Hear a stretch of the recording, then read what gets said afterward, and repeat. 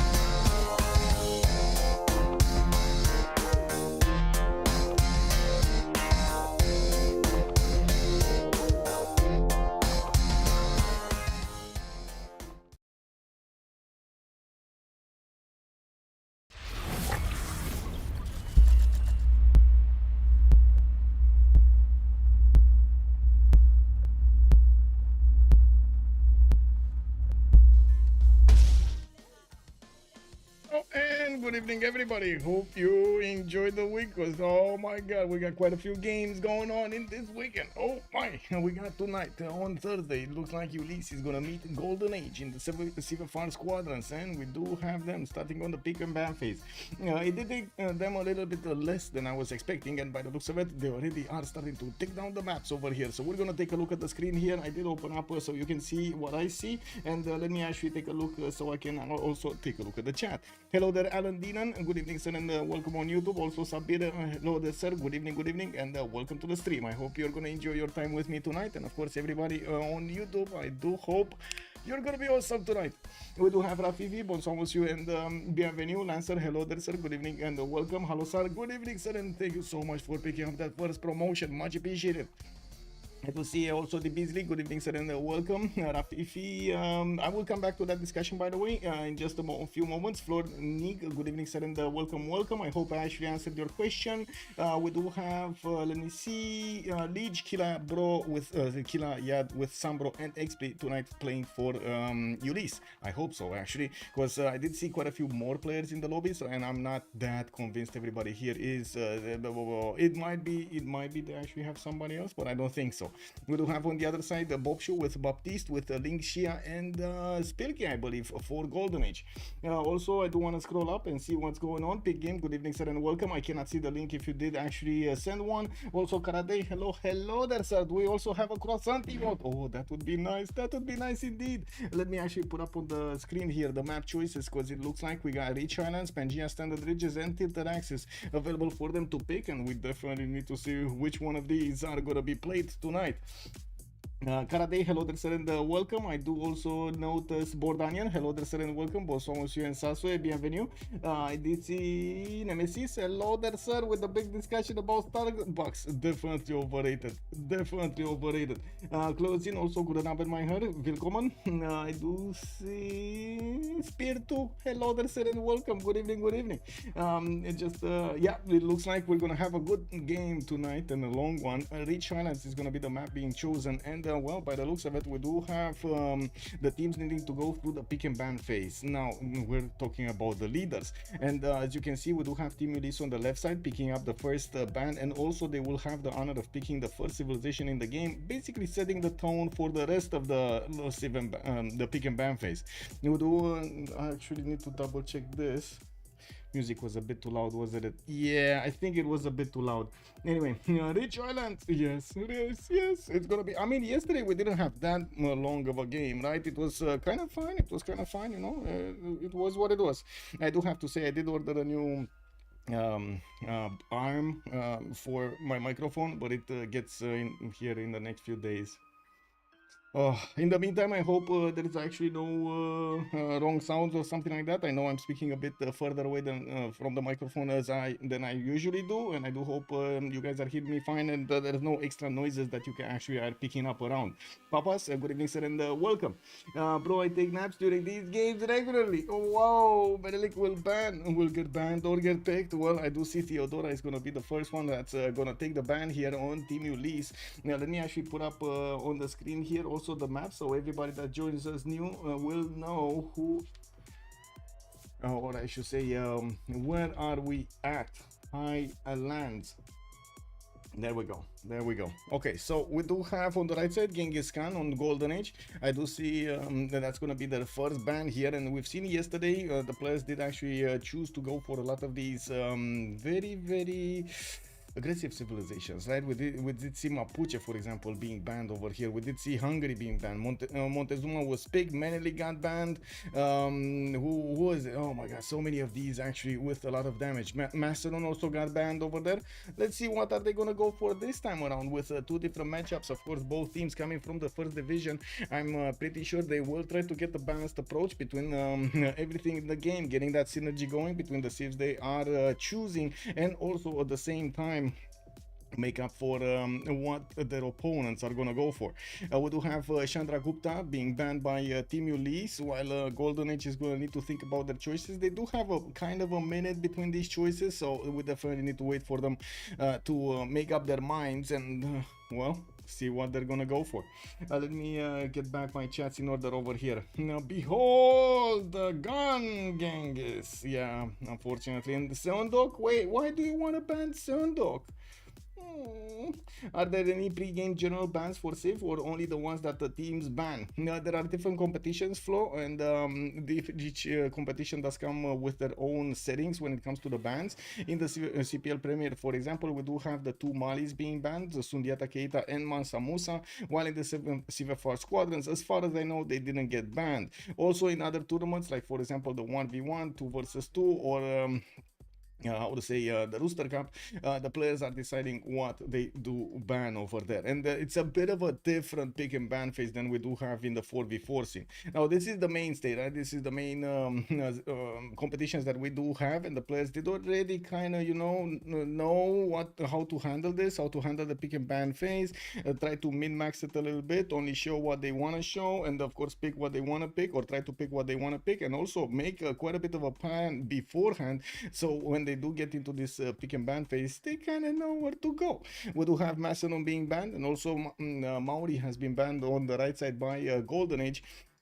While another 9 choices are going to need to be made, I do have to say the next 5 are going to be chosen, and then Team Ulyss is going to need to pick. We do have Golden Age here with the honor of picking the next Civ, their 3rd ban. Let's see what they're going to go for. Yeah, my eyes open indeed. Although I do have to say, we didn't really see a lot of my enjoyers. Even though it is left open, we didn't actually see my enjoyers. Mali, not Maya. We did see actually a game with Maya, or 2. We did see one or two. Anyway, we do have Kree being banned over here by Golden Age, which on the Rich Highlands map does definitely make sense. You don't want him just getting fresh water, or I should say housing everywhere, right? No, and I do have to say civilizations like Rome, for example, thrive on this map exactly because they don't really care about the fresh water that much.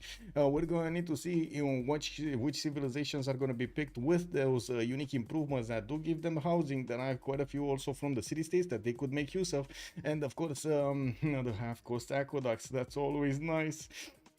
Now we also need to see, and I gotta say we didn't really see that much of a predominance of the phase civilizations in the game. We will need to keep on watching to see if the meta is gonna change over here a little bit, back towards the monumentality civs. We still have, of course, Russia being one of the top-notch civilizations in the game, although not always getting picked in the games. Mapuche is gonna be picked up by Team Ulyss. We will have another 3 bans to go. Would love to see Mali enjoy it. Hello there, Hemily. Good evening, sir, and welcome. I see the game ended with a full house yesterday. Fell asleep too early. Oh man, yesterday you missed quite a game yesterday. It was insane. It was awesome. I mean, it was. Okay, let's say it like this. It wasn't really the best skill that we have ever seen, but it was awesome. It was a game that definitely was fun to watch, and of course, I do hope also the players did enjoy it. I do hope also the players will enjoy the stream afterwards. Also ban Rome. Looks like Lancer is calling out, why you wanna ban Trajan? Come on, man, he's a cool guy. What do you mean ban Rome? Ban Rome.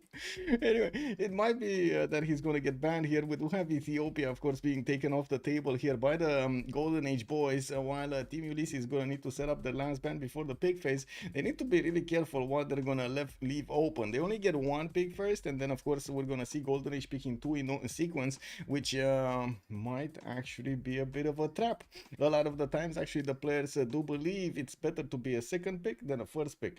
We do have goal being selected, there we go, and locked in by Team Ulyss with only 1 ban remaining on Golden Age before the first picks. We're gonna need to wait, give them a few moments over here for them to actually settle on a choice. What is Golden Age playstyle? Uko Supreme, hello there, sir, and welcome. I would say it's a bit of a mix between a bit of a mix.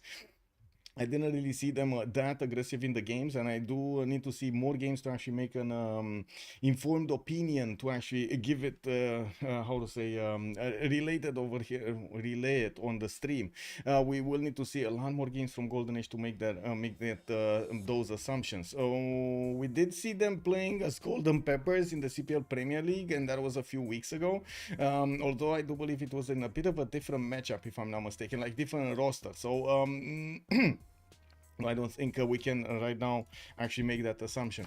I think I'm missing actually. Give me a second. Oh, I'm missing notification clear. Is it? Should I actually get it? Maybe I should actually get it. No, maybe I should get the notification clear. Just give me a second so I can get this, so we don't have any problems. I was taking a look at how to say Dune, because one of my how to say, I saw a text on CPL and I wanted to see what's up. Notification clear. There we go. Boom, boom, boom, boom, boom, boom, boom, boom, boom. There we go.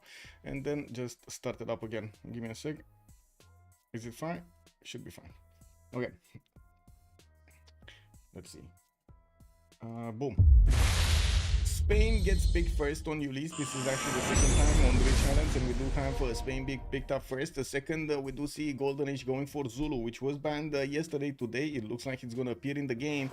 We did have the last ban from Golden Age as Kublai Khan Mongolia, and let me actually refresh the pages over here so I can actually open up the link. And with the link, we can actually get into the lobby and see what's going on there. Maya, Mali, Ludwig, and French Eleanor, best team ever. While Scythia is still there, Rafif is pointing out, we do have quite an aggressive nation available for them to pick, but they're gonna go for Rome, which is basically a mainstay, right? It's not croissant of every day that you wanna, always wanna go for. And we do need to see how Ulyss is gonna try to counter this. On the other side with Zulu and Rome, they do have two really strong nations.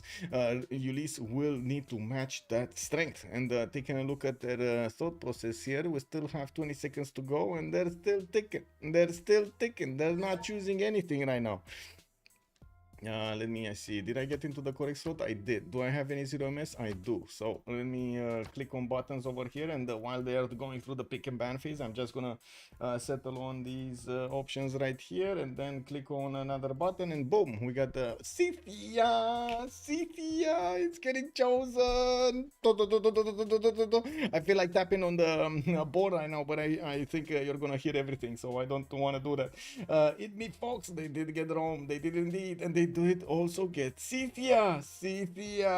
Maybe somebody will accidentally pick Maya. Oh my god, maybe Trinda is actually gonna play, and he's gonna like I just misclicked Maya. I'm sorry guys, I'm sorry. Misclick.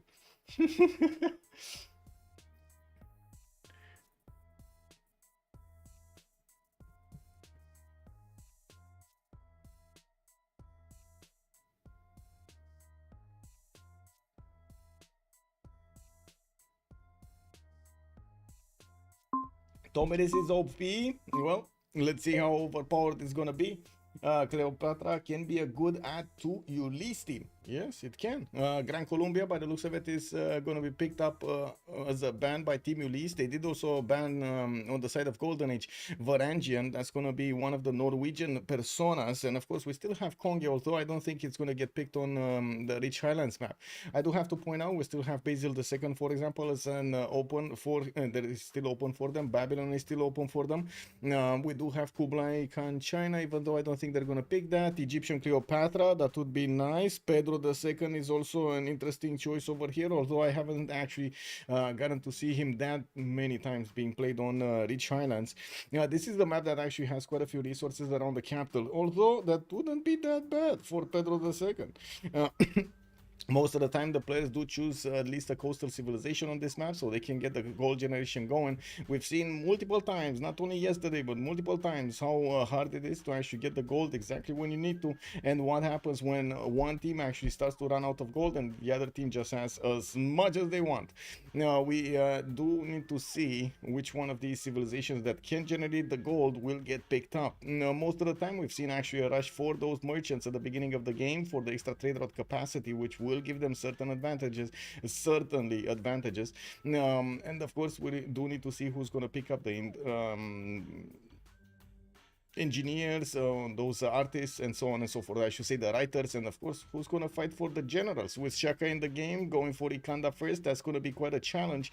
We might actually see Shaka over here getting to pick every one of those generals. It wouldn't be the first time that somebody actually tries to deny all the generals in the game from the beginning. Still need to ban Egypt, I guess. He'll be taken. Mohawk, Tezuma. We do have Seondok showing up in the ban phase. They don't want Seondok. They don't want the goodiness over here showing up. Why? Why no goodiness?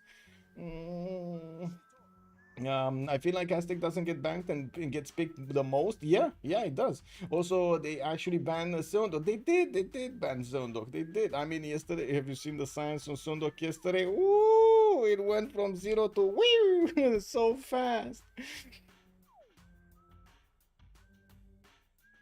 Black Queen viable? I mean, yesterday it did work out nicely. Wouldn't really say it's a bad thing, but again, it's not one of those how to say, it's not like Tokugawa, right? Black Queen is not like Tokugawa. I think if they have the choice, they would rather pick Tokugawa than Black Queen, just saying. And it looks like we do have this time, I'm sorry, basically this time it looks like they actually banned Montezuma. They don't want to handle the +10, even though yesterday there was a +11 and he couldn't do anything. It was less poof. No, maybe a Magnificent can be a good bet, yeah, but not with the project, not with the project. Oh, just normal Magnificent, that would be interesting, actually. We haven't seen that many players actually play it. It would be nice to actually see it. They still need the gold generator, yes, indeed. Who's going to be the gold generator? Somebody needs to get that gold for them, right?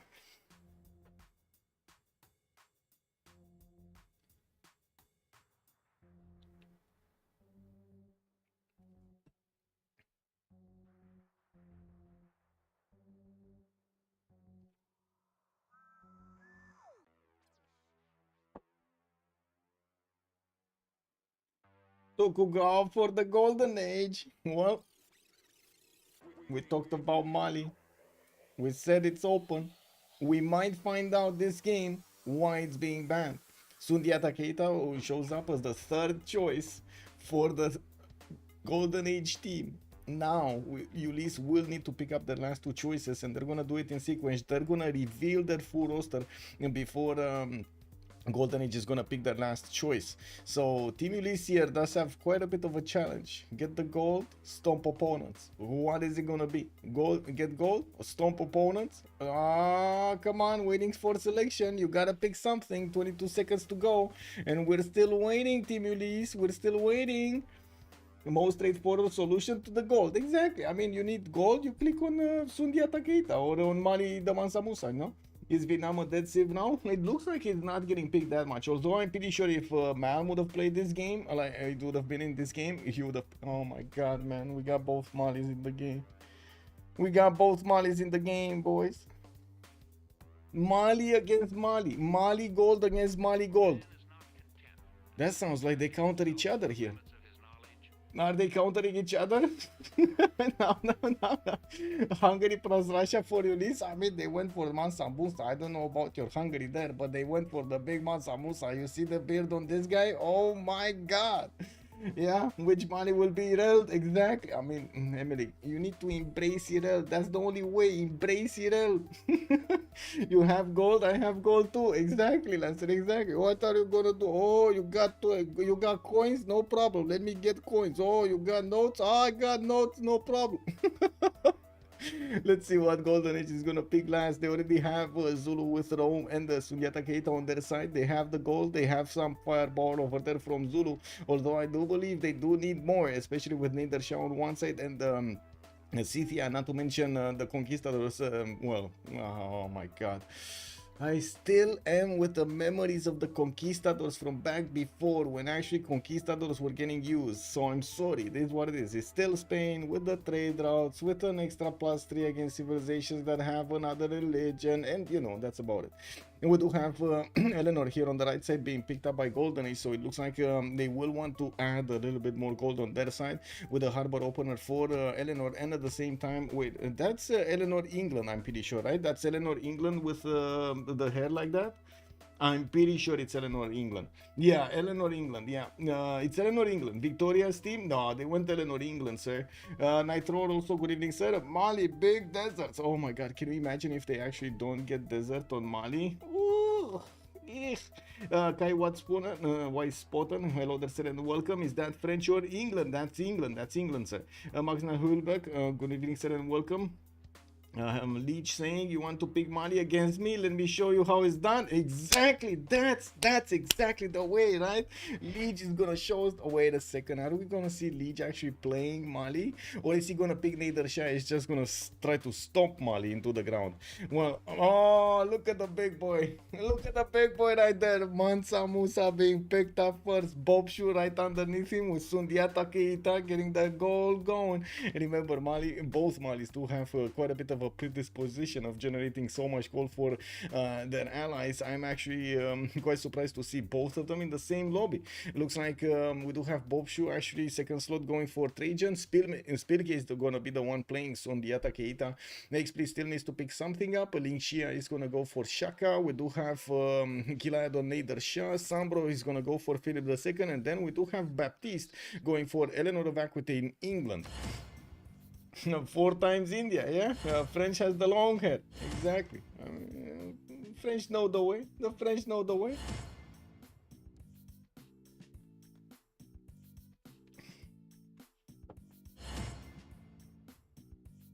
Okay, what do we have? We're good. We're good. We should be good. We should be good. What was the last one? Tomeris. That was the last civilization here. Tomeris. And I think we have a few changes to the settings. So that's why we get reset over here with the confirmation. By the looks of it, okay, it should be fine. I got all mods. No barbarians.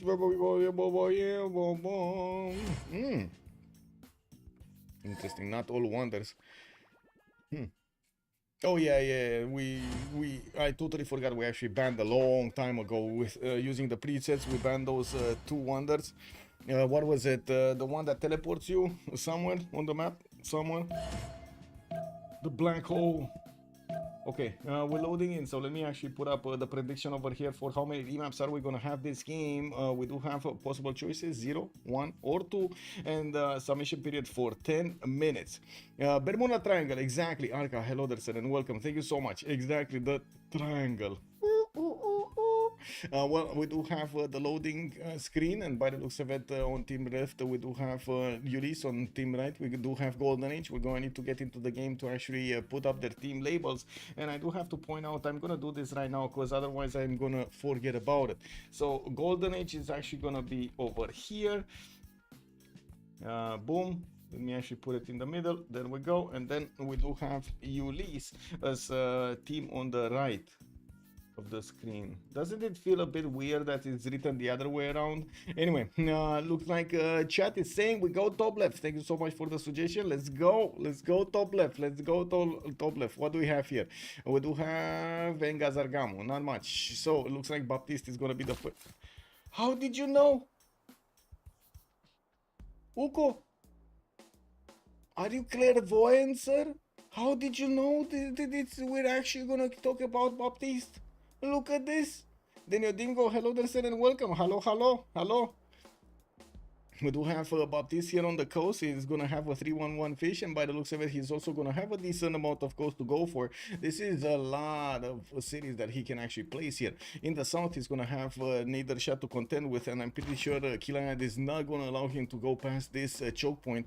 Baptiste is going to need to make up his empire around here, which of course he does have some rivers and some lakes to get the fresh water from and establish his cities. He's going to have very far away opponents, actually. Rome is going to be an ally past the Vatican City, and I do notice on the right side we do have Zulu as another ally here, so the only opponent is going to be actually to the South Persia.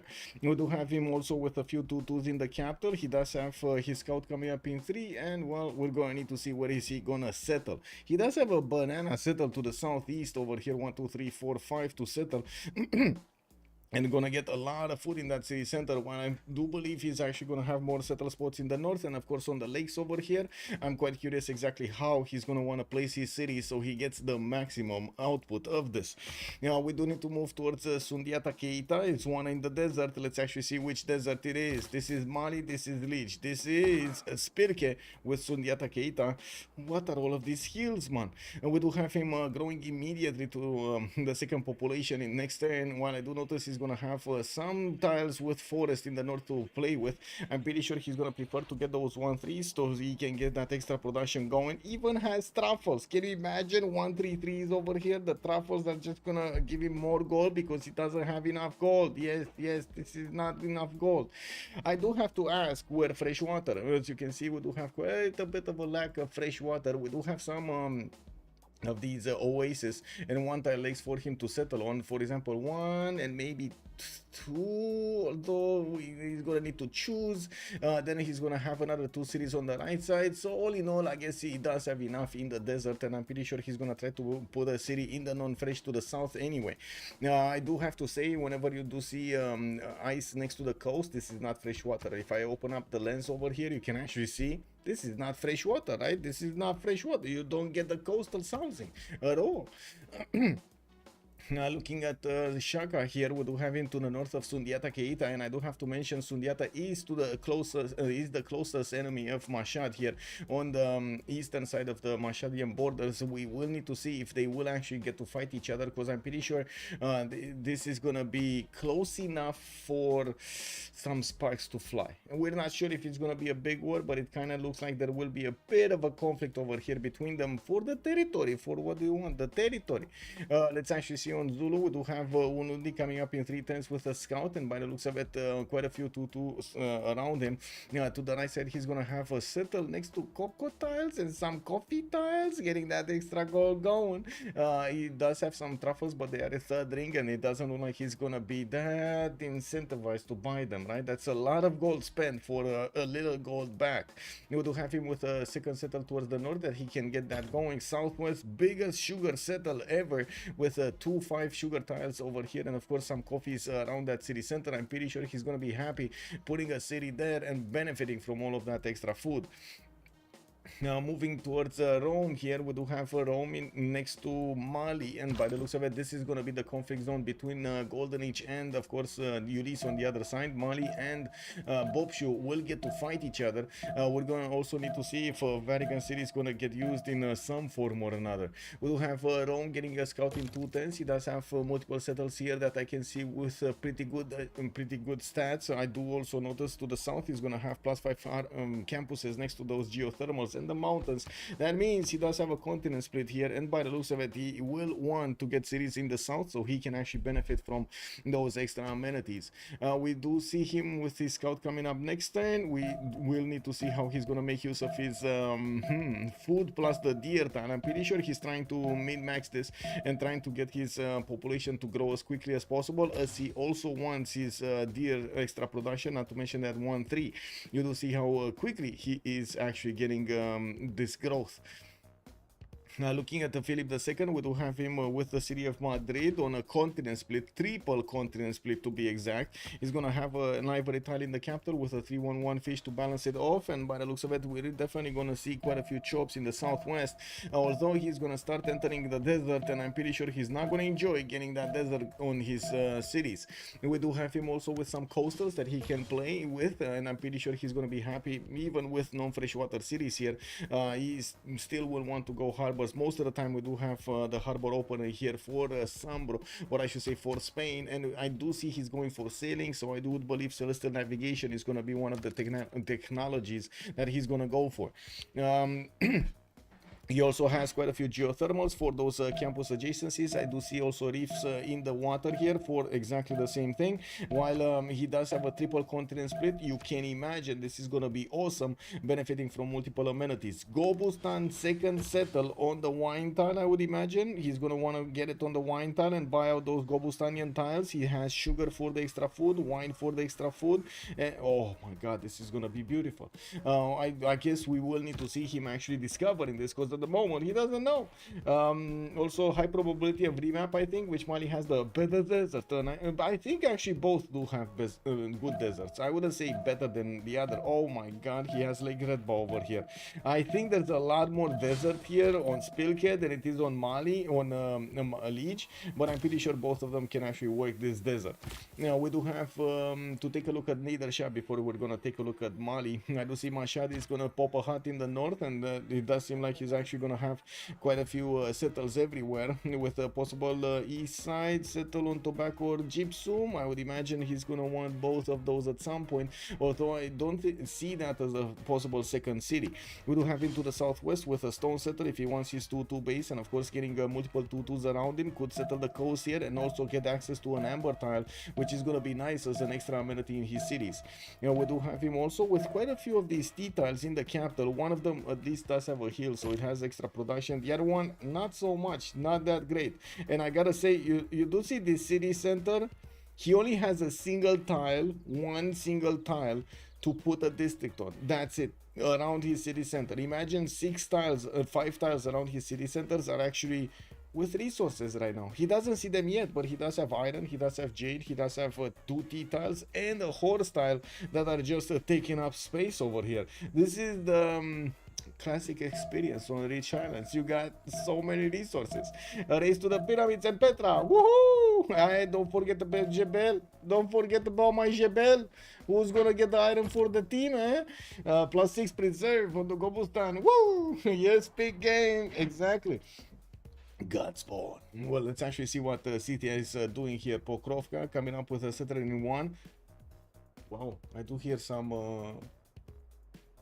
fireworks anyway, or something. Anyway, we do have ivories in the north, 1 2 3 4 5 to settle over there. Very nice and easy. I do see he's gonna get some coastal cities here, even though I don't actually see him able to easily trade. Never mind, I take that back. He can actually trade with the south, with Madrid, quite easily. Sambro is gonna be over there on the receiving end of those trade routes, and I'm pretty sure this is another continent. It's not another continent, it's just his wide continent. That might be a problem. Anyway, now we'll see how this develops over here. I'm pretty sure they still want to get the trade routes going between them so they can get that massive gold going.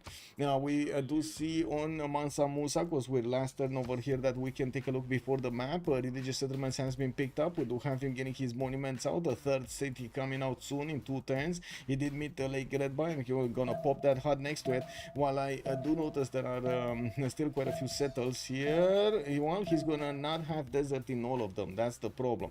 Anyway, is it that big of a problem though? That's the question, right? Is it that big of a problem, Mali, without the amazing desert? I definitely Sundiata Keita got the high roll on the desert tiles, although I'm not that convinced he actually has the high roll for the better spawn. Don't forget Sankor University. There we go. There we go, Rafifi, and the Nazca lines. Who's gonna build the Nazca lines, right? Is anybody here a Nazca line enjoyer? I am. I am.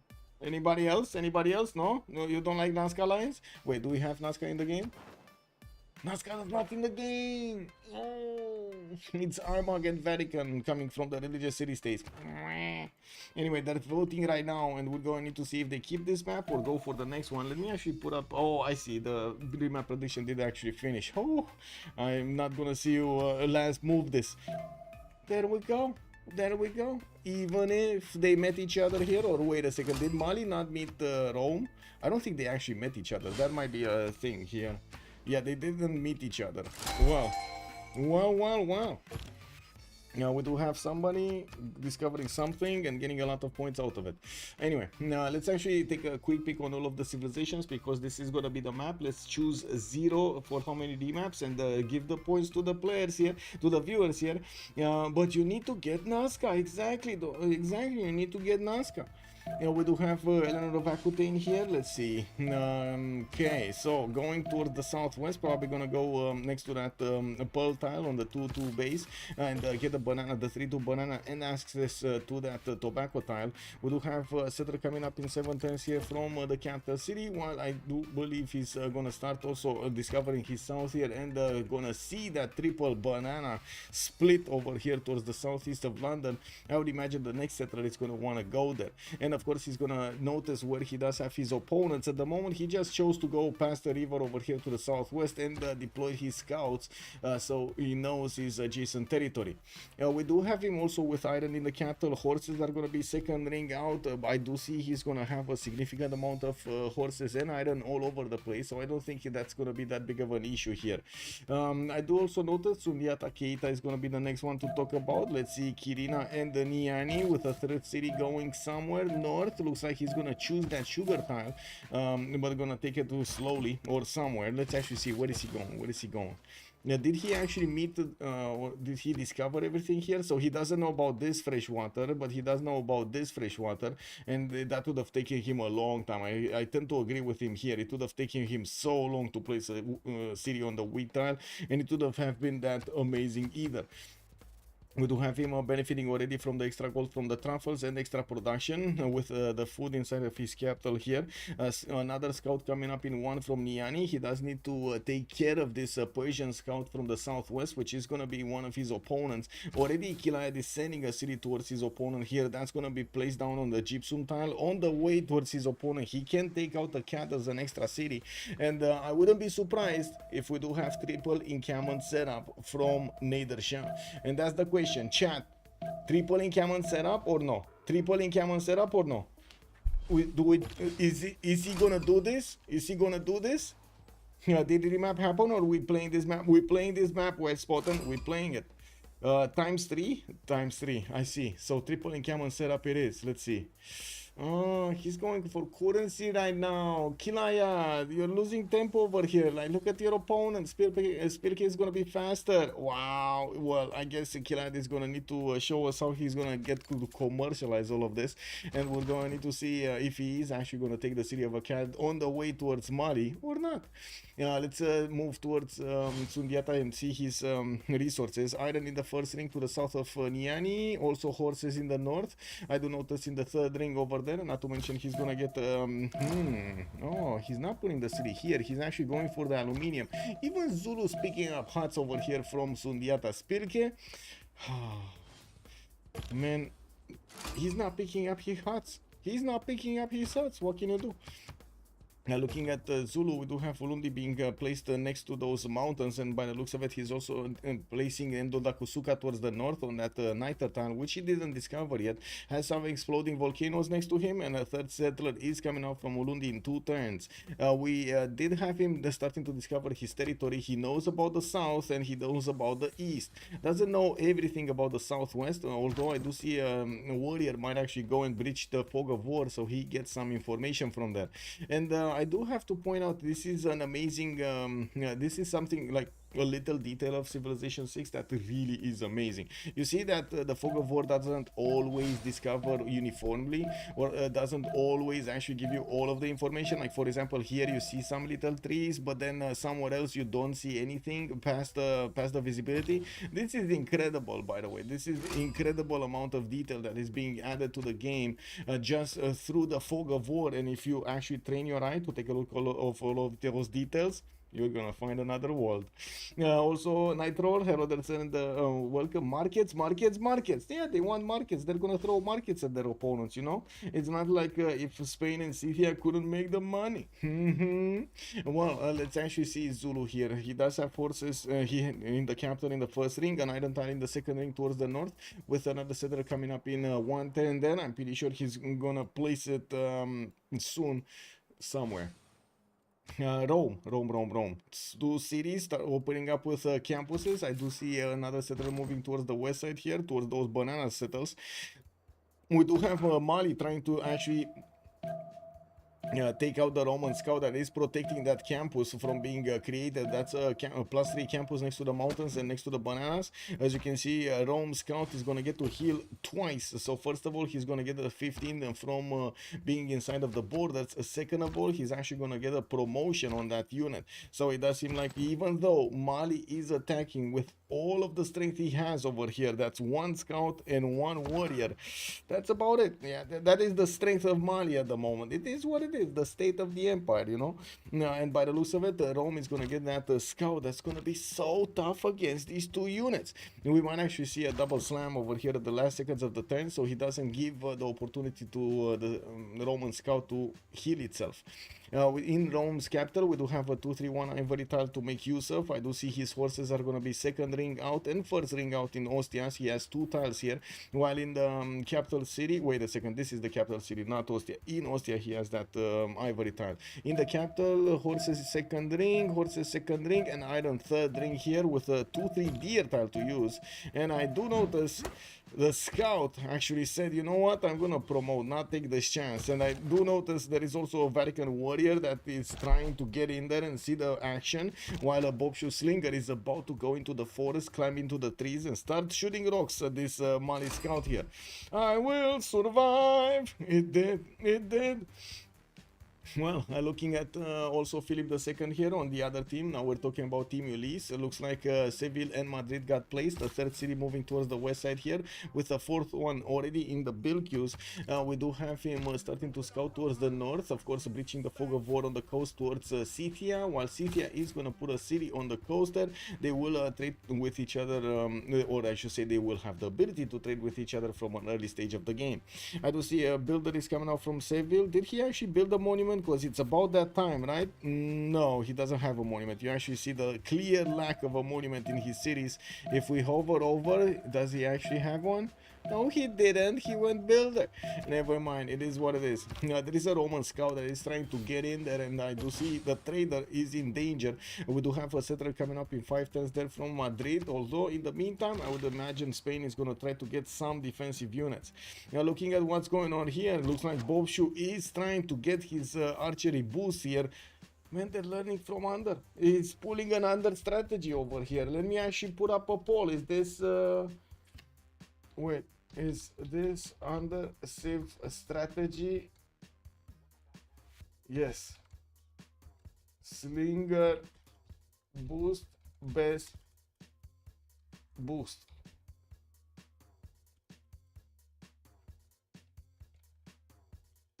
My god, I cannot write everything. Really, Twitch, you're not allowing me to hear? Nay. Very bad. Okay, let's see what chat is gonna say about this. Is it good to get the slinger boost, or is it not good? Wait a second, Rome actually put a slinger on the, oh my god, okay, on the tile of the campus. We do have Mali with about enough experience, 14 out of 15 to get the promotion here on that unit. Looking back at Philip II, I do see his iron are gonna be in the second rings here. Horses also second ring. Cartagena got placed, and he did see that Zingie Bemaraja that he's gonna be also around some other silk tiles. Has lake towards the east to start settling cities, and I'm pretty sure he will get the opportunity to attack Trajan here from the west side as well, just as well as Mali is trying to actually get in here and try to tackle Rome cities. We do have Nader Shah also to take a look at, still on 2 cities, getting his third one towards the southwest, which he is going to get access to another iron tile. We did see him going for currency, not going for the encampment opener that we would really love to see. Although in the meantime, we're going to need to take a look if he does manage. Oh, he is going for a cat. He got an extra warrior, and he's going for that city center. It's putting it under siege, and I do notice we do have 2 scouts here with 2 warriors that are going to start bonking. Unfortunately, I think a cat might win this one. Can we get a prediction up? Let me see. Who's gonna be the best here? Who will win? Akkad or Persia? Let's see who's gonna win. I'm just gonna put it for 1 minute, guys. I mean, you put your points in right now. Let me actually see. Can I get this? Wait. No. How do I put this on the screen? I need to put this on the screen so everybody can see it. How do I do that? Oh my god, I can only do it like, oh, I'm gonna do Streamception. Guys. I'm gonna put it on the screen so you get to see it, but I'm gonna do Streamception. It is what it is. Let me see. Can I grab the chat over here on the right side? Where is chat? Why did it disappear? Hello, chat? Oh, Hello? Okay, there we go. There we go. This is chat. This is chat. So let me actually put it like this. Can you see it like this? You see it like this, right? We got 62,000. Whoa, whoa, whoa, whoa, whoa. I know what's missing. There we go. 62,000 points on a cat in Persia. Oh, oh, this is better. This is better. Oh, just a few seconds. I think a cat is gonna get it. Yeah. Yeah. Well, single boost, best boost. Yeah, definitely. I tend to agree with that. It is what it is. Not in all games though. So let's click on that. And where is the other prediction? Hello? Hello, chat. Oh my god, I'm gonna put it back. So you got to see over there the streamception that we did on stream tonight. Let me actually get my chat in order here, my windows in order, because otherwise I'm gonna get to lose them. Michaelception was cool. Yeah, a 6 warrior is incoming. Look at the cat, man. The muscles on this city state. Yeah, we do have Mashad also benefiting from an iron tile towards the southwest. We do need to actually finish up that. Wait a second. Oh, there we go. There we go. Submission closed. Choose an Thou shall outcome. be knighted primer. Cal_MD. Yeah. Kala MD, thank you so much for the prime, sir. Much appreciated. Now the question is, will Hagmatana survive? Exactly. Juan JD, hello there, sir, and welcome. Do we have the Pantheons? Not yet, Night Thrower. From what I do see, they didn't actually pick everything up. We're still 10-22, so the players are getting that face generation going and padding those points of faith. And we do see Persia has retreated from Akkad, and I do want to see his horses there to the top left over there in the capital. Okay, moving next, let's see Tomaris. 2 cities strong, getting his kurgans going for extra production gold and faith. I do see his 3rd city is going to be to the coast here, towards the southwest, and of course he does have a 2-3-1 ivory tile that he's going to get to buy over there in the 2nd ring. He also has a 1-tile lake that he can get the fresh water from, and of course the connection towards Spain. I do notice he went for the 4th city as quickly as possible, has that ivory settled to go for in the north to get an extra amenity from, and I do notice it will have quite a few patches for his kurgans. Remember, his kurgans do get extra points or extra stats from having these patches improved around them. I do see also Shertomlik is going to go for a 5th settler quickly here in 7 turns, and he does have his trader moving towards the capital. Access to horse tile in the 2nd ring towards the left side, while he does have his iron tile here in the 2nd ring of Pokrovka towards the northeast. He will start to improve the ivory. Now the question is, does he know about the north? Yes, he does. Yes, he is aware about that ivory tile over there. And we do have him with another settle over here on the 2-2 base on the stone tile that he could get he will get to grab later. Looking at Mansa Musa, let's actually take a look at the big boy here. We got him with 4 cities, monuments, and quite a few Sugubas are starting to be placed. We do have the Gavron Plaza in 2 turns getting placed in between the lakes there. He's planning something with the Gavron Plaza in the lakes. I don't know about this, guys. Gavron Plaza around with lakes around it. Yeah, that sounds extremely dangerous. Extremely dangerous for the people in the Gavron Plaza. Very dangerous. I mean, you know what I mean? Scythia would love the Artemis. He would actually. We do have Mali pushing back England from the north. Baptiste did come in with a warrior, but he's not going to be strong enough to handle both of these Mali units. I mean, look at the muscles on this big guy. Look at these muscles, man. Oh my god, you get a rock from above over here. Looks like the slinger in Rome did not manage to get his archery boost. He's gonna need to hard build some archers here in the hard ticket, while Rome is starting to improve his territory. I do see in Timbuktu we do have the capital benefiting from an iron tile in the first ring with 2 horse tiles towards the northwest. He's starting to improve some more of his territory, while he did get Lake Redba city. Ulyss Segu is gonna be settled there. And we do have already Liege with 11 science and 21 culture with 24 turn 24. I do see Governor Moshe established already in the capital. 1 single trade route moving up and down from the city to the southwest. That's going to be Segu to the capital Timbuktu, where he does have his Gavron Plaza for the extra points of domestic trade routes. And I do notice we do have a market here in Todeni. Well, I'm pretty sure he's gonna want to get in each of his Sugubas those markets going, and the question is, can Rome keep up? That's the question. Bobshu is only on 10 science with 10 culture. Even if he did manage to get those free monuments here, it looks like he's quite behind when it comes to the culture. City patron goddess for Rome. We do have Mali here with the religious settlements for the extra production towards cities. I do see Spain did not pick up a pantheon. God of War and plunder for Scythia. We do have his Liam being plugged into the capital here, and I do notice 1, 2, 3, 4, 5, 6, 7, 8, 9, 10, 11 resources are gonna get to provide the extra food and possibly the extra production that Liang can cover on the right tree. Now it does seem like more and more players are actually preferring to go Liang when they do see a lot of amenities, or I should say a lot of resources in their cities. We do need to move forward. Let's see, Zulu still didn't pick up a golden age, but he does have his triple Ikanda setup starting to shine here. Lingxia is on 6 science with 7 culture, only 11 gold per turn, but I guess that's normal at this point in time.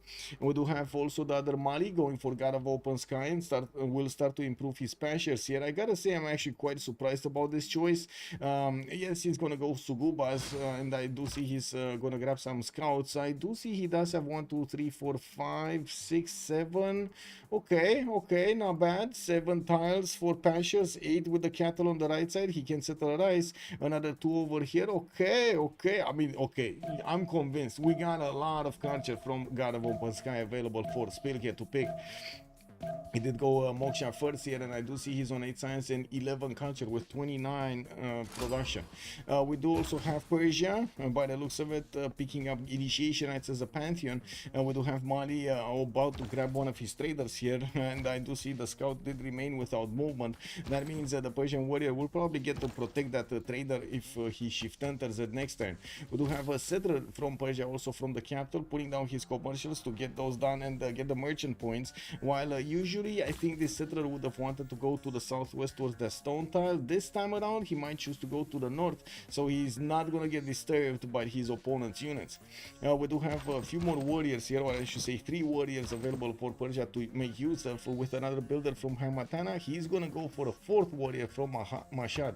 I think the question is, will Kilad actually go in Camons here, because he is getting mining next, and I do see him discovering early empire. Could actually try to get an army, although it's not that close to his opponent. It's gonna take such a long time to go through these hills here.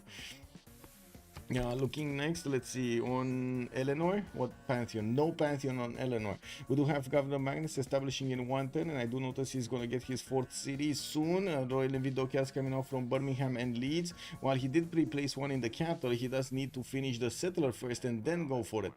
He did not really choose to go for the 3 bananas, even though from the city of Leeds he will get access to at least 2 of them.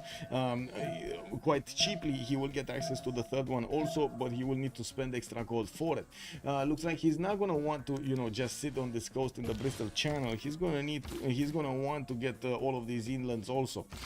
We do see the 4th city out, of course, working on Royal Navy dockyards. Scientist, not that interesting. Merchant, not that interesting. While I don't see there are many people making general points. We do have Zulu on 2 great general points a turn. He did build up his 2 Ikandas, gonna get his 3rd, but did not start working on his how to say, barracks or stables in them, nor did he actually get God of War and Plunder here. We do have him with Goddess of Festivals. By the looks of it, he's gonna get an extra culture point from each of these improved plantations, and again he does have quite a few of them, with the olives in his territory, coffee tiles in his territory, has some cocoa tiles in his territory. Very nice. And what happened here? Why are these coffees 3-2-1s? Yeah, you rang. Sandorius, hello there, sir, and welcome. Ding, ding. Yeah. I mean, that's exactly what I was thinking, Sandorius. Oh my God, man. We need an eat. We need an eat somewhere. You rang. Happy to see you too, sir. Happy to see you. I am, sir. Well, it is what it is. Encampment training. Okay. Looks like Persia is actually going to get to escort with his warrior that settler moving towards the southwest. Just go around the scout of his opponent of Mali. He does have the two warriors with enough strength to actually take down that scout, and he might actually need to do that, so he doesn't allow him to do that much. There we go. Unfortunately, I do have to point out a bit of a miscommunication here between those units. The second he actually attacked with the warrior being escorted by the settler, he lost movement on the settler as well. We're not sure why. Maybe that settler actually helped with the attack or something, but because he was engaged in some sort of an attack, he lost his movement. And unfortunately, there's nothing he can do right now. He could have unescorted, unlinked basically first, attacked with the warrior, and then just keep on moving with his settler towards his location. I guess it's fine. He's just losing one turn here. And we do have him getting some commercials, and I do see Pingala is establishing Mashhad. Kilad is going to get his irrigation, and we're of course going to start to improve his plantations here. What determines how many units a city-state builds? Randomness. It's, I think, RNG, Casimir Miller, to be honest. O2C sexy coffee tiles. Yeah, exactly, the coffee tiles are amazing. It does feel like indeed a long game. Uko Supreme, delicious tiles, but he never enjoyed them. What do you mean he's never gonna enjoy them? He's never gonna enjoy the coffee tiles? Wait a second, where was he? There we go, Nobamba. He can buy this one at least. He can get another city here if he wants to. Oh, you think he's not gonna settle that coast? I see what you mean, because he's gonna get attacked by Scythia and or Spain if he gets into their waters. I mean, it might be. You do see there are two territorial civilizations there. You know, they're gonna get to protect their seas. Well, I do see encampment training projects coming out from two cities of Zulu. He still is managing to get only 2 points, but the looks of it, he stopped the first one. In Ulundi, I did say earlier, he actually started up for an encampment. I don't think he finished it because I don't see it in the points. So he didn't pick one and he doesn't have enough points. I don't think he actually finished the project. We do have to take a look what's going on here with encampments also starting to come out from Rome. He did place, pre-place actually, Temple of Artemis in Ostia, which I'm pretty sure he's going to be very happy getting it. With audience chamber also in the capital, I think he might be making a mistake here. Don't really think he's going to get to see him that much next to Mali, but anyway, I guess we're going to need to see. I was thinking maybe Wall's throne in this location would have been better. Rome is attacking Vatican City. He might actually take that city down. We do have him 3 turns from an encampment training project, and we'll try to get an army of builders out to start improving his territory. He did get his horses improved, and well, I do see some ivory tiles, another horse tile improved, some more ivory tiles, and another horse tile. 3 horse tiles improved here for Rome. While on the side of Mali, we do have him going for audience chamber. I mean, at least they match, right? There's not going to be more production or less gold on Mali. I do see he's also going to get pyramids in Todeni, while he's going to need to start improving some more of his tiles. He's getting his campuses up from Nioro and Segu. +3 campus here in between the mountains, with also Nioro getting another +5 in between the mountains next to a Suguba. Usually Mali does want to play also with holy sites. It doesn't look like this is going to be one of those times. Trajan seems almost 100% pick a ban, or is it just the games I saw? No, it is. It does have a very high ban and pick rate, Duck of Ducks. Good evening, sir, and welcome. I think there is a file actually that got released a few days ago. Just give me a second so I can actually put it up. I'm pretty sure there was a file on the BBG server with a list. Give me a second. This one, this one. So Coupe is coming up with 98.35 presence, 98% 35 present. That's insane. He's getting very much banned. Like he's 75% banned, to only 22.53 points picked. While Rome, let's see where Trajan is. Rome is actually here on 72% presence. He's getting a lot of bans. Actually, he's getting a lot of picks and not that many bans. This is a very good, by the way. If you want to check out this link, just join the BBG server and you're gonna get access to this discussion. They did actually manage to put quite a few how to say quite a bit of information available for everybody. This is the map spread, for example, in season 14 of the CivFR Squadron, with the most played map, Pangea Standard, right next to it. Actually, I think it's close tie between Rich Highlands, right, and the Pangea. Pangea is 25%, Rich Highlands 23%. Then we do have 7 Seas, Tilted Axis, Pangea Classic, Primordial a little bit, and Lakes on 19%. Could you please speak a bit about usual suspect regarding bans versus a year ago? Interesting stuffs for sure. Oh my god, actually yes, I'm gonna need to actually scour my mind for information over there, because you know how it is. I see so many games, man. So many games. Spiritu also, I can't remember a game when Ulyss picked Spain and won. Of course, it wasn't the same lineup, and I haven't watched every game, but still, I'd like to have them prove you wrong. Yeah, exactly. That's the whole point, right? We watch to see what's going on. Give me a second. Also, Finnegan Glacy, hello there, sir. Who got Desert Folklore? Nobody got Desert Folklore, sir. CD Patreon got us here for Rome as a Pantheon. He's getting his encampment training project next turn, and I do see he's well, he's gonna need to take out Zulu there. Let me actually take a look on Zulu. First encampment training project also coming around next turn, so I think it's safe. I think Rome is gonna be safe to pick up a general here. Mali, though, I do see he's getting his pyramids very early. He's still working on his audience chamber, and he doesn't have an extra district slot until he's gonna hit his 7th population in Timbuktu or the 7th in the other cities. So I'm pretty sure we're gonna need to wait quite a bit to see if he's gonna get the opportunity to recruit one of the generals. I do have to say, Shaka is the ally of Rome. They could coordinate to leave Mali here without a general in the next part of the game. We do have Liege with 15 science and 36 culture. I think it is about that time to talk about the golden age options, and I do have to point out that everybody did manage to get a golden age. We're turning 32, and the players did choose their options. Edron of Aquitaine is gonna go for a Pembrush and Voice golden age. We got his Lysa coming around, Rene Vidockyard, and Elephant Guy joining us. Hello there, sir. How are you doing? Thank you so much for the raid, and welcome everybody. We're watching a game from the CivFR Squadrons, Team Ulyss going against Golden Age. And the question is, which one of the Malis is gonna win? Elephant Guy, we got the biggest matchup over here. Mali Sundiata Keita versus Mali the Mansa Musa. In the game right here, Team Ulyss going against Golden Age. Who gonna be the best Mali of them all? Curtin should be reverted this patch. Yes, actually Australia, they need to find something else on Australia. It looks like it got, yeah, it went down. It got sent to the garbage, basically, to the bin. Sundiata probably. I don't know about Classic Mali being playable right now. Well, it looks like Liege is doing it quite nicely. 19 science, 39 culture, 44 gold at this point versus Pilkes 12 and 22 with 25 gold and well, 47 points of production. One is 5 cities, the other one is 4 cities right now, and we're going to need to see at the end of the game who's going to win this. We do have them with different challenges, though. I do have to say Rome is over here challenging the power of Mansa Musa, while we don't really have the same challenger on Mali. There could have been Persia, but Persia actually lost to a CAD, and then he needed to get his cities back, and yeah, it was kind of a mess here.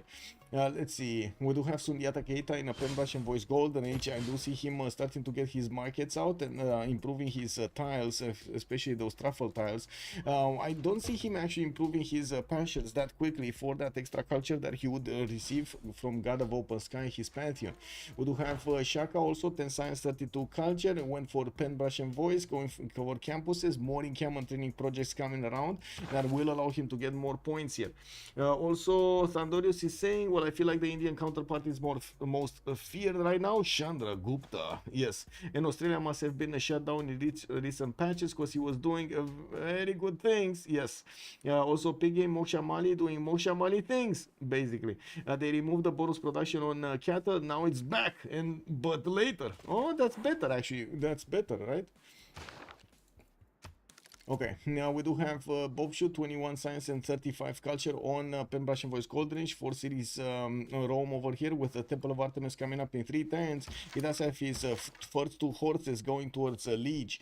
Liege will need to get his own, and I do see him with iron working in 2 turns. Does have a warrior on the front line being deployed, which of course will need to get his iron working technology so he can actually work this. We do have him, or I should say Rome, with the possibility to go against Segu, which is gonna put a bit of a problem for Mali.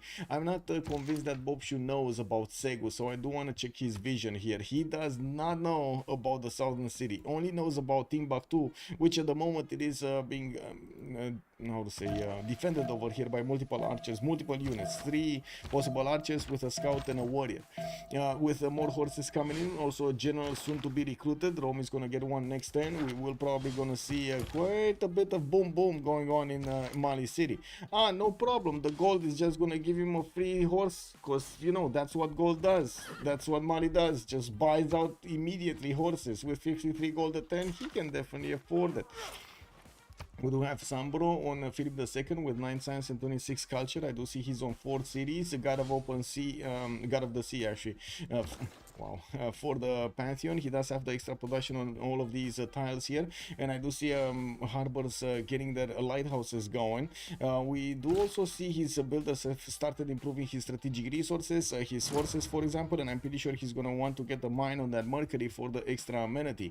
We still need to see him also getting his probably ancestral hall here. I kind of feel an ancestral hall coming, because he does have quite a few cities to settle, and I would imagine it's gonna be quite nice to get all of those as quickly as possible. We do have also to take a look at Nader Shah, Persian Empire, 4 cities strong, getting pillaged by England. I do see he did manage to get the city of Bakhtri on the coast here on the left side. While he's finishing up his commercials, he did choose to go for Peri Desert in that southern city. Pembrashe Voice Golden Age, 17 science, 18 culture, Pingala opener. We're probably going to be talking Pingala internal trade routes here, while I do notice he's building up his market count for more of those to show up. Traders, I mean. Yeah, we do have Scythia, also Pembrashe Voice Golden Age, 4 cities strong, Shertom League to the right, 5th city soon coming around. Still did not settle that Ivory settle in the north, and I do see Shertom League is gonna put a 1 GCC campus here, with his Governor Plaza yet not benefiting from a bonus as in Nodian Chamber, Wallow's Throne or something. I do notice something happened to these deer tiles, because they are 3-4 deer tiles. Oh, I think Liang happened to that. Liang happened, guys. Liang happened. Look at this beautiful tile over here. That's a 3-3 horse, and it's not even improved. That's insane. Liang is very big in this patch.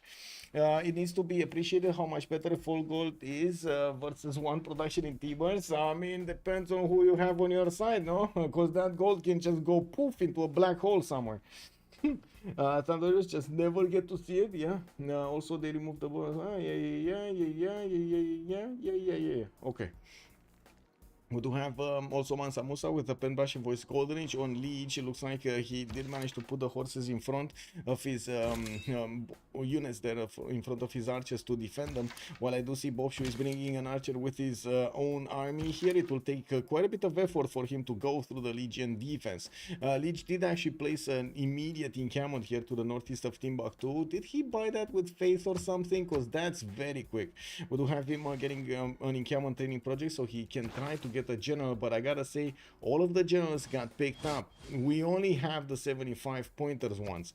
We did have Liege managing to get Zankian. I do see Koleos did get picked up by the other Mali. We do have 1, 2, 3 generals picked up by Zulu, while I do see only 1 on Rome. Wow, okay. Well, Zulu will have the military engineer, which is going to be awesome here to allow him to get some of these roads going. You see he's already putting it to work for a faster pathway towards that extra settle towards the southwest. Getting his ancestral hall going. And finishing up his campus in Nobamba. Well, he's starting to acquire that extra culture also from his plantations. And I think we need to take a look what's going on here. Did we just see the first horse being boom boomed? I think we just saw the first horse being boom boom. Wait, Rafif is saying, C'était, si t'as plein de moutons, j'avoue, te déplacer rapidement, surtout si tu sortais un campus de plus 5 en 3 tours. I did read that. I think. Okay, you think? Rome should first take Vatican. I was thinking that might be actually his first choice, but it looks like he chose to go directly against Liege here, and there is a possibility for him to actually keep on bonking on quite a few of these units. I don't think he's going to be here for long, especially since Mali does manage to get a few more horses out, and I'm pretty sure he's going to get the option to counterattack with his units soon.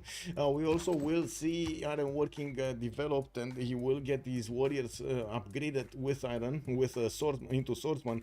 You know, and that will be a strong unit to handle the Roman horses.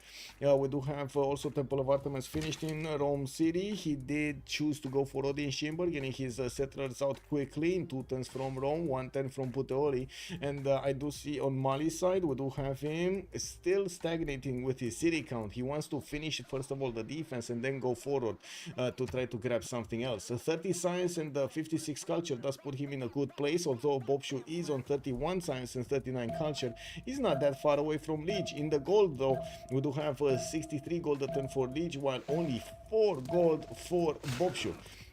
And there we go, 1 unit has been taken down. We do have Mali trying to defend off this attack.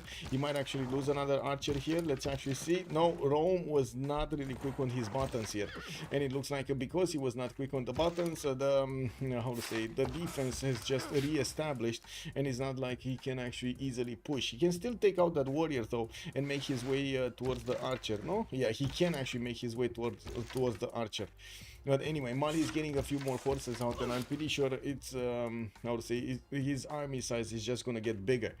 Looking at the city-states, because that's another information that we didn't check. I only saw Armagh and Vatican City at the beginning. We do have Fez also in the game for the science bonuses. A lot of military city-states with Cad, Kabul, and Gazargamu and Lahore showing up in the game here. I do see also Caguana and Antananarivo are going to be the culture city-states, with Cardiff and Auckland the only ones for industry. We do also see Samarkand, the only one for trade bonuses, and I'm pretty sure the Malis are going to fight for it.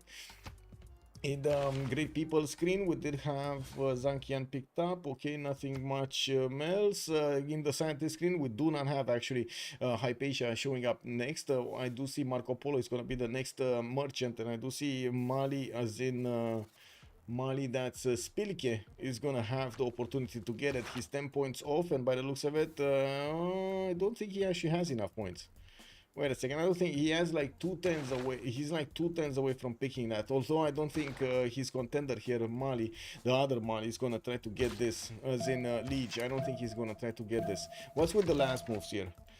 Rome, what's with the last moves? Is he actually gonna take out that archer and keep on going?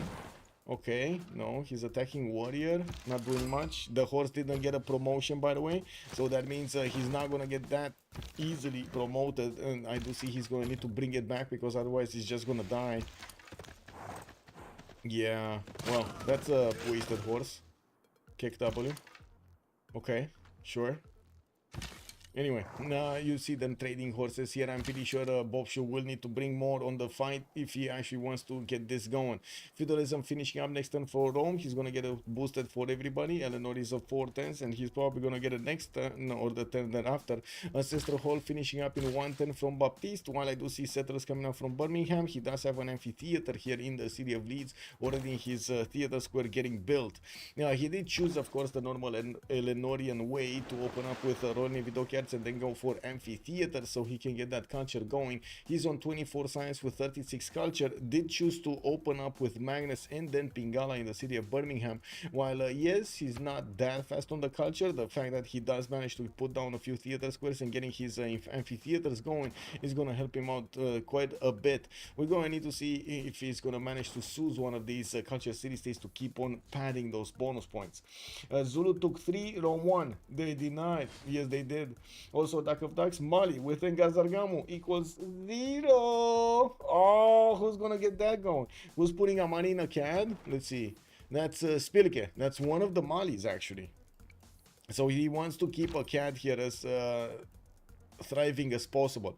We do have traders from Mashhad. I do notice a builder here is gonna start chopping more campuses. He did finish his commercials, and Persia did go for nothing in the Government Plaza. He doesn't have any special building right now. Looking at also Spilke, he's getting his 6th settler out. Ancestral Hall in 210s from Niani still has quite a few settled spots in the south. He chose not to go into the desert and chose to settle those tiles in the land on the north. He is on 15 science with 42 culture, and of course he's gonna pad those science points with the campuses. Looking here, it looks like Rome is gonna have a bit of a problem, although so will Mali. Mali might actually lose both of these horses by the end of next turn. We're going to need to see if Rome is actually going to move his muscles quickly. There is an archer here that could take at least one of them down if he's going to be fast on the buttons. We might actually see this horse try to push back the general. This is going to cause all of the Roman units to retreat because they don't have the general anymore. Without an extra +5, I'm pretty sure it's impossible to actually hold the choke. I do have to say Leech is going as quickly as possible towards Mandecalus, and I do see he's starting to get his heavy chariots out. That it will be a unit that will also receive the bonuses from his general. He's gonna have the medieval Renaissance general, and I do notice he's like 1 or 2 projects away.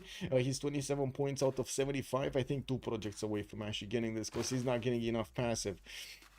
Pingala did establish in the city of Segu, which by the way, alongside Nioro, are getting some horses, and of course we're going to need to see if he's going to manage to find a way with this Mali scout to actually get to the cities of Rome without being seen. He could actually use the coastal settlers, the coastal route to get to Aquilea without any unit to defend the Rome city. That will be quite a bit of a problem.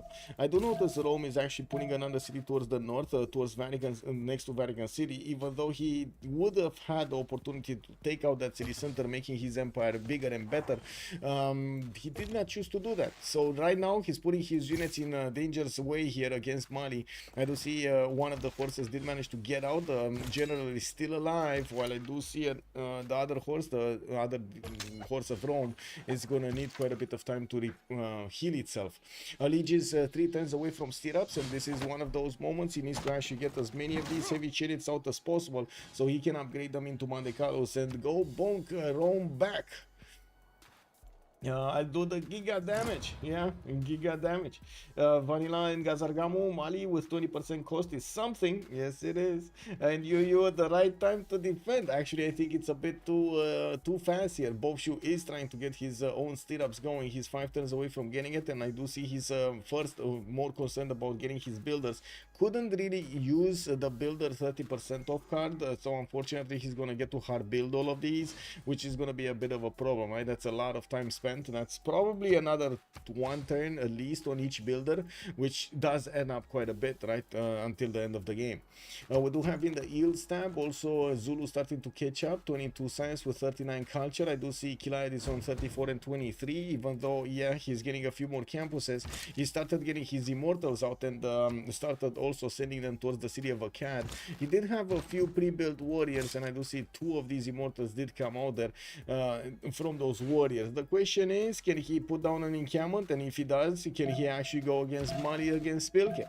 Scythia, 246 cities. We do have him with archers starting to move around. Another city on the coast southwest, and he's getting more builders. It should be feudalism builders, but I do want to double check when one is gonna pop here. That's a +6 church builder here. Very nice, very nice. He's gonna get to upgrade all of these tiles, man, and it's gonna be insane.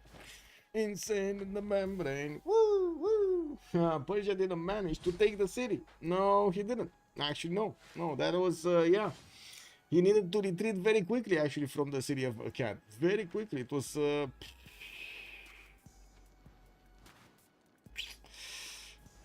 destruction zone.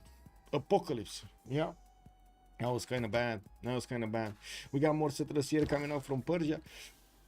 While Zulu did send a few scouts from the north, looks like he's gonna try to pillage a few tiles. Shouldn't be that big of a problem for Persia. Now to see campuses coming from London. That's gonna be a +4 here, being between the Government Plaza, the Reef Tile, and of course his Royal Navy Dockyard. Then the city center.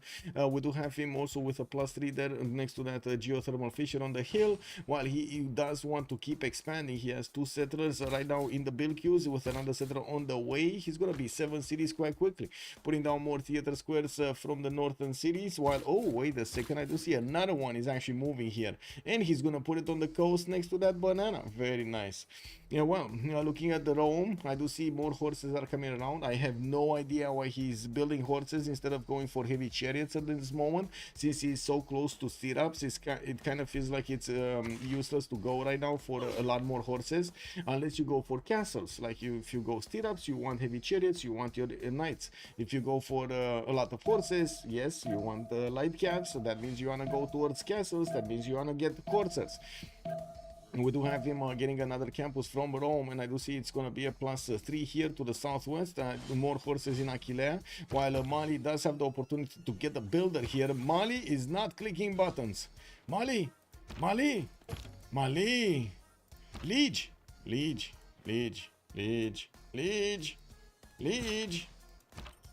Oh my god, did he go to the toilet, guys? Is Liege AFK? I don't know how any of them are actually not moving a unit. Is that builder over here just memeing the scout, and the scout doesn't want to touch him or something? Like, what's going on over here? Do they have some sort of drama that we're not aware, maybe on Facebook or YouTube or something like that, and they started knocking each other out? They see each other. Ooh, man. Hello there, Urek. Good evening, sir, and welcome. He wants the horses to bonk. The bonk. Oh my god, Liege. Oh, that's a dead scout right there. Oh well, it was what it was, guys. It was what it was. The floor is lava. Yeah, but no Hungary though. Indeed, you sitting on the builder didn't work. Yeah, it didn't work. Yeah, it didn't work. It didn't grab him. It didn't convert. There are a few horses here going towards the Vatican City, which is going to fall quite quickly by the looks of it, that strength. I do see the general is getting back. No more attack against Mali, while Mali is going to get 1, 2, 3, 4, 5, 6, 7, 8 of these Bandekalos soon. He does have a few horses with a few swordsmen and archers, promoted archers, level 1s and level 2s, that will soon arrive at the Roman borders and knock down that door. We do have also in the yield stamp, I do notice 76 production on Bobshu. Baptiste is 85.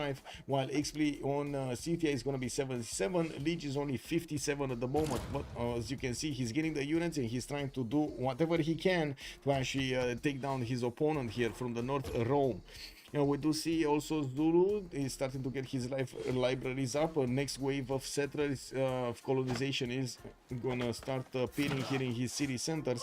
While I do see Nobamba is gonna get one next turn. Ulundi does need 2 turns to get it. A third city center is gonna be settled towards the southwest of Ulundi. I do see the military engineer did finish the pathway there, and I think the question is, where is he actually gonna settle? Right there on the lake or to the north? That's my question. Where is he actually gonna settle? Was 2 on base. Oh, he did go for the 2 on base, improving the sugar immediately, of course, and it is what it is right now. You can't really change that fact. We got Ikandas from Guadalucuza. I would imagine Bulawayo is also going to get an Ikanda. He's building up a road pathway towards Cardiff, and I do have to point out he's basically the ally of Sundiata Keita, which, as you can see, he's going to get to protect his north.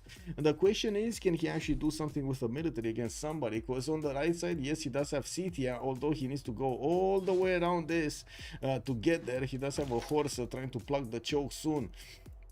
I do see Scythia is making quite a few of those campuses, and Mali stirrups next turn. 60 science Mali with 64 culture, 316 gold in the bank with 60 gold a turn, and I do see. Okay, I do see on the other side, we do have Baptiste here with 78 points of production as well. Scythia did pick up the first place for production, he's on 83, and we do have England here starting to get to chop some of his tiles. I'm actually quite surprised he didn't chop this two first rather than the deer tile, so he can actually place down his campus over there and has the tile chopped, right? He doesn't want to lose the chop. Okay, this is the turn. This is the turn. We're gonna see all of those units getting into their big boy pants. Bobshoot did go towards engineering. He's gonna finishing up in 3, but I do have to say it's gonna take a while to get to crossbows and or get to stirrups and or get to castles. While I'm pretty sure we're gonna start seeing Mali over here upgrading his units. He's gonna get gold for every one of them. Sambro is on 430 gold in the bank here, and by the looks of it, he did also manage to get the first religion of the game with a Jesuit education for the ability to purchase campus and theater square buildings. With faith, he's also gonna get the campuses to provide him an extra +2 science and the commercial an extra +2 gold. Vatican City has been defeated. That's right now Rome City, and I do see heavy chariots are starting to come around here from Rome. We do have Mali managing to recruit a general. That's going to be Timur, which is going to take position on the front line there quickly. The Mandecalus do have quite a bit of damage. Look at the legions. They're not even, man, that legion doesn't have anything on the Mandecalu. It's getting 2 shot very quickly, and we've seen yesterday the legions are actually quite strong until you hit medieval Renaissance era. Mali Lahore. Well, we don't have. Wait. Oh, we do have Nihangs. Oh my God, who's getting this one? None. Okay, nobody knows about this one. Shh. Don't tell them. Don't tell them. What do you mean? Let them be. Let them be. He already knows about Engazargamu, no? Or does he? Does he know about Engazargamu? Let's see. He doesn't. Oh my God, he doesn't know. Like, look at the scouting. There's no scouting done properly here. Wow, 2 city states, that would be amazing there on Mali. Anyway, this is a big army to handle, by the way. Rome might not actually get to handle the power of Liege. And by the looks of it, yes, he doesn't have a road pathway, but there isn't that much hilly terrain to actually cross towards the cities of Ostia. He's sending 2 Mandecalus towards the west, which are going to bonk immediately the Roman units in the meantime. While I do notice multiple heavy chariots are getting commissioned here in the cities of Rome, we're going to need to see how he's going to end up with actual knights. He's 2/10 from stirrups, and he definitely has less science and culture than a Liege at the moment, while I do see him having the benefits of a lot more food and a lot more production. Pyramids did get earlier from Tordeni. I do see Liege at the moment is not actually interested in getting more out of these cities. He just wants this army to finish the job against Rome, and I see he just exposed one of his Mandecalus to the archer, which he's going to get to 1-shot next turn.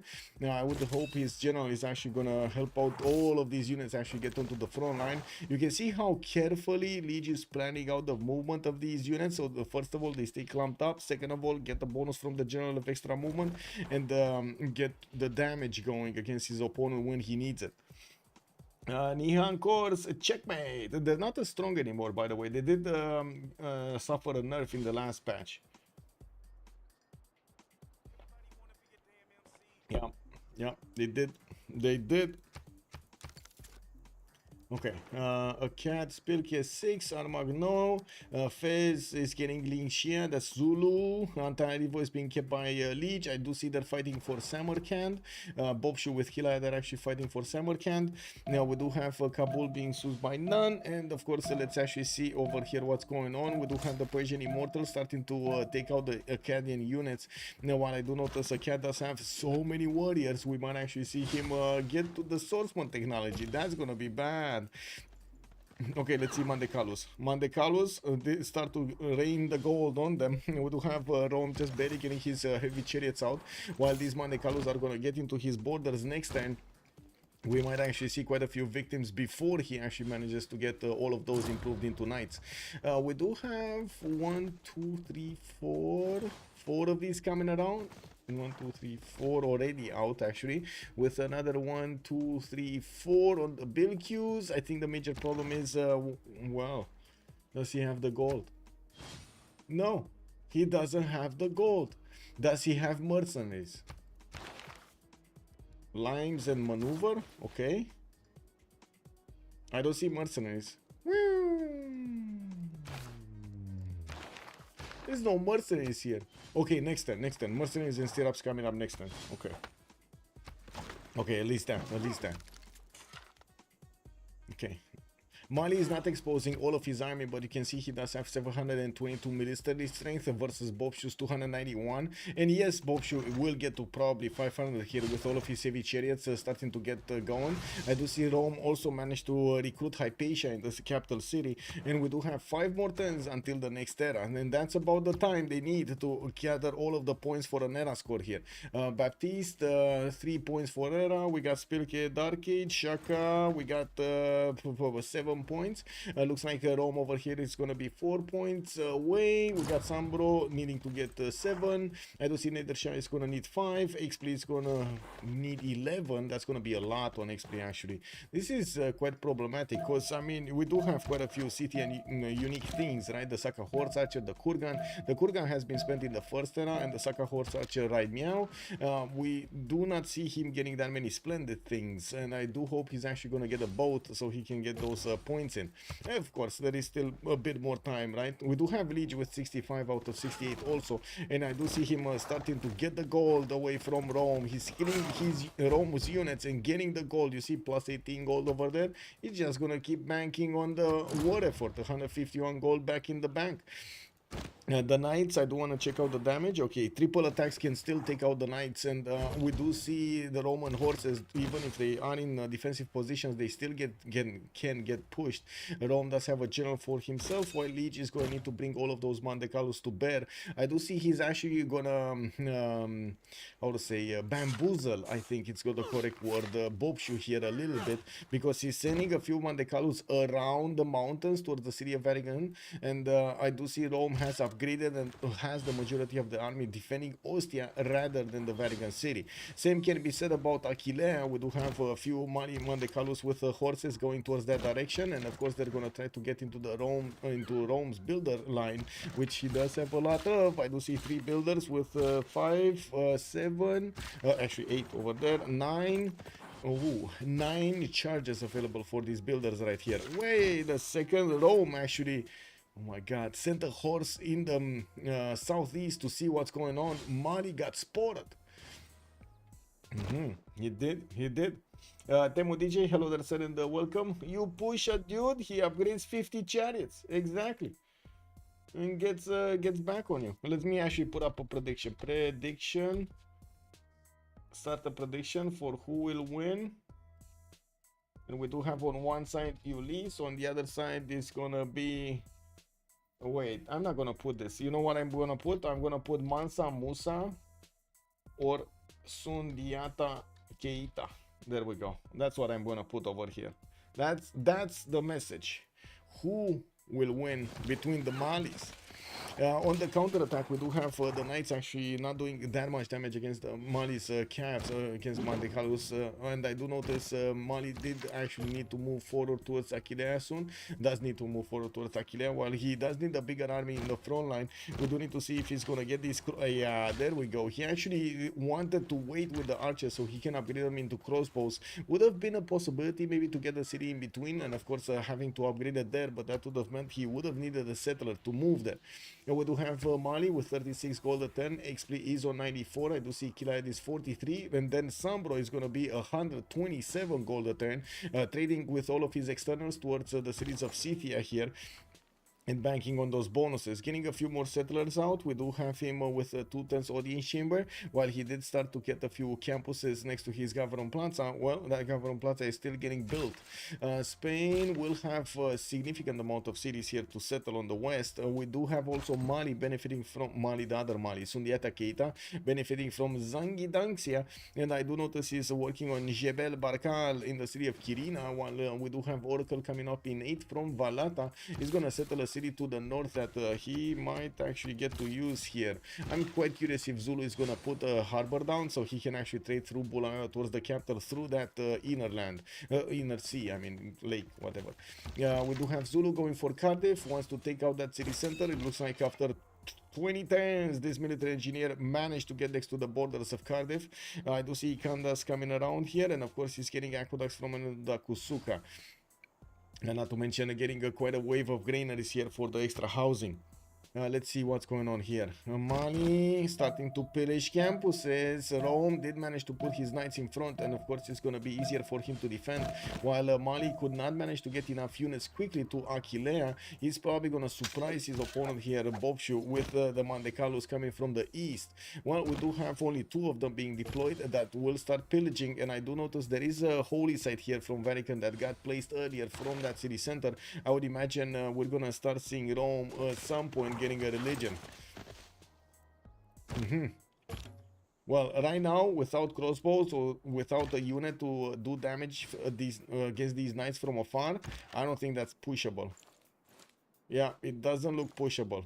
But anyway, it is what it is. He's still gonna try. And we do have quite a few catapults coming in. Another settler that is gonna, I hope, send to the north. He doesn't have fresh water there though. But anyway, does it matter anymore? I guess it doesn't really matter anymore. Yeah, he's just gonna buy a granary. He has so much gold. Should Zulu not settle the coast with England, or is trading with Mali enough? Zulu trading the coast, he can't. Oh, you mean the west side? He could trade with the west side. Yes, he could give but this England a trade route here. That is so important anyway. It looks like the city of Akkad is getting attacked by Persia with 3 units, 3 of those immortals that are slowly eating the Akkadian units down. We do have Persia sending another city towards Nevada del Tolima. That's a volcano with quite a few volcanic soil tiles that did get the extra production on them. I do see some more horses are also coming around from Persia's capital, or I should say city centers here, while the capital is working on a market. We do have that Jebel coming up in 3, and looking at the point screen, we're only 2 turns away. Okay, so let's see. Eleanor got it. Sundiata is gonna be Dark Age. That's gonna be quite slow. We do have Shaka here, 4853. He needs 5 points, and I don't see him getting it. Can he get Divine Right? Okay, he can get Divine Right next turn. At least that's something. Yeah, we do have, but that's not gonna be 5 points. That's really not gonna be 5 points. Okay, well, Bobshu is 57-57. We do have Sambro 63-59. He got his. Kilide is 3 points off, and by the looks of it, well, he's trying to get the damage done against the CAD. I think he already got a horse earlier, so that's not gonna be a point. And I do see him settling Nevada. That's also not gonna give him points. See, 51 out of 52 at the moment. Okay, well, XP 55-54. He got his. I do see Leech did manage to get his also, 70 out of 68, while Linxia still has a need for 5 points here. Vatican City getting wrapped around by these Mali Mandecalos, so we will need to see if Rome's defenses are gonna hold with some of these crossbows starting to get upgraded. It does seem like it's scarier and scarier for Mali to actually hold this front line. We do need to see the settle. Where is he going? Where's the settle going? He's going south. Okay, he's not going front line. And we do see the first Mandecalo has been taken out from the city of Aquilea's borders, while Mali did get a bit impatient of moving there with his Mandecalos. He allowed his unit to get yeah, overwhelmed for well, I guess I don't want to say that other word. Persia can buy boat for golden. Let's see, he did get 54-52. I don't know if he got a boat or something, but he did get 54-52. We also have, let's see, still Shaka needing. I think we're only waiting for Shaka in the game, because the other ones have no chance of getting it, right? Since Pilke is never gonna get his golden age, he needs so many points here, way too many points. Linxia did switch to monarchy. He's 50 out of 53. Can he get it? Can he get it? This is a major problem, by the way. They're only 48-48 right now. It's not that big of an empire at the moment, and it's gonna hurt if he doesn't get the extra culture going. Did you see the culture victory nerf in the last patch? The 25 reduction to tourism need to get a huge hegemony to get the extra 25. I did see it. Yeah. CV needs nerf. His culture victory got culture victory turn 87. Eek. Yeah. Well, I mean, if nobody's defending, sure, culture victory is not going to be that hard. But if somebody's defending, different. It's quite different. That's why we like the 4v4s. Midnight Bulmus and paid actors in the lobby. Yeah, yeah, I did see actually the game today from Midnight. He was trying to get it, right? That culture. I think he got it actually. Zulu takes yes and Rome takes yes. Is it allowed? Yes. They can take 1 CS per player, Casimir. 1 CS per player. That's it. One single CS. I gave him bonus production to preserves. Exactly. They did. So FFA culture victory is now impossible. I wouldn't really say. I mean, we just talked about Big Boy Midnight managing to get it earlier in the day. You paid the Mastodon tax. It is what it is.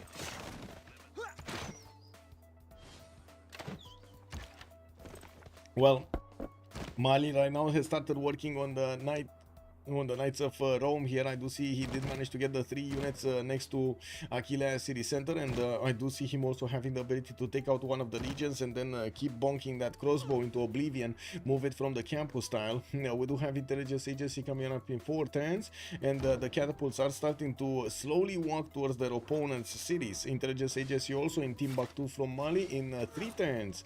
Another 2 settlers, another catapult from Segu.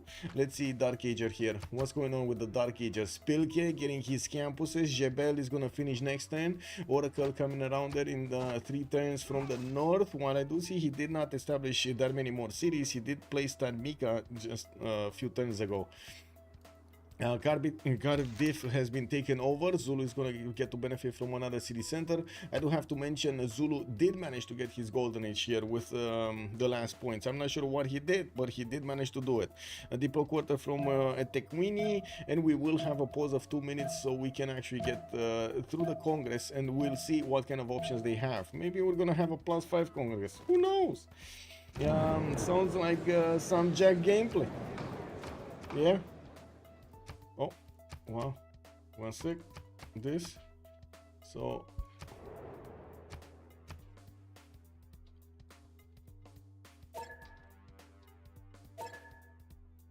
Let me double check.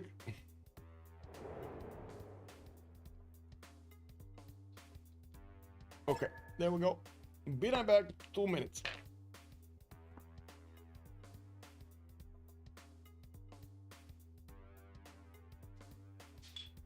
Whoa, I totally forgot to press click.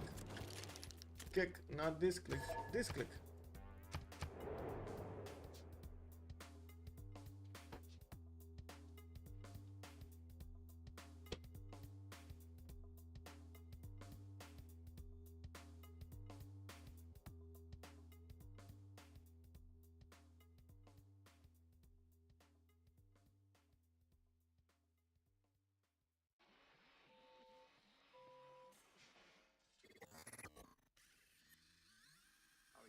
Space madness.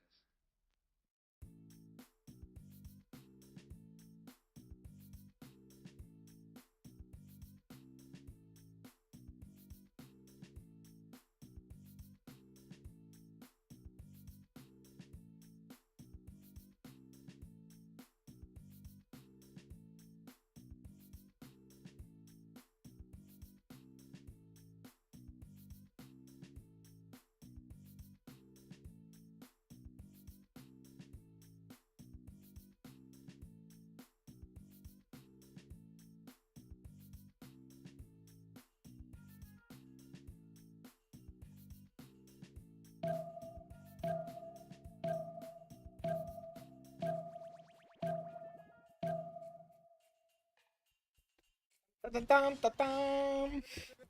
Hi-ho, Silva, away! Using full breathtaking to horse rush, yes. Well, let's actually see. Mali over here definitely will need to upgrade some of his Mandecalos. Be careful not to lose them.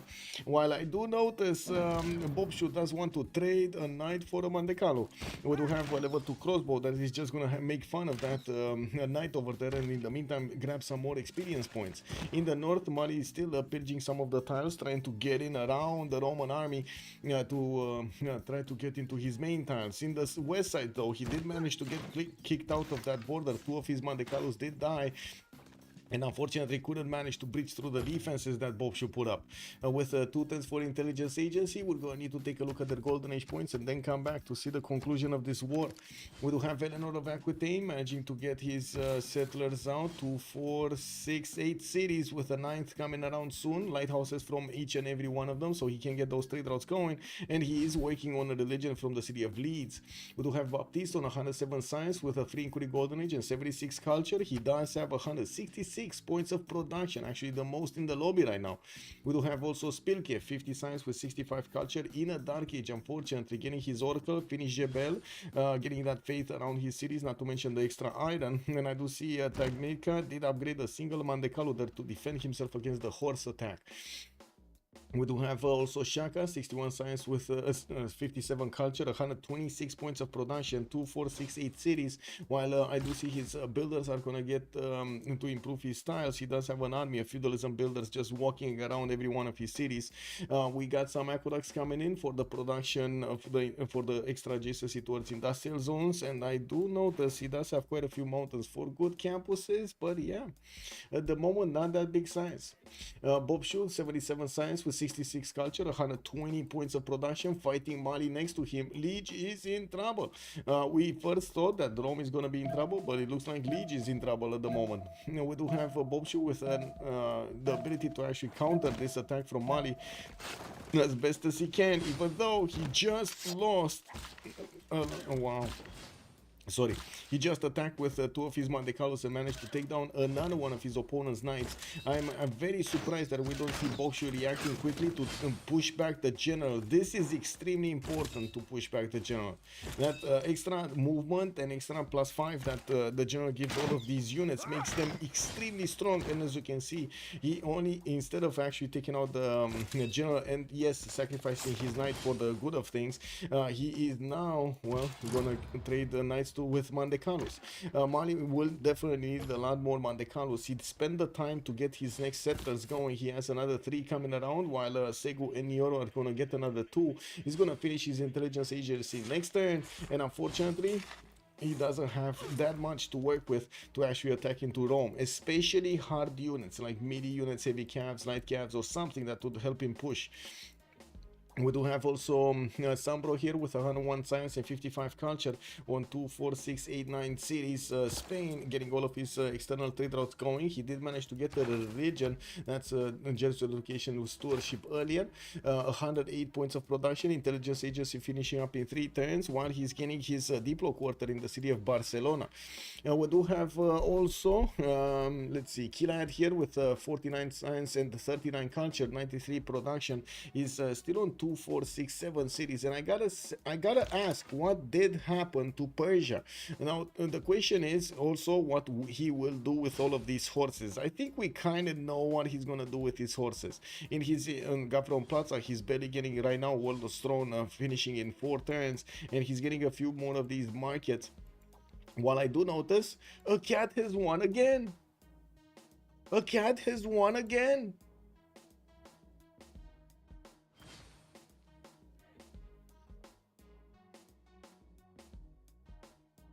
So 2 times Mashad or I should say Nader Shah wanted to attack into a cat. 2 times he got pushed back from there. Incredible, incredible. Give me a second here. Let me actually turn this off. There we go.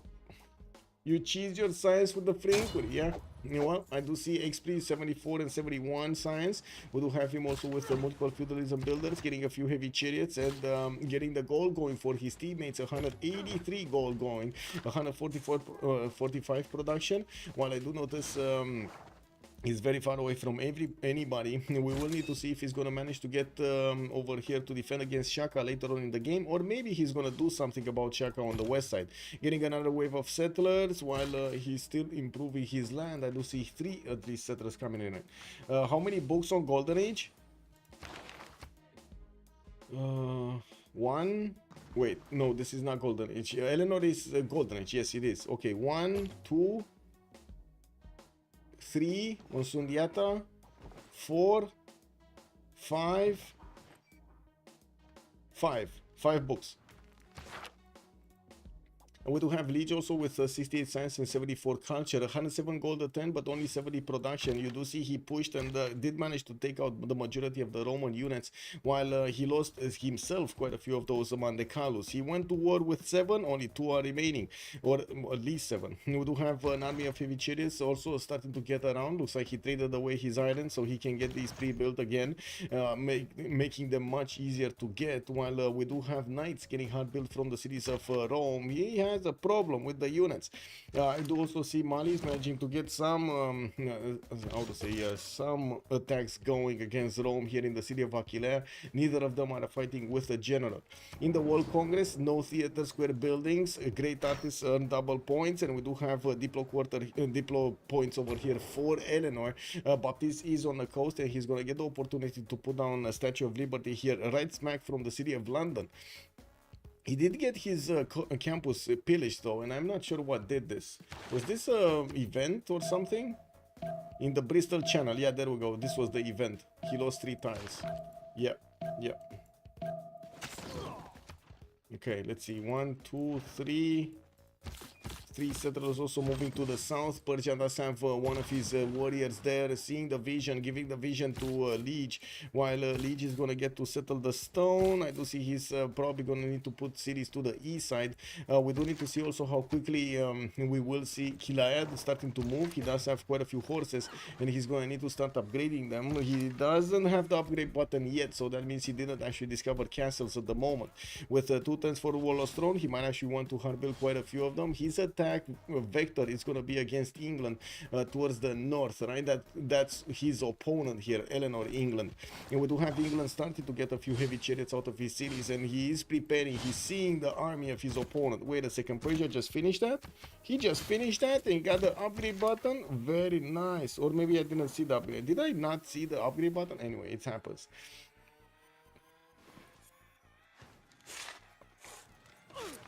You're probably not playing the best tier, higher tier lobbies, no flame. 5 book Eleanors is some sort of, if not the most explosive civs in the game. Yeah, no culture buildings is gonna slow down anything here on the culture tree. So many chokes for Persia to get through. Yes. Although I do have to say and respect what England is doing here, putting those horses quite far away from his city, so he will be aware very quickly of an attack coming in, so he has time to prepare.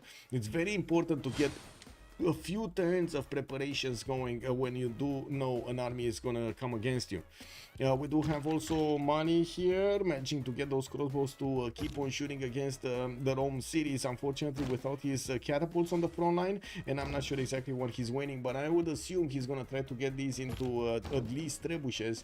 We do have Liege getting his military engineering next turn. Liege is also getting more settlers, another 3 settlers coming up, trying to get himself as a very big empire while he keeps on knocking down Rome's military from the northwest.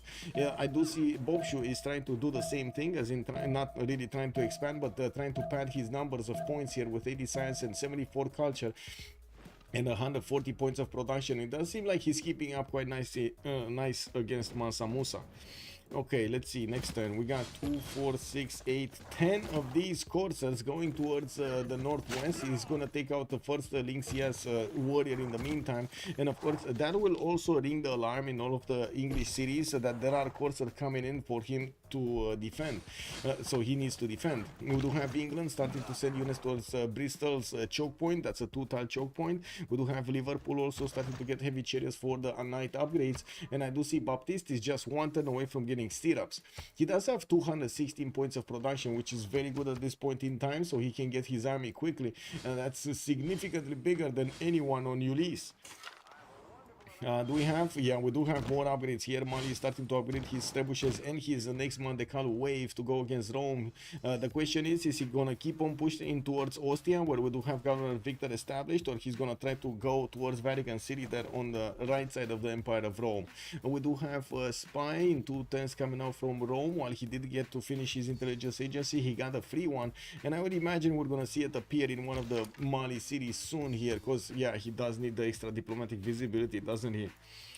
Wait, I usually go to guard and bonk the guy France route. Yeah, the last Eleanor France game I was like 400 800 culture 1080. You know that's a big spread, right? From 400 to 800, that is like a massive spread. I think you really need to make up your mind. Was it 550? Was it? Oh, I mean, say it like that, man. You say culture. I was thinking, oh my God, he actually has between 400 and 800 culture. Wow, that must have been quite an era. You know, going up, going down, going up, going down. Woo, woo, woo. Yeah. It is what it is.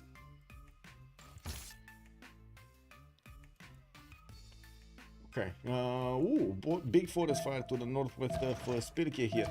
We do have him still stagnating with 61 science and 75 culture, 90 production, while he's starting to get a few theater squares out. I do see some markets are also coming around from the south, working on Petra in the city of Niani, and Eddie Coffin. Eddie_Coffin retained his knighthood for 23 months. Where are my glass? Yeah, what are my glass? Oh my God, I actually forgot to get something to drink. We're gonna celebrate something in like half an hour here on the stream. I don't know what to drink. I don't really have anything to drink, so it is what it is. No alcohol in the house, boys. It is what it is. So the Civ never wins. Wait. The Civ gets stats out of nowhere and easily giga carry the game. Yeah. Gugura Kapu. Good evening, sir, and welcome. And I gotta say, Eddie, thank you so much. Much appreciated for the tier 1 sub, sir. Much appreciated. Campus Fortress in Setia. We do have Rome getting more knights, and I do see Mali's coming in with that second wave of military, while I do see he's also sending a settler towards the front line so he can get much easier upgrades. We do need to see Liege's upcoming choices. It looks like he's getting spied on in the city of Timbuktu, while those settlers in the southeast and the east side are going to get to put down their settle spots. He does have one moving to the west side also on that geothermal fissure by the looks of it. He's neighbor Spain, that's going to be Sambro, is on 120 science, and I do see he's pairing his science numbers with new universities in his borders. While he did manage to get to connect all of his empire with Scythia, the gold is flowing. We got him on 155 gold and 172 points of gold on Espli. I do have a lot of gold per turn here, not that much production though. 180 right now on Espli is still not going to match the 217 of Baptiste for the moment. I do see Scythia is going to start expanding with a few more cities. Intelligence agency finishing up next turn. He did get a religion, that's Shinto, getting himself an amenity in each of the city with a specialty district, while Defender of the Faith will give him a +3 combat strength when within the borders of a friendly city. Thank you so much, Eddie. Much appreciated, sir. I feel like it's a fun to play Civ, but not a logical win condition Civ. Just my thoughts. You're talking about who? Eleanor? France Eleanor? Yeah. I can't really deny that. Yeah.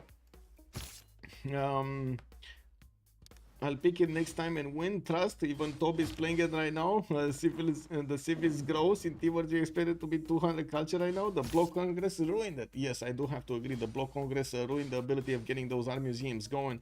If you take a look at his theater squares, he had a lot of them and he could build them quickly. Persia is starting to attack England and will slow down the development of the Eleanorian Empire. While he does have units going towards Liverpool, he has units going towards Bristol also. It does seem like the Knights will be able to withstand a bit more damage. They do have +3 intel on Persia, and then they, by the looks of it, of course, the military alliance bonus. No general though, and he doesn't have an encampment from what I've seen earlier. Yeah, he doesn't have an encampment. We did have Persia also not managing to get an encampment and not managing to get a general. So I guess that's kind of on equal footing. One bow from Zulu would be so good. Wait, why does he need a boat? Zulu Corsair Corps coming in. We do have them actually going against Persia. Fair enough has joined the round table. Fair enough. Thank you so much for the follow, sir. Much appreciated. Okay, I trust. Just going with what I've seen, Tandorius. Yeah, you know, it is what it is. Mandekalu here from Mani. We do need to see if Zulu is actually going to be aggressive here. I would imagine he's going to have a significant strength to go against Persia, and without Persia benefiting from that much production, he might actually fall here. stumble and fall.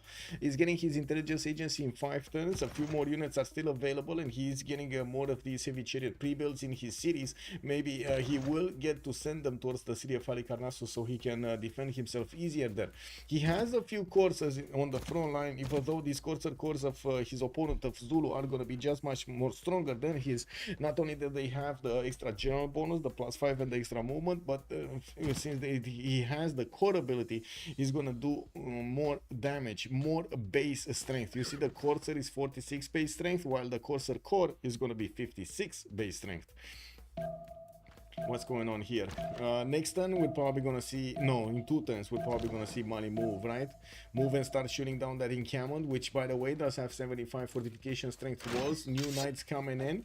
I see Leech couldn't keep his pants on and started shooting. We got the crossbow with the level 2 getting a few experience points from that encampment, while his trebuchets are still 2 turns away from getting the correct slot, the correct tiles to start shooting against that city center.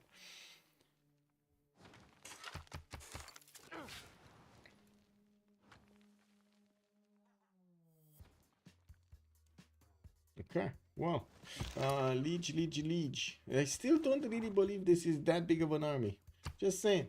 A gunpowder coming up in 2 turns from Leech, printing in 1 from Xpli. Doesn't seem like Xpli is actually on a rampage here. He just has a few units pushing back Zulu's units from his northern chokes, and he still wants to keep expanding, getting his industrial zone in Pokrovka. He did build that perfect setup between the city of Generals and Pokrovka for the aqueduct / industrial setup, and we'll have very good ones, at least +5s here in between, with 4 horses. Oh my god, the tiles in Pokrovka are amazing. That's a 13 pop city with 58 points of production. In Zulu's territory, we do have a few more generals showing up. Ethelfled and El Cid have been recruited, while he's starting to get knight courts out from quite a few cities. I think the biggest question is, where is he going with them? Is he going towards Persia? That would be the weaker target of the two between Xpli and Persia. I'm pretty sure Kilayat is much juicier to take out than it is Xpli. First of all, the production difference is staggering. Now we got Linxia here on 200 points of production, Kilayat only 110. I do see Persia is starting to get a few units of him kicked out of the borders of Liverpool. He did try to get in there, but the knights were just too strong. Eleanor did manage to keep his borders. With campus research projects coming out, I would imagine we're gonna take a look at Ibn Khaldun and Newton being fought over here.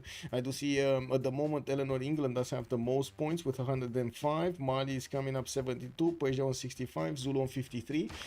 Scythia would be one of the nations that would actually need to compete for this. Spain will also be another nation that would compete for this, and neither of them are going for those. Yeah, no, we don't have anything here happening in Mali.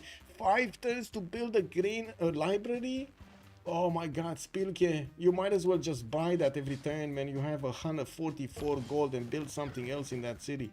Anyway, we do have the courser cores of Zulu starting to take out Persia's units, and of course Persia, with all of that attack being slowed down to a crawl, I would imagine he's going to need to put out not only new units but also retreat his units from the front line into his borders so he doesn't lose all of them.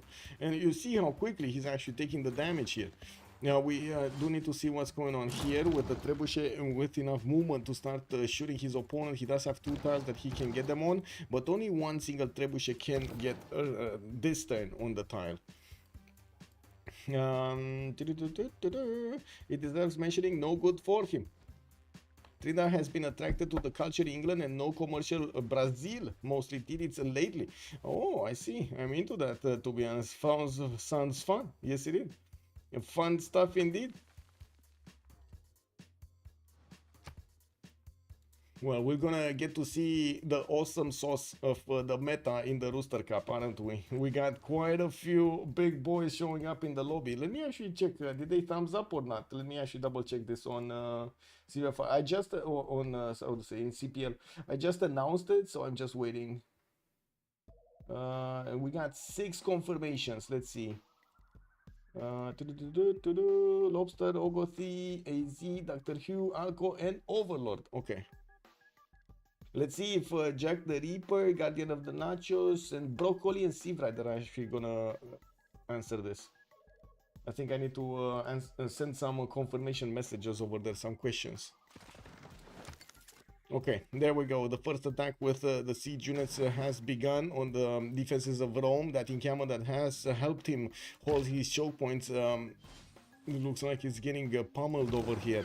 We do have also Mali managing to get a few new Mandecalos on the front line while he is getting a new spy out. I do see he doesn't yet have a spy in his opponent's cities. Yes, he does. It was just a bit, oh yeah, too OP. With too little opacity there. We do have also Dacadiana being settled in between him and the cities of Rome, so he can easily upgrade units there. He's 3 turns away from metal casting, which will give him the ability for these trebuchets to start. Oh no, why did he move that one there? Anyway, it is what it is. Okay, I wasn't expecting this crossbow to come so close to that encampment since the trebuchets were working there.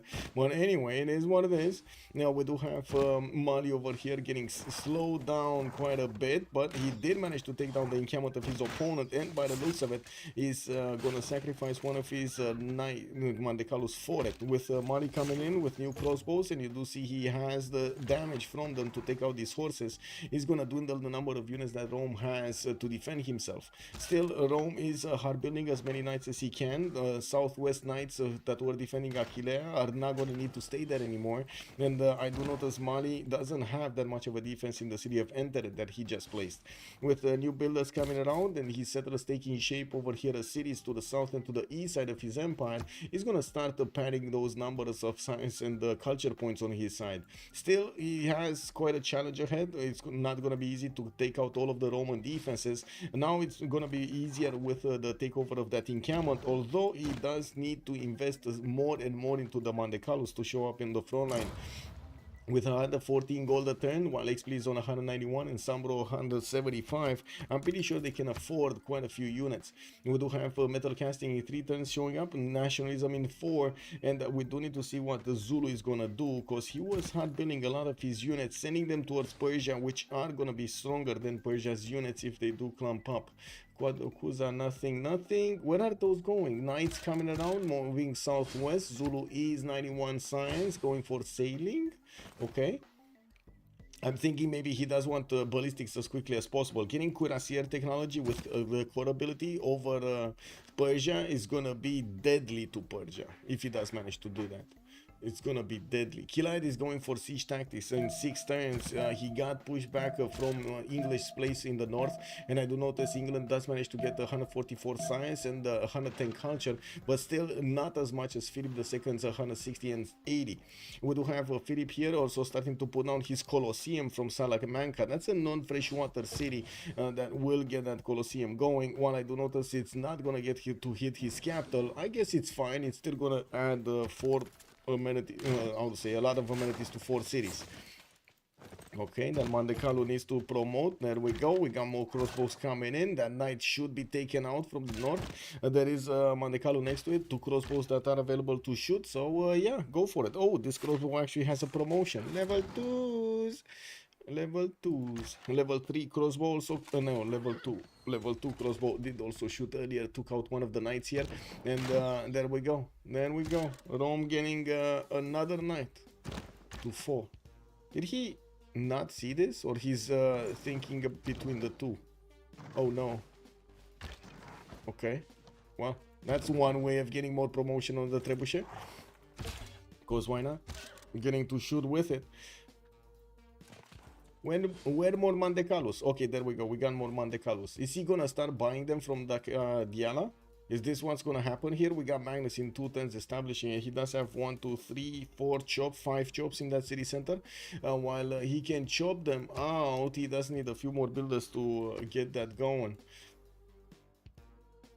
It's early morning here. Oh, welcome, Fortuna Belli. Good morning, sir. Good morning. Hey, wait a second. You actually started to get to wake up later. What is going on? Oh, I see. It's all about that Fortnite, right? It's too much Fortnite. Too fun to play this out.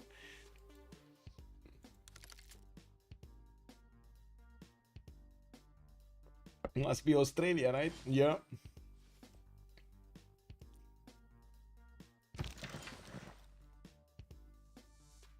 Oh, by the way, let me actually put up a poll here. wanna see big satisfactory after game. Let's see. Stream chat wants me to show them the big satisfactory. Kebor, hello there, sir. Good evening. Happy birthday, Kebor! Woohoo! My ancestry is from the north of there. Yeah, so just had a quick Fortnite session. Very nice. Oh, later had a snooze and must have had a late start of day of work. I see. Okay, Mali looks like he keeps on losing units. He's down to only 2 Mandecalos, but he has his trebuchets online, and of course those crossbows which are dealing massive damage to Rome's units. We do need to see when he's gonna get new ones. And when he did put some of his heavy chariots into production, while he's getting hard build Mandecalos. The gold per turn is fine. He's on 134, and he has enough gold in the bank to keep on getting some of these heavy chariots in the city of Dacadiala. And Gazargamo still hasn't been found on the map, or is not getting sues on the map. Baptiste and Bobshu do have them, so that's the left side here. It's not gonna be Mali, the other side. Leech, I don't think he saw this. Yeah, he didn't see this. At all. That city center is between Zulu and Eleanor, and they just cannot see it. And we do have Zulu also getting into the borders of Persia with a few more units, taking down as many of his knights as possible, not to mention the coursers, while he's bringing a military engineer to keep on building the pathways towards his opponent. He's also bringing new knight corps to the map, on the map. I do see only one being deployed to the southwest. What's the other one? Because I'm pretty sure I saw a second one. Oh, there are 2 of them being deployed towards the east. He might actually try to go against Scythia at some point here on the right side, which at the moment is not building any kind of military. He's trying to get his Colossus out from Naples for an extra trade route capacity, and I do see at the moment we do have Scythia on 128 science and 99 culture, still in the pre-Russian voice golden age. One is yay. Okay, we got 348. We're gonna do it. Leech has seen Lahore. Omega. Is he starting to buy out the end? I mean, he doesn't have that much faith, right? He doesn't really have that much faith per turn. He's on 14 faith a turn only. Anyway, he does need his Mandecalos. He's starting to get his heavy chariots out from multiple cities, and of course I do see 1, 2, 3 with another 1, 2 Mandecalos in the hard builds, and a camel training project coming up from Todeni. Not like life, go to war. Man, I don't know how I didn't actually buy at least some. Give me a second. I need to wait. Oh, we got time. Give me a second. I'm gonna leave the screen here and try to check something out.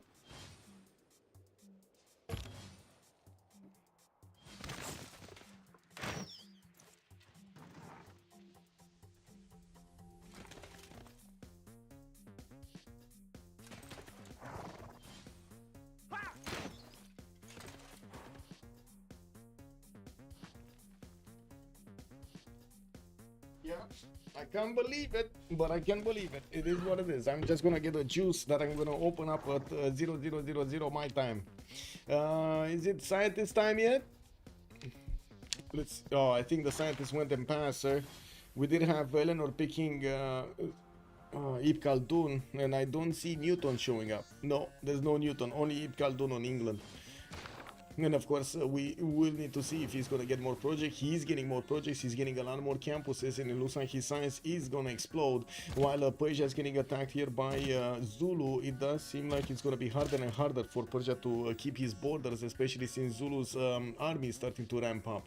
And we do have Gilead getting a few more science points, very, very much lacking culture here. He went for the drums of war this time around, and as you can see, he's trying to get as many units out as possible. He doesn't have the core ability yet. And with that culture, it's going to take a long time to get there. You know, we do have him also getting to connect his economy with Mali on the west side. That's going to help both of them start to make some gold. Gilead is on a 61 gold a 10, while we do have Legion on 154. We do have also Mali getting those heavy chariots in Dacadiala. 1, 2, 3. 4. There's a Mandekalo just keeping tabs there. A spy coming out in 3 turns from Segu, and of course, as you can see, more of these are getting built there. Wait. Huh. Okay. I have no idea why he's getting the repair auto defenses right now project. At least keep the tile. It is what it is. The watch still works crazy. Yeah.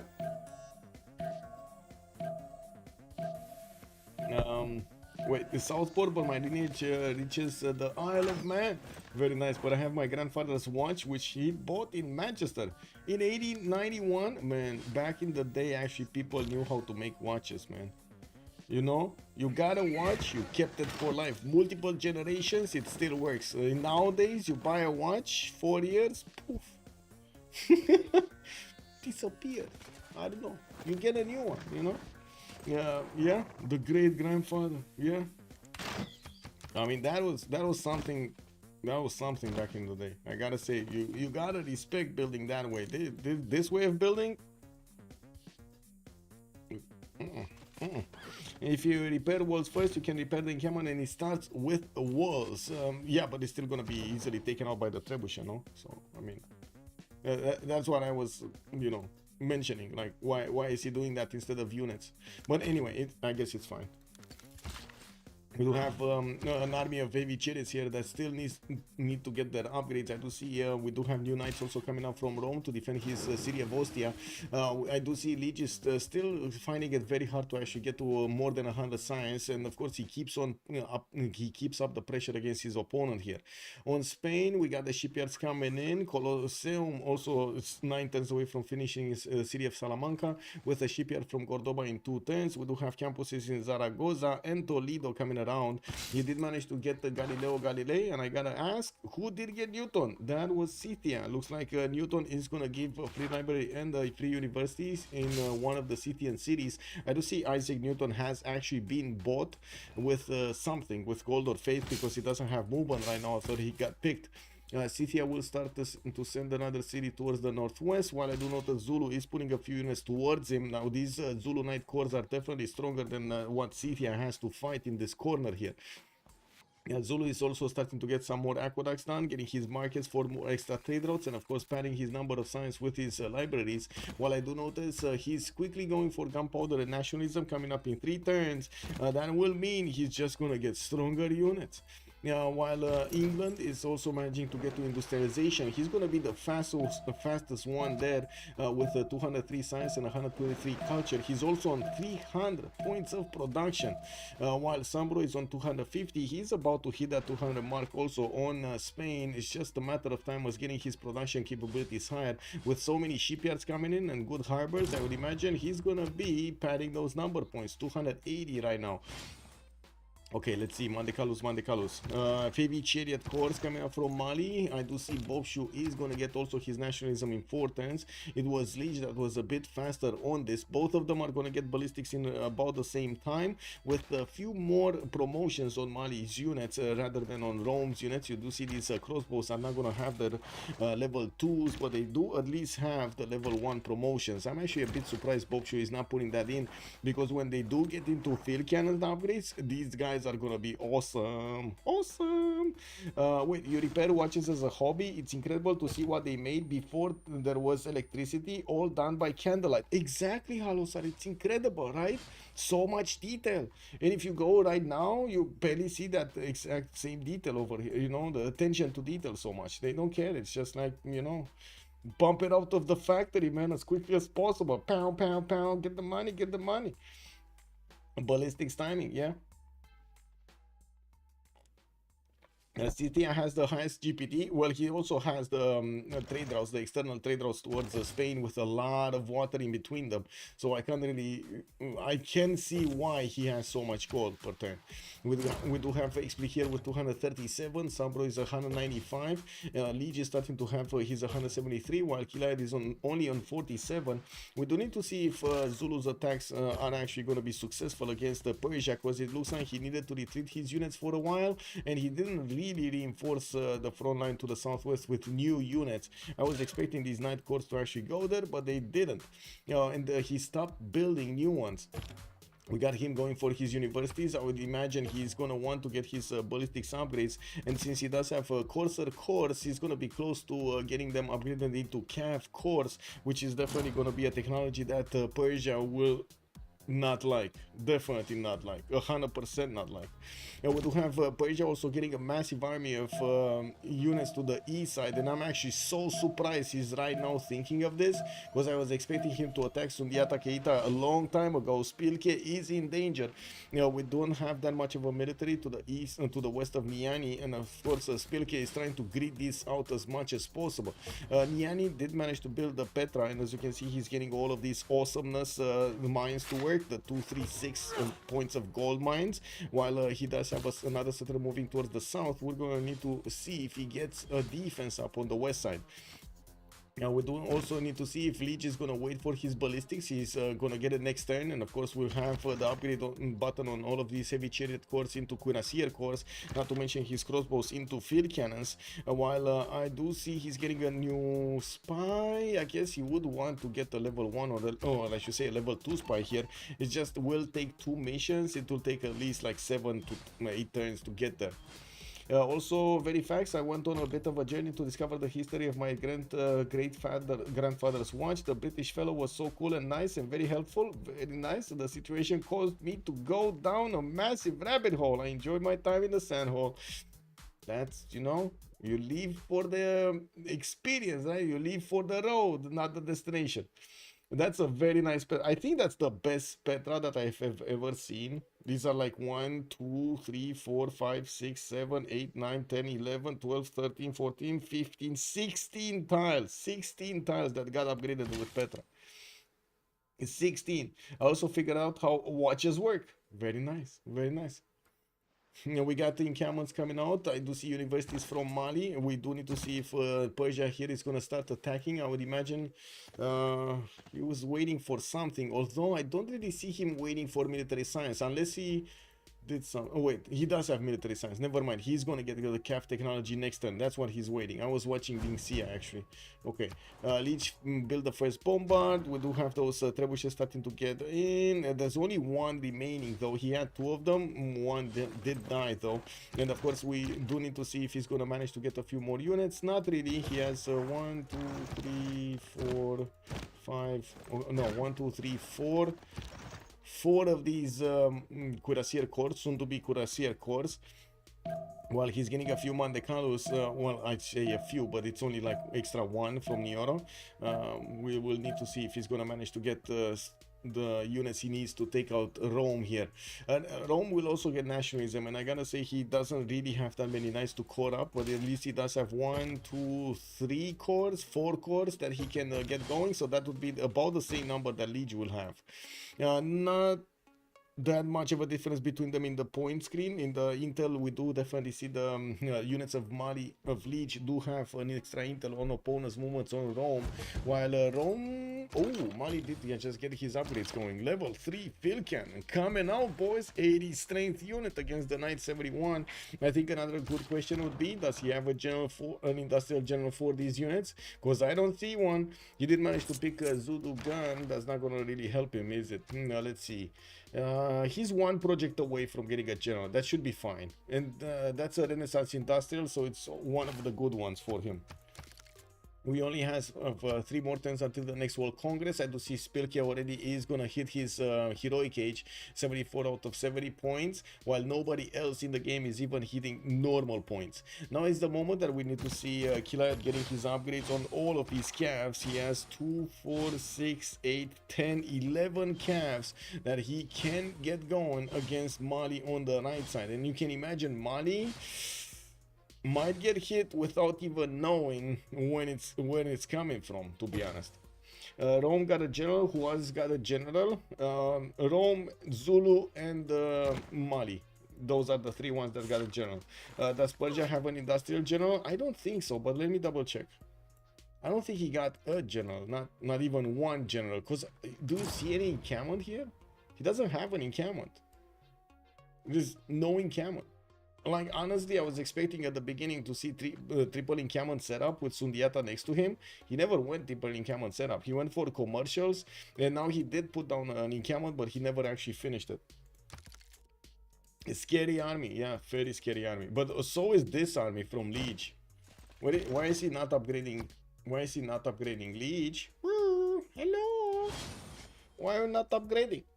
Okay, guys, we're getting ready. We're getting ready. We got 2 more minutes. We got 2 more minutes. I'm gonna get a juice. Unfortunately, I don't have any alcohol, so I'm gonna get to celebrate with juice on stream. Yeah, it is what it is. You know, family-friendly stream. We're gonna need to get the juice going. Mozrat, good evening, sir, and welcome. Imagine Mali spending all those builder charges, but Persia destroying the Petra city. Exactly. As Zulu can full kill Persia, I would imagine so. We'll see when the cuirassiers come out from Zulu. And if he is gonna get that going. Night Course, we got them coming out of his cities there. Okay, Courser Course.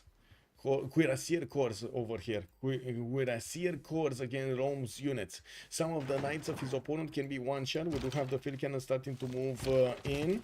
And I do see the Cuirassier Corps is just trying to find his way over there to attack into Rome's units. We don't see that much damage from this crossbow to attack back into the counter-attack into these Cuirassier Corps. And of course, Liege does have Gustavus Adolphus. He did manage to get it. That's a Renaissance industrial one. Yeah.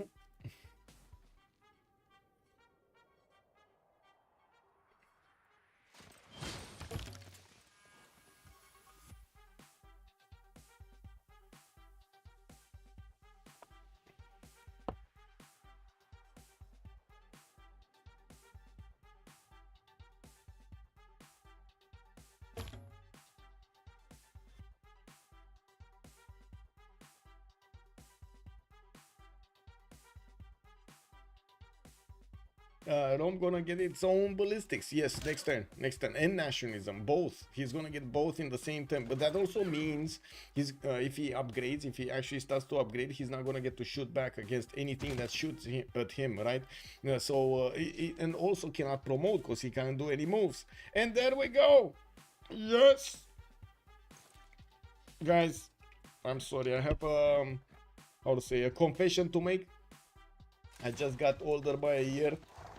Very sad times, very sad times. I'm getting older, not a kid anymore, you know. So I'm gonna pop a juice like a proper kid, and I'm gonna drink it. I'm gonna drink it right now on stream. Cheers!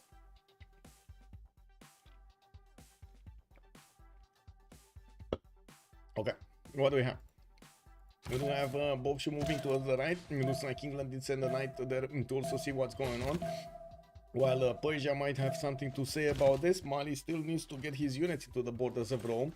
He's moving his cuirassiers last move here towards Ostia, while the knights of Rome are trying to get out there and see if he can defend this. We do need to see if field cannons are going to be enough to actually help him punch through the defenses. And like I was saying, the cuirassier did get upgraded here, and as you can see, there isn't that much damage from Mali into the cuirassier. Thank you! Thank you! Woohoo! Yeah, birthday stream it Happy is. birthday. Wasn't really planning on having a birthday stream, but since I do have the schedule like 5 days a week, I do try to stream. It ended up being on my birthday. It is what it is. Yeah, what kind of psycho puts juice in a can? I know, right? I know, big game. I know. Yeah, I know. Go 1 extra year, man. 1 extra year. Wanna be a kid again. Thank you, close it. Much appreciated, sir. Thank you, sir. Thank you, sir. And thank you so much, by the way, for the video. It's more than much appreciated, sir. Hello, sir. Also much appreciated, sir. Now we do need to see if the defenses of Rome are gonna hold. By the looks of it, it seems like they're gonna hold. We do need the bombards to actually start getting closer to that encampment in the city center to start attacking into it, while Bobshu is trying to get going on the right. We do have the massive army of Persia starting to go towards Mali. Mali, that would be Spirke Mali. You know, Spirke Mali is on the metal casting in 110, only 109 science, and he will have of course ballistics afterwards, but in the meantime he's only gonna get his Mandekalu calves and maybe some core ability. The Mandekalu calves can be 2-shot by these Persian units, and as you can see, quite a few of them still have movement available. No, not quite a few of them. The ones off the front line have no movement. He actually moved the majority of them. Dr. Stars, hello there, sir. Mulțumesc, Saps, much appreciated. Thank you, sir. Mulțumesc. Oh, my case, also hello there, sir, and good evening. Now we do have Zulu just being stopped over here in the Persian borders towards the northeast of Halikarnassus, and I do see armories coming out from Cardiff with lighthouses getting out on the west side in the city that he has connections to English territory. We do have also the next Congress, or I should say the next era starting up next turn with XP normal age. No, he's golden. He's actually getting golden age, and I do see Leech is only is quite far away. He's actually 7 points out from getting his golden age, so he's not gonna get it. I don't want to see what's happening here in the last seconds, because Mali's units are starting to get into position to start bonking against Rome's units, and we're gonna have that pause in a minute here. Is CTA doing anything with ballistics plus general? I don't think so. I don't think CTA is doing anything actually. Zulu is putting a few units towards CTA, forcing CTA to do something with his military, but it looks like XP is just, you know, refusing to build an army. We do have him using his units more for the amenities in his city centers rather than anything else, trying to get an arena out from Generals, while I do believe we did have Colosseum finished, right? Where was it? Where was Colosseum? What, wasn't it here? No. Oh, here. There we go. There we go. On Spain. 4 cities Colosseum. Let's see what's going on here. Oh, oh, I think Spilke is trembling. Oh, that's a problem. Spilke needs to get his cuirassiers going, because these Mandecalos are gonna get it. We do have so many camps coming around from Gilead, and you can see Spilke is building up his own military and upgrading it as quickly as possible. We will need to see in how many turns he can actually get ballistics, but I would imagine in like 3 turns, maybe 4 turns with that science. He's on 113 science. That's not that much at this point in the game. Good thing is we do have both teams with enough gold to upgrade whatever they want, and I do have to point out Link Sia is starting to ramp up his military production also on Zulu. We do have military academies coming around from the majority of his Ikandas, and yes, even if he's pushing Citia here, Citia upgraded 1 cuirassier and he feels like a big boss, but look at the Knight Corps, they're stronger. How many golden dark ages? We do have 1 heroic and 1 golden and 1 normal on Leech. So 1 heroic on Spilke, going drums of war with reform the coinage and the Hixun Dracones, while on XP we do have reform the coinage for the extra gold. Yeah. Is I didn't see Citia do anything now. Oh my, okay. Citia is actually starting to disembark a lot of pre-builds here on the shores of the northern Spain. Looks like he is actually going to try to attack Mali from the other side. I do think Spilke is the target here and not Zulu, because it would be a bit too hard to go against Zulu. And we do need to see if Kilad is going to manage to stomp his opponent before he can get to ballistics. 3 turns for Spilke to get that ballistics is still going to be a long time. Let me actually get this Congress.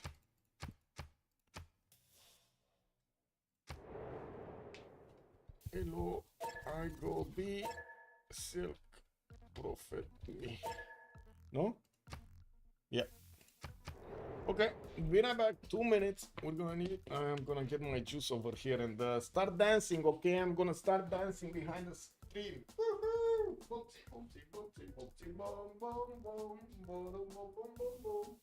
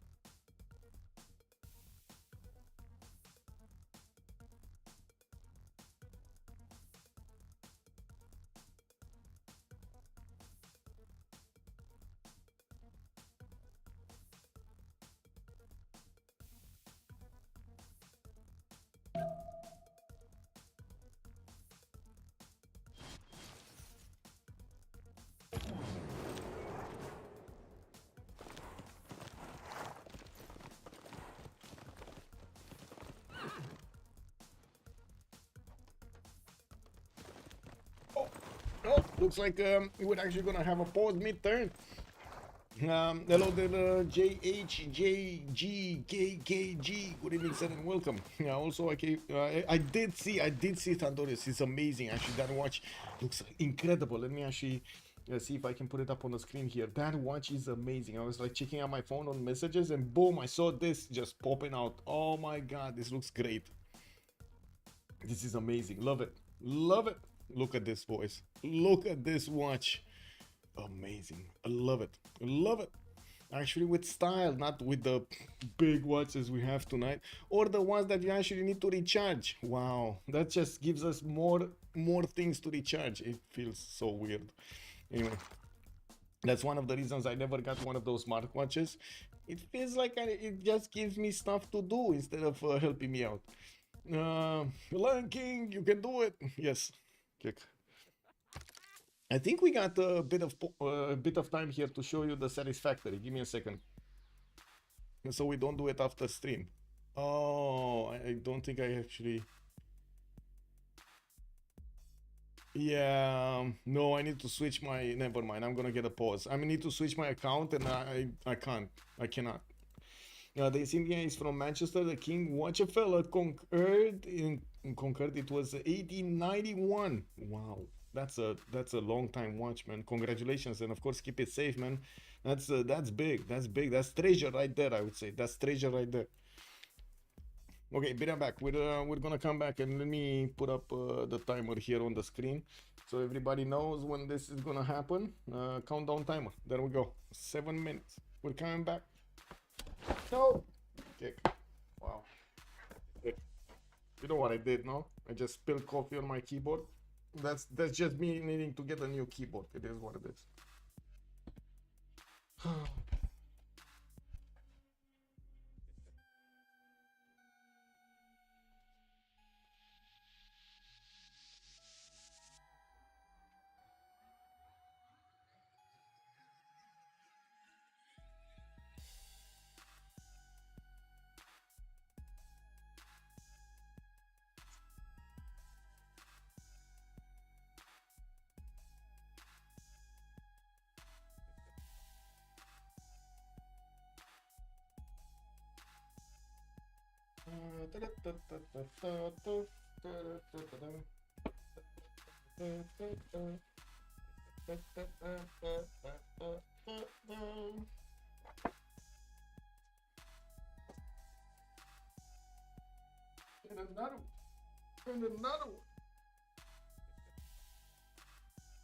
Chat is playing, guys. Chat is playing right now. Chat is playing. You got chat stream or share stream, depends on how much friends you want to add. Chic stream.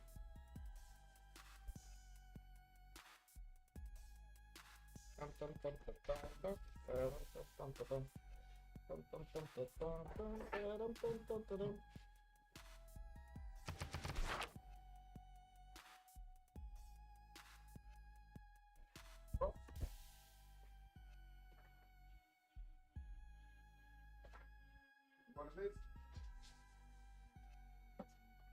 Now everything's gonna smell like coffee. Woohoo! Yay! Oh well.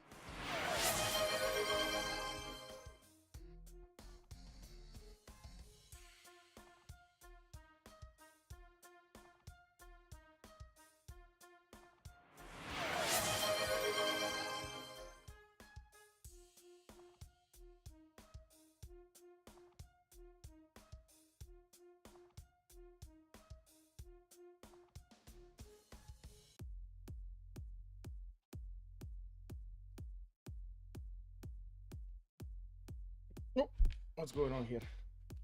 Oh, yeah. Wait a second. What the?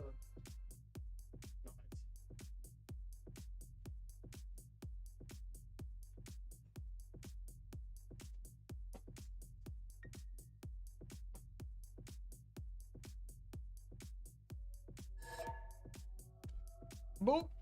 And hopefully the keyboard is gonna work. I don't know. Guess we'll see. Anyway, pause. Let me actually stop the countdown clock because this is it. Let me actually catch up with what did happen over here. Give me a second. Sabir, hello there, and welcome. Finnegan, also hello there, and welcome on YouTube. This is here, grab defender to deny it from Rome. Let me actually double check this. I think it was nobody actually. No, Cithia did get defender to deny it from Rome earlier. Yes, he did get it. Also on Rome, we don't have actually a religion, so you know it is what it is.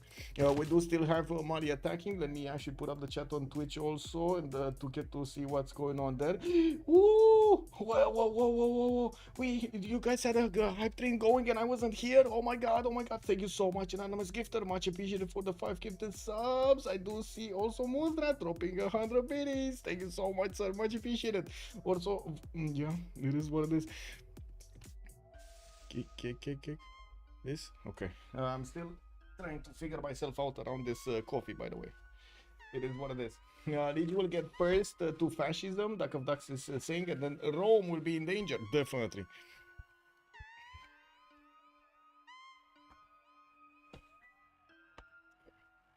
I think I got most of the coffee out of it. It is what it is. Anyway. It is what it is. Where do I hear echoes? Okay, I don't hear echoes anymore. The wire was not plugged in properly. Okay, so let's see what's going on here. We did have in the World Congressation no amenities for Cocos. We do have double the points for Artis. Looks like we're also gonna have Eleanor over here, Baptiste, getting to lose his Diplo points, 2 of them. He did manage to get the last Congress, and by the looks of it, the point screen, we do have him right now on 3 out of 20. Doesn't seem like he's gonna get that Diplo anytime soon. We do have a level 4 field cannon for the Leech, and he's gonna get an extra attack with it. This is gonna be amazing if he didn't move. While I do see Rome did also get his cuirassier course. He's kind of the same level of stack as Mali. We do need to see what's going on here, because it does seem like Hilayat is pushing very strong into Mali, and we still don't see a big army from Zulu moving towards the southwest. He kept on building up his infrastructure for his armies, and you do see he's starting to bring out night armies from his cities. We do have quite a few of those military academies finishing, and well, we're going to need to see him start to get 2 tanks. We do have links here actually switching towards shipbuilding on the top 3, with also a few defensive defensive units here in the north. Persia is going to try to keep that border in check. I was thinking maybe he got them for free with a statue of Zeus, but he did not.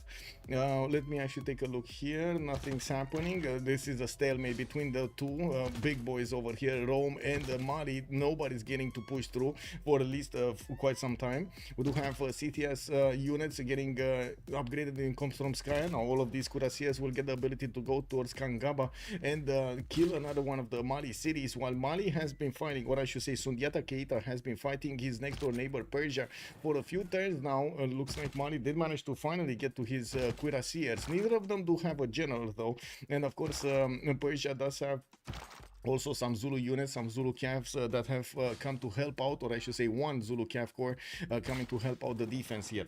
Also, where trade routes? Rome. Where are the trade routes of Rome? They're not really anywhere though.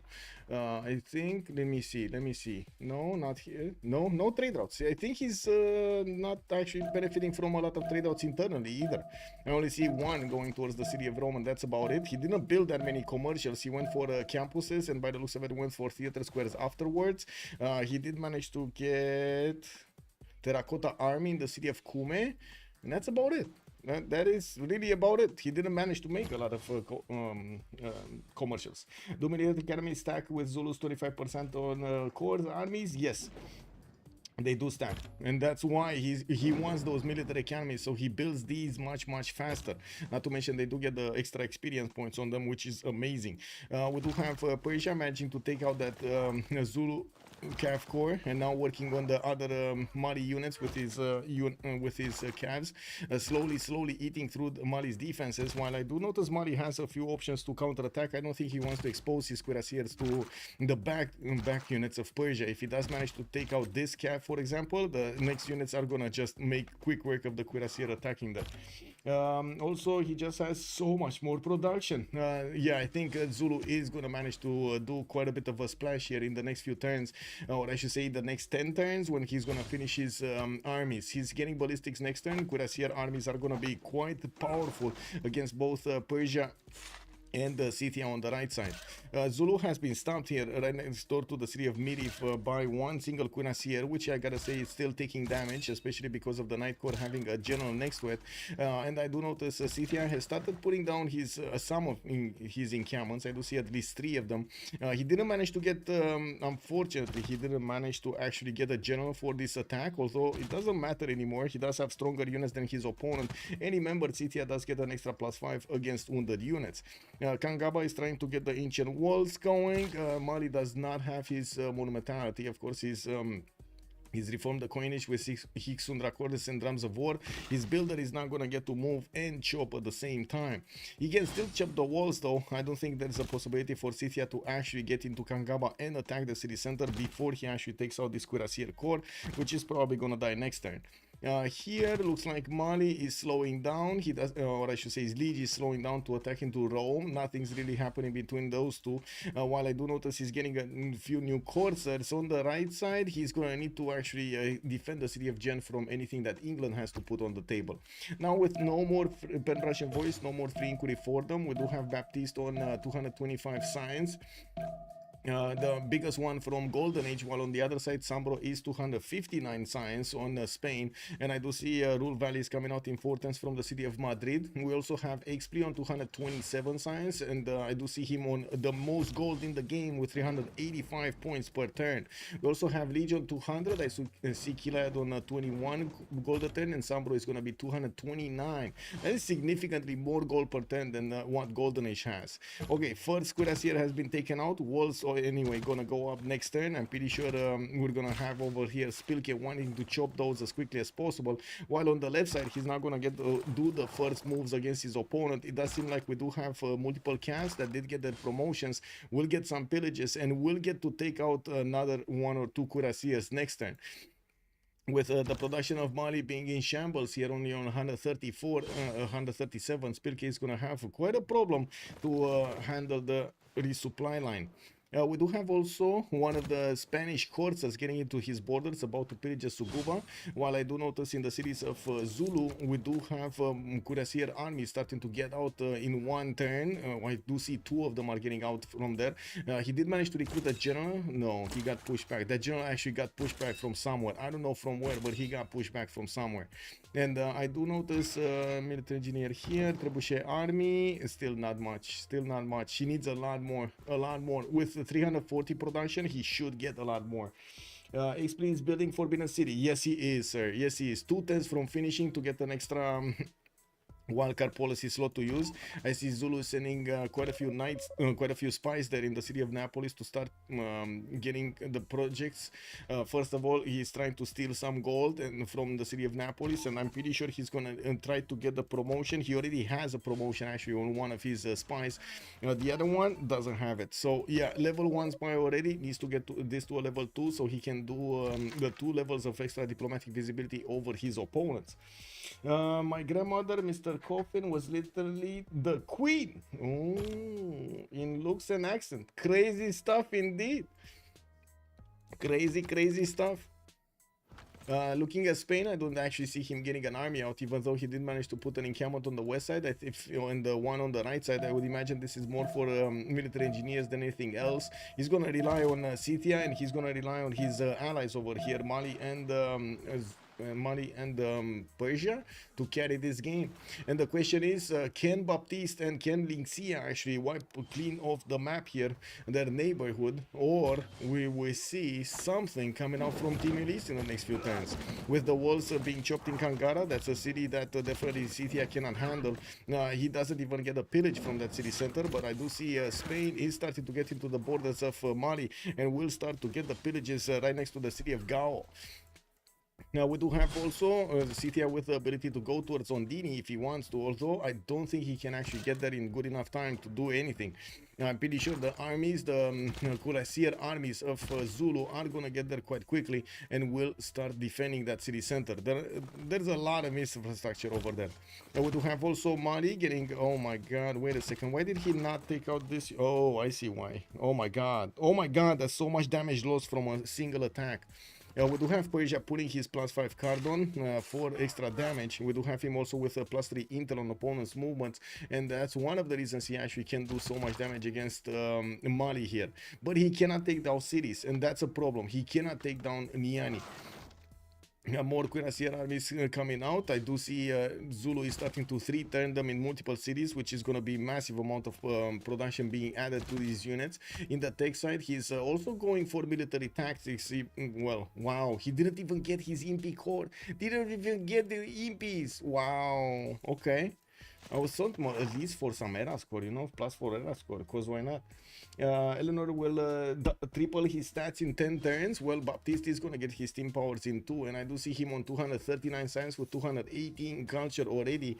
Looking at the culture screen, he's only on, actually, he's on 0 out of 64 points to get this victory on the culture victory.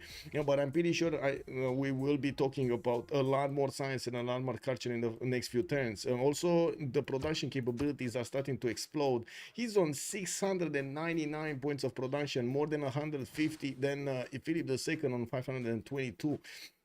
There is a bit better science over here on the Spanish Empire, 316 versus the 239, but I'm pretty sure it's just a matter of time until we're gonna see the universities finished up, and of course England will catch up with more shipyards coming in and good production. I'm certain that the Baptiste over here will have the chance of catching up. We also need to see what's gonna happen here since Scythia got into these borders. Yeah, he definitely cannot attack into that city center right now. We don't see the damage, but I'm pretty sure with 64 strength city center over there, that's not going to be easy. Spain is starting to pillage over here Spilke. We do have also Persia from the west side starting to pillage his opponent here, Spilke, and Mali does have the Cuirassier core ability, giving him strong enough units to defend against an attack. He's starting to wrap around to pillage as many times and of course get the return of his investment here. With the Cuirassier corps also joining the fight towards the south, we can actually check out the damage. These guys do 88 damage against the Cav 73.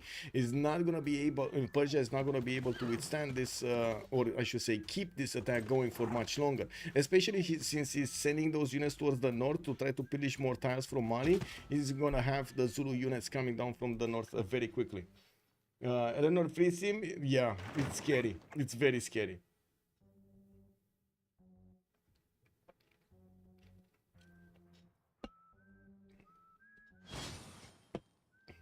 We love to have you guys in the neighborhood. In the neighborhood. Woo, woo. Yeah. Shipyard in Birmingham. We do have art museums coming out from multiple cities of Baptiste, and I'm pretty sure he's gonna start rolling into these artist points. He's on 44 artist points. And what happened to the engineers? Spain did manage to get Leonardo da Vinci for a big boost by the way of culture. We do have Reborn 1607 has joined the round table. Reborn, thank you so much for the follow, sir, and welcome. Also, how far England from combustion and fascism? That's a good question. I'm gonna take a look. One thing Eleanor has over other Englands and other Eleanors is the flexibility in going science or culture and still maintain a balanced stat line. Very nice, yeah. I'm not saying that you are wrong. I'm saying that you might have some recency bias. I see, I see. Can we see the art on England? I can't see all of the art on England. I would need to actually wait to take a look at all of his great works, and that's just not, it's just gonna take us so much time. He did manage to recruit another one of these artists. He does have William Shakespeare as a new writer there, and I do notice he did get James Watt also as an engineer. I'm actually very curious. Oh, there we go. Sambro actually jumped up to 100 culture because of Leonardo. I would imagine he does have quite a few workshops here and there. I see 1, and I see 2, and I see 3 and 4. Did he manage to get Mausoleum at Halicarnassus? I don't think so. I don't see it anywhere on the coast. No, he didn't. So he doesn't have the double charges. He just got the +3 and that's it. It's still very good, but he could have gotten +6. Marcinan also recruited in Prokrovka. Forbidden City has finished. We do have Expli here also starting to put down more encampments, while Zulu just keeps on churning out these cuirassier armies from his cities. We do have them starting to get into position to push back the Persian calves. We do also notice Mali did manage to push back, or I should say Sundiata Keita did manage to finish off all of the units that Persia was sending against him. All of those calves have just disappeared. We do have Scythia also needing to keep on moving here and try to get into the borders of his opponent to pillage. Although they cannot take out any of the cities of Mali, they still can do quite a bit of damage. Still no movement between Mali and Rome. I see Liege is a bit sad, but at least he did manage to get a lot of cities in the meantime with 141 science and 69 culture. He's keeping up ahead of Trajan here, of Rome. He will need a lot more production, though he does have the 227 gold to help him a little bit with that. We do have also the cities of England, 266 science and 242 culture, 744 points of production, and I do want to double check here. He's on, oh my god, no, Spilke is on 3 out of 72. Military science on Baptiste. I would say he's not close and he's not that far away from getting combustion. It's going to take a while, not to mention fascism. He's barely right now on opera and ballet. It's going to take quite a few turns to actually get there. I would say like around 10. Now that's still half of the era gone. Now we do have also some cuirassiers, new cuirassiers coming out from Sundiata Keita to finish off his units that are pestering his tiles here, and I do notice he put some of the broken units, the unhealthy ones, in his city center so they get to heal. Spain did get a level 2 spike, Xavier, in the cities of Mali, and of course we're going to need to see if he's going to do anything else here with the city of Valladolid, maybe getting an army and going against Pilke. With new spies coming around, we're going to need to see when he's going to plug them in. Rule Valley is going to finish next turn. He does have Filippo, but he didn't use a charge for Rule Valley. He still has the 2 charges available for him. He's trying to get some of extra amenities here with new entertainment complexes coming in to the south. He's going to get actually some +3 theater squares there to pad those culture numbers. I do see also England did manage to recruit one of the great musicians, Antonio Vivaldi, and finishing up his art museums is going to give him more slots that he can pad those culture numbers and put the books and the artists in. That's going to be quite nice. The great works, I guess. Okay, what's going on here? This unit is gonna die. This unit is gonna die. We do have a wild Athena also coming to join us. Please do not go and touch the wires. Please do not touch the wires. Come on, Athena. Athena. Come on. Whoa, okay.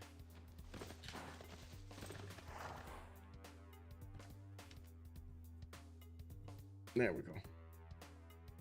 Tank General soon. Whoa. Where is it? Napoleon Bonaparte is the next one. Zulu has the about to get the points, 413 out of 535, and he's making a lot of them. Now I would imagine he might actually want 1 or 2. No, he's not even getting the projects here. He's just getting as many spies out, as many of these cuirassier armies as possible. Going for stealing 2. I do want to see if he did manage to discover oil. He did not. He's still on 0 oil per turn here, and by the looks of it, he's going to need quite a bit of time to get to refining to get to oil. I'm also a bit confused how he's not taking out this camp. Oh, I see. There we go. He just needed to move a bit. He's gonna get promotions before these are all on the front line. Anyway, let's actually see Rome City. Lugdunum has been placed towards England. He's going to get those trade routes going right now, and I do notice he's getting a few more cuirassiers to defend himself against a possible attack from Mali.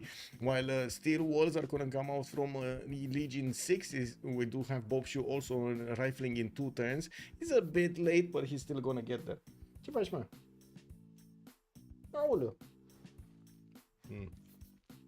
Samarkand might be the biggest city-state I have ever seen. Oh yeah, it's getting bigger and bigger. It's a 69 defense strength, makes sense, a magical number. While Rome is sending a few cuirassiers to pillage those tiles. Let's see who has Samarkand. That's Kilad actually. Persia has Samarkand. We do have a few more encampments also coming around finally from Persia, trying to get his encampment training projects and building as many field cannons as possible to maybe defend himself against an attack. Zulu will be coming soon. And we'll be talking tanks soon. Tank armies from Zulu with a general are going to be extremely destructive against Persia here.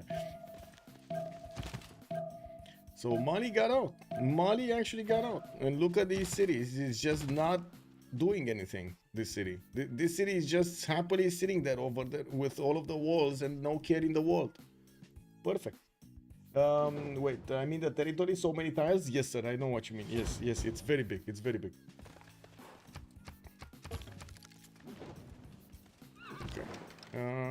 Cuirassiers, nothing happening. This one, and there we go. The full cleanup of the calves of Persia has happened. We do need to see if Zulu is going to manage to get into the borders of Persia and force him to keep on spending the gold to upgrade units here. We do have Persia only on 175 science, and I do see he's going astronomy. He does have the steel walls. That means he did go bottom 3, quite far into the bottom 3. He didn't get refining though. That means he's going to need to get his thing afterwards. Give me a second. There we go. Okay. Level 2 spy from England in Persia's territory. Even though England didn't actually move a muscle to get an army out, we do have Baptist going for economics, and I do see he's getting the Ferris wheel in Birmingham. Also building that Oxford University in the city of Leeds. I do see he's getting a few more encampments with his universities, and soon will be, whoa, 314 science and 311 culture. Nobody's even coming close to that culture number, but I do see them coming close to the same science number. Looking at the text screen, we do have, let's see, text, 41 text on Philip II, and then we do have 41 text on Baptiste. They're equal, they're tied right now, 41. On the side of Philip II here, I do see factories are getting out. He did build a conquistador more for the poise than anything else, and started to get his chicken inside from Cordoba. This are gonna be a lot of these rainforesters that are gonna get the extra production on. I don't think I see that many though. I see 1, 2, 3, 4, 5, 6, 7, 8, 9, 10. Okay, I mean that's still 10 extra production, but it's not that big. Well, anyway, I guess it is what it is. More is more. That's a lot of production, a lot of investment for the so little bonus, though. And Eleanor doesn't have the plus for research labs. Yes. Who owns the blue CS? Fez is being owned by Ling Xia. That's Zulu. That's Zulu. And we do have Zulu here finishing up his spies and more cuirassier armies. He's bringing as many as possible towards the south. I don't see them deployed to Cardiff though. I was expecting him to actually deploy them here so he can upgrade them into tanks later. He sent a single cuirassier army to go and tackle the cities of Persia, which I do notice they're still defending themselves with some knights, with some immortals and a spearman. The encampment has finished, and of course you do see that Zulu did start to see cuirassier in front of his armies. It's going to be harder to actually go through them. While I'm pretty sure the tanks are going to solve this issue, Ling Xia does need to get to that technology. He just finished his steel walls. We do have him still without actually having refining, so he needs refining and then go for combustion. 5 turns also for Bolshoi Theater in Stoke-upon-Trent. We do have Apadana being finished in London. This city is going to be very big, by the way, in culture. He does need to move his Moksha into the capital. If he's putting Apadana in there, and he has his Governor Plaza in there, because he can get later on his National History Museum and make use of all of those slots with Governor Moksha's last promotion. This is very important. Curator doubles the tourism from great works of art, writing and music in the city. Since he's gonna have extra slots that he can put music in, he's gonna have a lot of tourism quickly. He's right now only on 168, and we're gonna see him jump up very quickly when he's gonna get all of those points going and all of the cards unlocked. Also, Reina 4 on Zulu cap. Let's see. Reina 4 on Zulu cap. Which one? You mean foreign exchange or contractor? Which one? Which arena for? Chapelis, good evening, sir. Also, Blue CS if critical is critical, you mean? Persia in big trouble? Persia is in big trouble. No, good evening, sir, and welcome.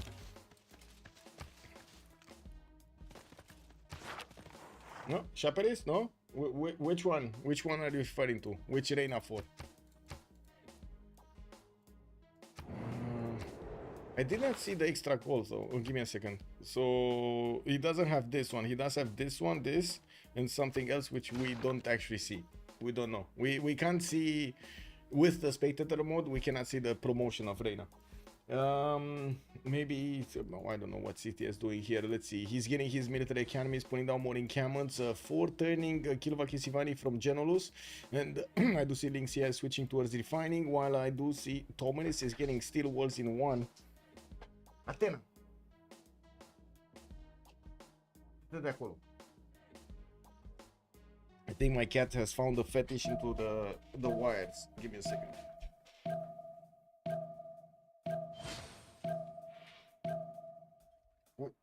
Wait, what's going on? She's very mad. If I don't let her do whatever she wants, she's very mad. Very mad. CTA is going heli route and wants to snipe the Mali. Well, let's actually see if he's going to manage to snipe the Mali, especially with Zulu next to him. We also need to see if Rome is going to manage to survive the next encounter with Mali, since Liege over here has started banking up on quite a bit of an advantage. We do have Liege on 161 science, while Bobshu is still on 100, and I do notice he did manage to get 70 culture turn. The production capabilities are kind of similar, but the goal per turn is much better on Liege. We do have new campuses coming around, and of course with his massive amount of cities here, he's gonna get the opportunity to get a lot more stats. He did manage to connect his economy through the city of Bactri with the Reina city of Persia, helping both out to get those extra points of production and not to mention the stats from their trade routes from their alliances. We do have Zulu retreating from the borders of Persia. He noticed that he can't do anything over there. Also starting to move his cuirassier armies towards Cardiff, and of course we do need to see how how quickly he's gonna get the combustion going. We do have lot more cuirassiers coming in. Market finally from Ulundi, with also Sitia sending one of his cuirassiers across the map here, across the pond, so he can see what Zulu has in his borders. I do see a Night Corps that is watching the city and cuirassier from the shoreline.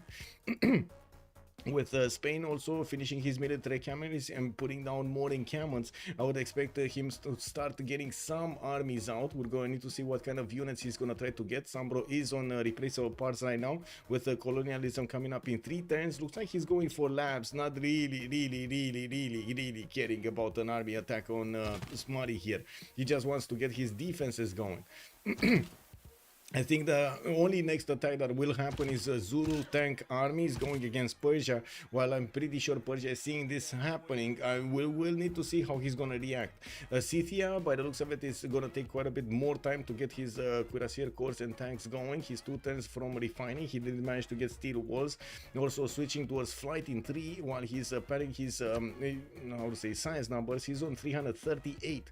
I do have to say, explosive development here on Eleanor. We do have him on 371 science and 353 culture, not to mention 760 points of production, finishing Hermitage in London after he finished at Padana in London. He did get Oxford University, and I do see him working on some line infantries. Bolshoi Theatre is also going to finish in Stoke-upon-Trent, and I do notice he moves James Watt towards the north there. Anyway, that's a big city. The city of London is getting perfectly placed over here, simmed, so he can get that moksha in and benefit from so much tourism. He's right now barely on 195. I can't really say he has a lot of tourism per turn, and of course we're going to need to see if things will change in the next few turns. With also Zulu starting to get his units next to Cardiff, I do have to say he can attack even with these units. He's starting to build the pathway towards the west side with his cuirassier armies. Maybe he wants to go around the coast and hit the cities of England. I do believe that will probably be a mistake, especially since England should be very close to getting his steel walls also. We do need to see artillery armies coming out from Zulu soon. He basically did manage to get enough pre-builds for the tanks. It is a matter of time until he's gonna start to switch his production towards bombard armies so he can upgrade them into those artillery armies. That's 24 of every stat alone. Yeah, wait, Bolshoi can get England 2 civics for free. Well, I mean, he's getting a lot of things for free. Yeah, one turning a theater square in London also. Let me actually see. That's 166 points of production city. And I'm pretty sure it's Magnus in there with vertical integration. That's how he's getting so many points of production. Wait, it can, but it's so rare to hit ideology. Would be a big mistake. They are on the same team. Wait, whoa. Who's on the same team with whom? City states points? Let me see. There we go. There we go, Chapelis. We do have Samarkand still being kept by Kilad. The Lynxia is keeping Fez. I do notice Akkad is XP with only 5. And Gazarkamon never got Suz. Lahore did get Suz, but it's contested. Kiaguana does have 4, or I should say 3 over there. And Antananarivo is being kept by Liege with 22.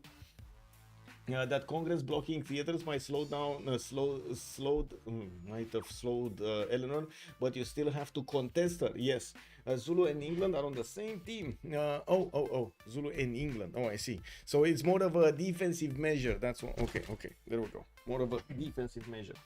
Well, I hope the kitty cat actually got her padding done, her petting session going, and I hope she's not actually gonna eat my wires. And it is what it is.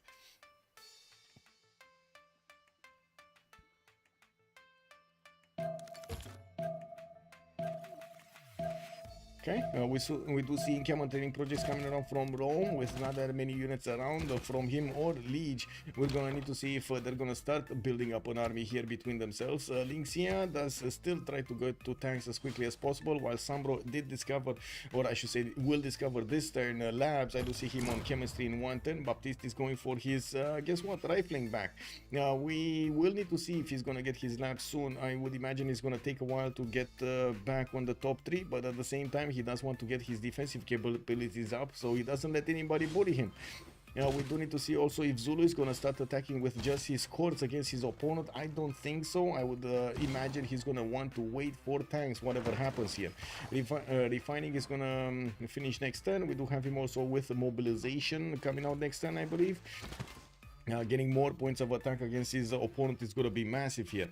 On Scythia, we do not have any opportunity for him to actually take Kangaba. He didn't have a siege unit with him and couldn't breach through the wall defense of Mali that got chopped with a builder there.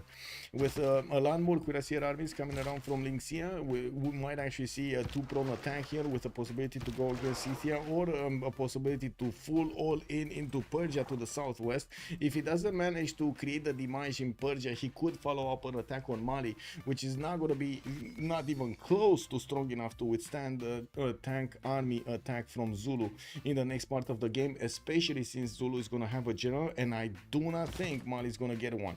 He's trying to get encampment training projects from multiple cities, and I do see Zulu is going to get to pick up Napoleon, or I think he passed it actually. Did he pass it? I think he passed it, right? It's lower than the normal points. Yeah, I think he passed it, so we'll see who's gonna get the next one. We do have Liege over here with only 103 points out of 428. He's gonna need to put an insane amount of time into these projects. He has 2 cities working on those projects, and they just take so long. 4 turns into Todeni, 5 turns into Segu. That's a long time, very long time to actually get those projects. Rome is doing the same thing, but faster. I do see 3 encampment training projects to get there quickly, and of course we do need to see the next general's price after this one. Wait, I heard some boomsy boom. Where's the boomsy boom? I want to hear the boomsy boom. What is this Trebuchet army doing on the front line? Shouldn't this be in his city, getting his upgrades going, getting the new wheels and stuff? Yeah. Maybe 80 crews hold. Cope, yeah. Cope.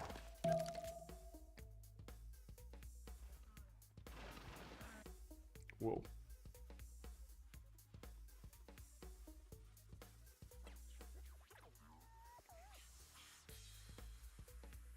Okay, there we go. Just cleaning out my pings because I get annoyed about all of the red circles on my Discord. Anyway, a few more field cannons coming out from Persia for the defense. He's starting to build line infantries. These line infantries are not going to help him unless he gets to like infantry. Baptist is one turn away from chemistry and also getting his Reformed Church in one. We do still have links here making that infrastructure towards Eleanor here. Athena. Ce te-am rugat?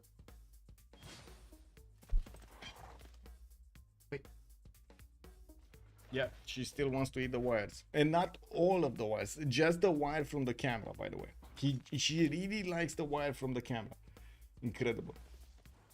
Anyway, Twitch gone bad. Oh, I'm sorry, Sapir. I'm sorry. Okay, let me kick her out of the room because this is getting ridiculous.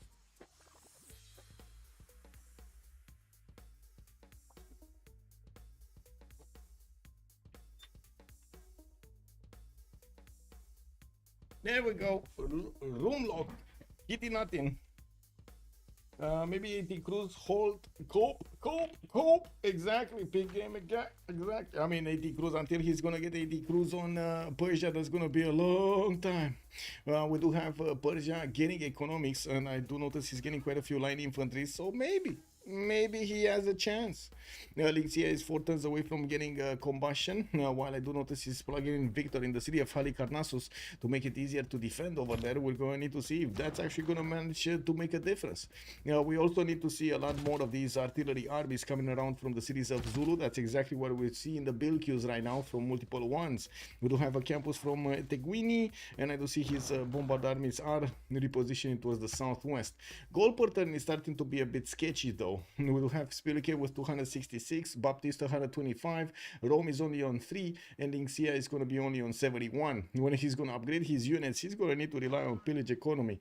But I think this is kind of an all-in, right, in the next part of the game. We do have England getting his biplanes out, and I would imagine he's going to be quick on getting his advanced flight also, especially with 391 science and 394 culture. That's at the moment the biggest simmer in the game. We do have him still tied, I believe. 40. Oh, he just got tech lead. He's on 45 techs. He just got tech lead. Yeah. Okay, Cristo Redentor also coming out from Birmingham. While I do see he's using his military engineers to create the railroads, also Zulu is starting to bring that road towards his ally here, towards the west. We do have Zulu cuirassier armies actually getting out of the borders of Cardiff in a position that they cannot upgrade into tanks. This is a bit surprising that we do see this happening.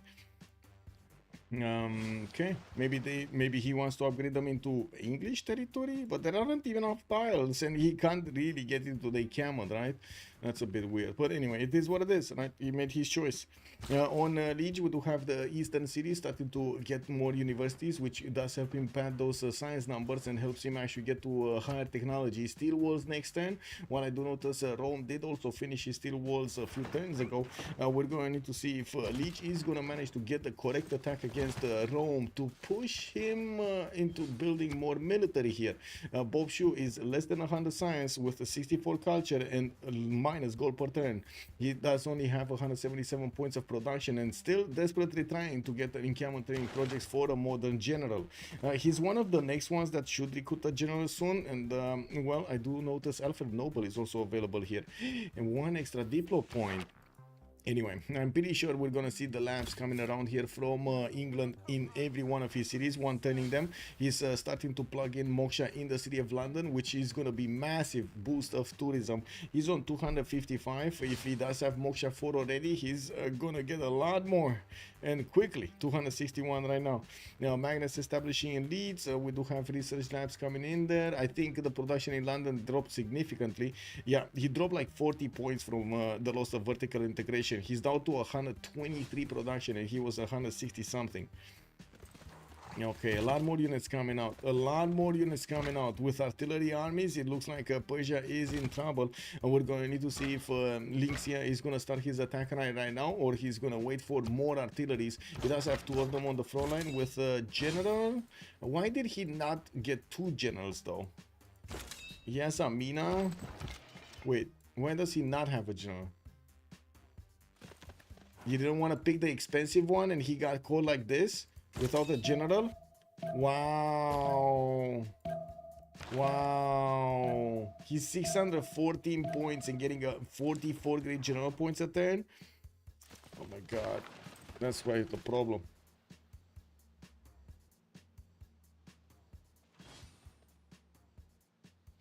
They can't afford everything at once anyway, so he's spreading out. He might actually just attack in whatever he feels right now, right? And we do have him starting to get a few promotions on these massive cuirassier armies. He does have a problem. Pike shot corps can actually hold them, and we do have Kilite getting replaceable parts next turn. That's going to be a massive boost of defense here.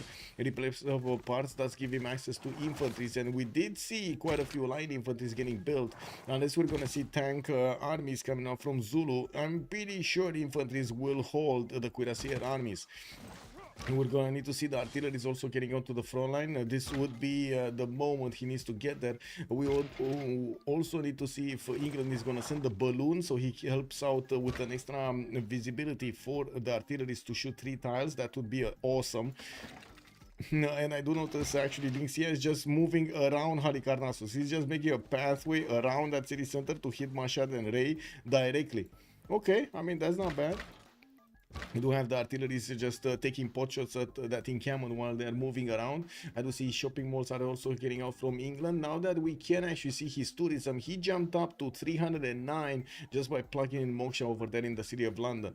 With swords coming in and of course fascism being also discovered next time, we're going to have an extra +5 here on the units of England against his opponents. I think he needs to go bombers here, to be honest, no? He kind of needs to go bombers. It looks like he's going refining though right now in totalitarianism. Okay, east side, nothing's happening. We do have Spain also getting his research labs. Did manage to jump up only to 424 science, but he has quite a few more cities to build those research labs in, while I do see baptisms on 509 and 455 culture, not to mention 900 points of production. This is starting to get a scary level, by the way, on Eleanor England. This is scary level Eleanor England. Eleanor definitely got her ideology from Bolshoi. Yeah, he just seems to win the game. Generals, did they get picked up? Oh, they did. So Rome got Napoleon, Jose de San Martin got picked up by Zulu, he got Dandara also, and then Persia did manage to get the Rani Lakshmi Bai. That means Rome and that means Mali did not get a general. Okay. Well, the great encounter between Persia and Zulu is starting to happen. We do have the artillery getting into the range of those encampments to start shooting them down, while Zulu will need to upgrade his units. He does need one more turn to get combustion, and he does have 1, 2, 3, 4, 5 of these knights and cuirassier armies that are getting ready to get their upgrade points, and I'm pretty into tanks, and I'm pretty sure Zulu can quickly switch around these cuirassier armies from the front line. You do see he's taking off very quickly the defenses of the first encampment of Persia, even with that steel walls. It was like butter. Persia does have a few pike shots that are trying to defend here, but they're still not very strong to hold those cuirassier armies. And I'm pretty sure when the tank armies come around, these pike shots are just going to be nothing. Nothing burgers. We do have the research labs finishing in most of the cities of England, and looks like his science is 473. Now it's kind of equal with Sambro, to be honest. Both of them do have more buildings to build though. Scythia getting aerodromes in multiple cities, did manage to get the observation balloons, and is starting to build up an army towards the southeast, going towards Rome by the looks of it. Looks like Bobshu is going to be on the receiving end of the Scythian armies, while I do see Liege does have a few units on the west side. Rome did deploy some cuirassier corps to stop this from happening, stop the invasion from happening. Scythia also needs his tanks. He's 2 turns away from combustion, mobilization also finishing up in 1. He does have cuirassier corps with some normal cuirassiers, so he can army up quickly, and he did build a railroad towards the southeast over here, also making a quick turn towards Spain, so he can get the upgrades in there if need be. we will need to see how he's gonna get to attack his opponent, and I'm pretty sure with so many aerodromes coming around, he's gonna want to get an air force to go against his opponent also. 900 production a turn. Painter Q, hello there, sir, and welcome. The memer in the general chat, very nice. Hello, sir, and welcome.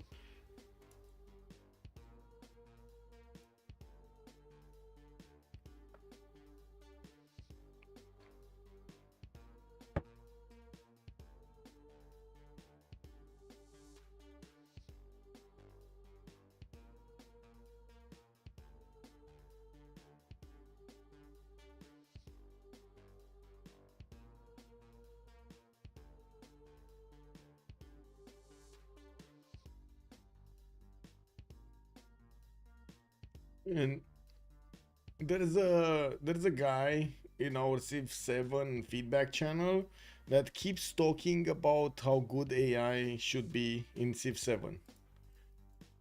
And I'm like, why do you want to reinvent the wheel where you already have AIs around you, you know, like humans, hello, human brain, or I should say humans with brain.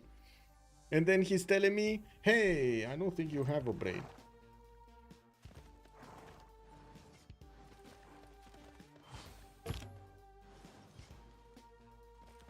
What do you mean I don't have a brain? Anyway, more cards from fascism, power plants. Yeah. She was at 690. What did she do? I'm not sure what did she do, but maybe some projects actually finished over there. I do see Baptiste did jump up back to 585. Maybe there were some card problems over here.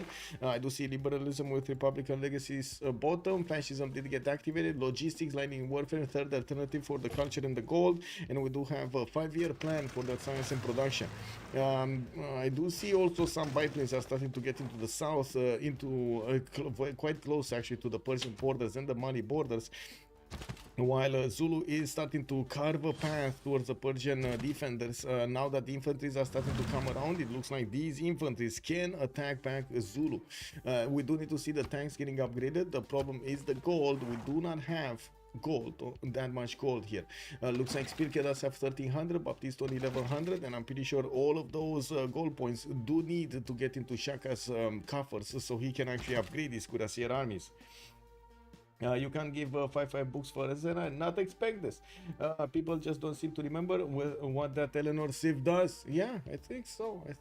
I mean, big game. This is exactly the same case that Macedon gets totally ignored.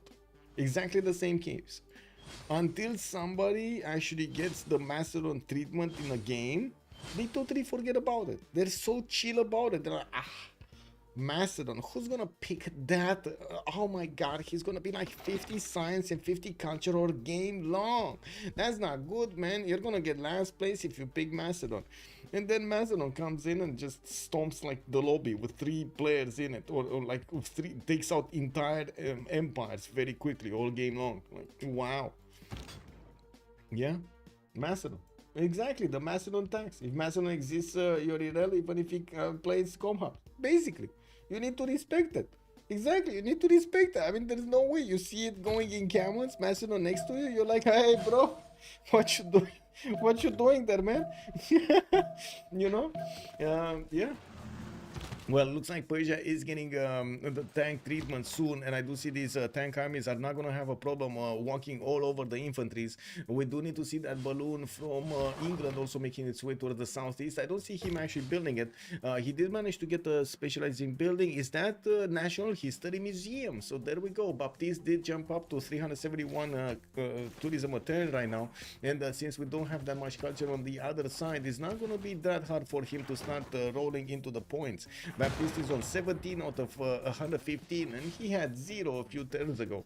Yeah, we do see also Zulu is going to get a few promotions, not to mention he's going to need to get those artillery armies into position to attack the city of Halicarnassus with multiple shots. I'm pretty sure next turn, we got 4 of them actually. Not to mention the tank armies are moving quickly towards the city of Mashhad to bonk against the defenders that did not get the promotions from Persia. In the scores tab, we do have gold on both sides, and of course I do see the artilleries are starting to take down the defenses of Halikarnassus, managing to take that city down in a quick amount of time, actually, in a very, very short amount of time. I do also have to say Kilaya does seem like he's not believing in the fact that Halikarnassus is going to stay alive, and he's going to retreat his units to Hangmatana, try to put up a better defense in this kind of space. With the military engineers from Zulu also creating the pathways for these units to get very, very quickly from the main cities, of Zulu to his opponent.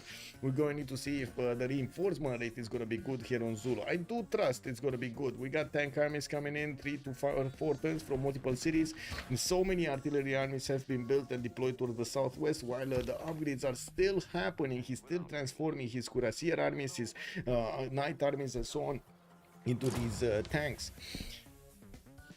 Alexander the Great has a great smile. Yes, he does. He does. Wait. Sometimes the gripper tax is too much. Ooh. I mean, you know, sometimes you need to pay the tax. Sometimes you need to get the tax on you. You know, it is what it is. That's how it goes. You know, in the community, you see lobbies going full free sim, England, like you taking up navals. Ha.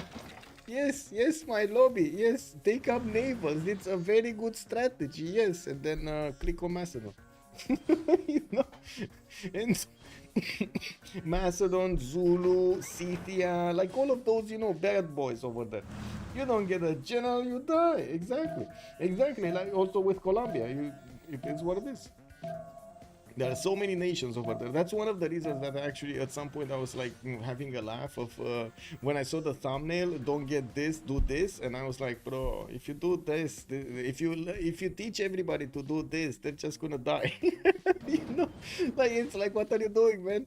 Teach them how to say flexibility, teach them adaptability, not teach them a certain way. It's the only way, because it's not. It definitely in Civ, it's not an only way. There's no only way.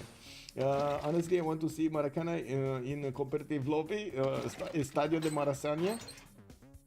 Has someone ever built the Maracana? Yes, I do believe we did see it. Yes, but at least you get more games in. If you die fast, big game knows the way, man. Well, Halikarnassus is gonna be the first city of Persia being taken down, and I gotta say there's no tank around it. The majority of the tanks of Zulu are actually gonna be deployed towards the city of Mashhad, and they can one-shot the pike shots, no problem. We do need to see the military engineers also getting another wave of roads going here, and since Halikarnassus has been picked, we do see that Zulu is starting to use that border to upgrade his tanks. Yeah, it doesn't seem like there's any way for Nadershan to defend this. Even with the machine guns, steel walls, even with infantries and corps and stuff like that, these tank armies are just plowing through, no problems, no questions asked. While we do see the balloon of England also making its way towards the south, I would imagine these artilleries are gonna get to bonk the cities of Persia very quickly. And we do need to see how quickly also England can get to advanced flight. Oh wait, he's only 2 turns away from it. Actually, wait a second, he just finished it. And we do have him getting his broadcast centers, also getting some more archaeologists getting rock bands to play in the cities of Zulu, maybe. And we do need to see what's going on here. Finally, tank armies from the opposing team. I do see Scythia is starting to get all of those units towards Rome. While I do notice Mali did also manage to get to combustion. We do have over here Bobshu getting astrology. Okay, that's a problem, getting astrology. I mean, field cannon level 4 field cannon armies that can 2-shot cuirassier corps, or I should say 1 turn take out cuirassier corps, because hello, they have 2 shots. We will need to see the tanks actually making their way to Ostia. You do see immediately when Scythia got into the borders of Rome, Rome is starting to reposition his army towards the west side and trying to get a few more cuirassiers. This is kind of for nothing here. Let's go! Awesome retained his knighthood for 26 months. Let's go. Hello there, sir. Thank you so much. Much appreciated for the tier 1 and the 26 months of support. Thank you so much, sir. Also, Sad, I'm Faz. I cannot pronounce your name, sir. I'm sorry about this. Good evening on YouTube over there. Okay, second game I see from Golden Age, and they take down Ulyss. Yeah, Golden Age, very good team. Let's finish this, and we're gonna have a quick pause. Let's see.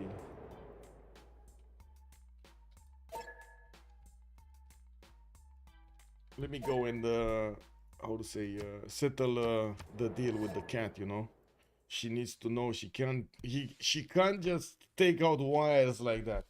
Be right back. Yeah.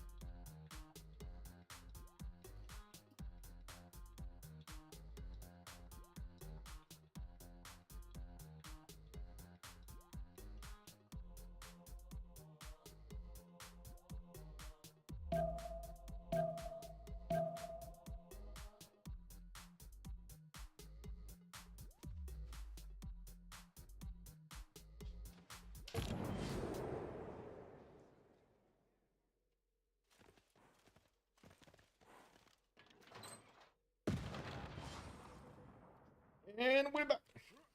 With advanced flight on Eleanor, I thought Rome can dies, to be honest, and then Spirke just has to Iral Spain a bit, and it's GG. Eleanor is leading in science and can go culture victory. Yes, it does look like there will be some kind of a 1v1 trade over here, especially since Rome is very far away, but he's not gonna die. Right? Bobshu is gonna get protected with planes with the Air Force, and I'm pretty sure Eleanor will have a lot of them. Now we're gonna be talking a bomber soon here from England, and I'm pretty sure Zulu's army can make quick work of any of the Persian defenders with his massive amounts of bonuses, not to mention units. It does seem like Zulu can chew a line through Masha's defenses very nicely. We do see the balloon is also making his way towards the Halikarnassus. I would imagine the city of Hagmatan is going to start getting hit soon, and we're going to see these tank armies getting into the borders there to wrap around the city center to put it under siege. We do have a few rogue bands also being sent towards Zulu. Wait, do we? I don't know where this rogue band is going. He's just sitting there. And I'm pretty sure, oh yeah, they are going on Zulu. They are going towards Zulu. Does he have any wonders, Zulu? I would say no. He actually doesn't have wonders. He never built wonders, okay?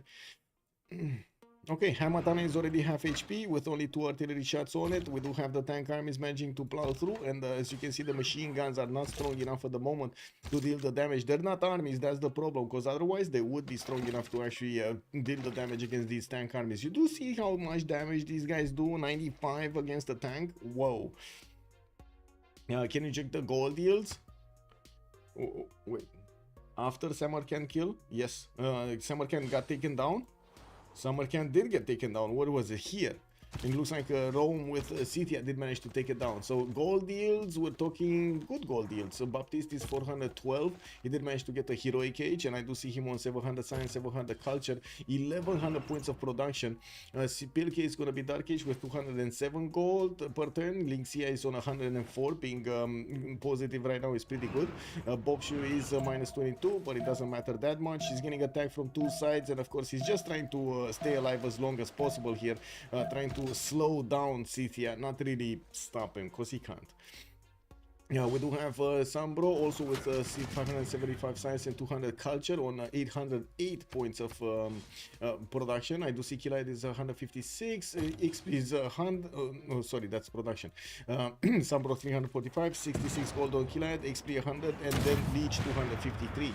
You do see multiple units from Leech going into the borders of Rome, though not all of them can actually withstand the power of that field cannon core, and of course we're going to need to see tank armies with the field cannon armies, and maybe some artilleries starting to take pot shots at the city centers, with also and units of Zulu about to hit the Persian army. We're gonna see Hamatana being taken out quite quickly, while of course these tanks are gonna get into the borders of the city centers of Persia. They're also gonna get a lot of pillages.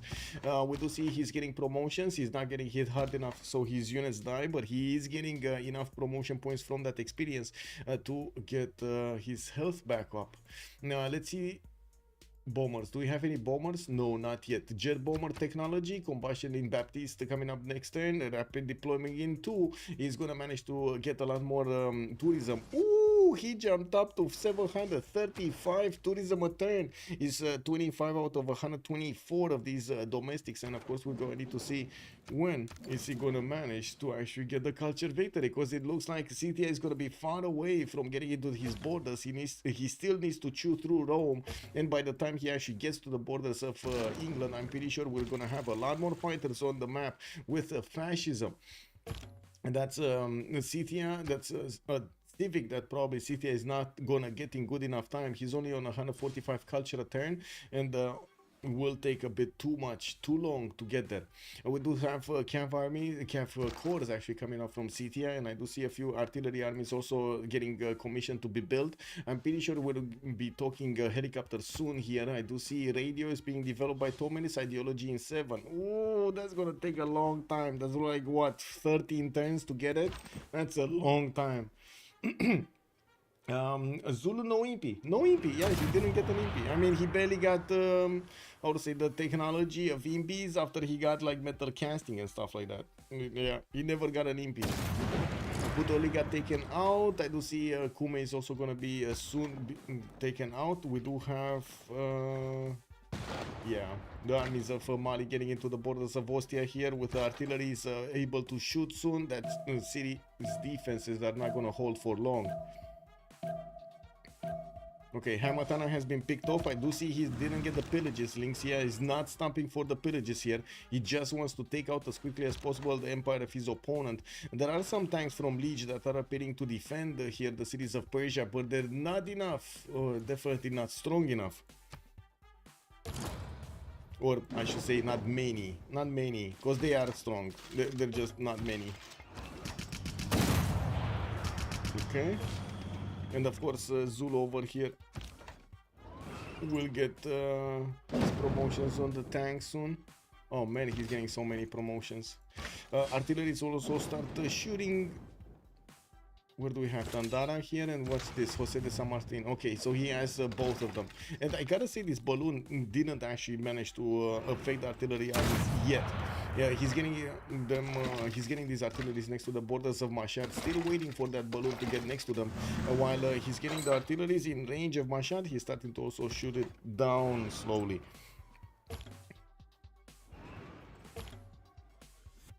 I'm actually curious, is he gonna attack with the tanks? No, he's getting the promotions. Okay, makes sense. He needs to heal them, and they will have a much stronger punch after he gets the heals off. Already made escape city? Yeah, he already made an escape city here. Lugdunum. And I'm pretty sure with bombers coming around here from England, it's gonna be much faster to actually take out the Persian cities, and not to mention also go to chew through Mali. This is another one of the problems, right after Persia dies, Mali is gonna be next over here. That's Mali Liege on only 170 science, while yes, Liege is gonna get to chew through Rome cities alongside the Scythia. We will still have him with a major problem to hold his eastern choke point, eastern cities over here. Edirne, what is this? Jen and Saleh. Also, gold per turn is going to go down significantly, while Mali does have most of the traders going towards Mashhad. All of them are going to get reset. He does have the second most gold on his team with 270, while I do see Kilaidos on 45. There are so many traders that are being sent through the waters here. 1, 2, 3, 4, 5, 6, 7, 8, 9 traders being sent from Mali into Persia, which they're either going to get pillaged, but I do want to see his... Okay, he's in a dark age. He has no protection on the traders. These traders are just gonna be pillaged, every one of them. Actually, wait a second. No, he's gonna... I don't think he's gonna get to pillage these. They're gonna reset before, right? Before they're gonna get into range of the tanks. And since the tanks are not actually prioritizing taking out these traders, they're gonna prioritize taking out the city centers. Well, it is what it is, right? He's not gonna get the gold. Looking at the Baptiste, he's on 750 tourism, and let's actually see his text here. Cultural heritage coming out next on advanced ballistics, getting theater square festivals from one city, and also keeping production in multiple cities. I'm very curious what is he gonna do next and with it. You know, we do have him still needing to get new musicians, and I do see England is very close to picking up Johann Sebastian Bach. He just actually finished the project and will get enough points for it. He will also get enough points for Robert Goddard for the extra 20% production on Space Race project, even though I don't think he's actually gonna go to space here. He's 34 out of 128, slowly gathering more of those domestics on his, or I should say the international tourists on his side. Anything movement from Scythia? No. I do see Zulu is defending this choke point on the right. Mali is gaining a massive army, and I do see planes from Spain are starting to appear on the right side of the borders here. Spilke will get... wait, he's gonna get to attack Sundiata Keita, right? This is Sundiata Keita. This is Sambro against Spilke, and look at this. 3 cuirassiers can be taken down here, but at least there is an anti-air gun that is gonna shoot back at these fighters, damaging them. And there we go. One got taken down. We have another one. We got almost another one here. And another one. Okay, so 2 of them got taken down. Makes sense. Let's see. Puteoli did get taken over. Rome is also taken over. We do have Scythia carving a path through the Roman territory. He does need to take Cumae and Aquileia in the meantime, while he is helping out on the attack on Ostia with a few tanks. We do have Mali here with the artilleries and his bombards starting to shoot at the defenses. And I gotta say, where is the artillery? There was an artillery here. Where is the artillery? There's no more artillery. He lost the artillery. Oh no. And he's lost his level 4 field cannon. Oh no. Where is the level 4 field cannon? Unbelievable. He actually lost the level 4 field cannon. I am so sad. How can you lose a level 4 field cannon? Pit Game is also mentioning that we do have Baptiste going for environmentalism in 3 turns. That's more tourism percentage per turn. I do believe there were some changes here, and now it only gives you plus 25% across the empire, while it used to be 50% across the empire. You do get another 25% over here from computers, and we did see Eleanor actually upgrading one of his how to say here one of the drones over here, so he has computers. We do have also Zulu about to hit the city of Ray. He does need to get his artilleries in order, or maybe get to ask England here to bomb that city out of the spot. We do have Sunderland getting a bomber out next turn here. I do see multiple theater square projects coming out from England, still going for as many of these writers, artists, and musician points as possible, and padding those points of tourism. He's 800 tourism points right now, and as we follow the tourism screen, you're gonna see more and more of these tourists being acquired every turn. But I just need to switch windows so they get updated. 37 out of 130 right now. Scythia will probably gonna take Ostia this turn. I do see there are enough units and enough tanks over there around it to take it over. Kume is also about to get hit by multiple tanks and will go down quickly. These tank armies are not fooling around. They do want the gold though first. Sundiata Keita gonna get compassion next turn. Ideology in 3. While also Baptiste did get the environmentalism next turn. Well, will get the environmentalism next turn. Now Mali is probably gonna get to defend himself against the Spanish attack, and especially since Zulu does have a few tank armies being deployed there, he should be able to help out with that defense also.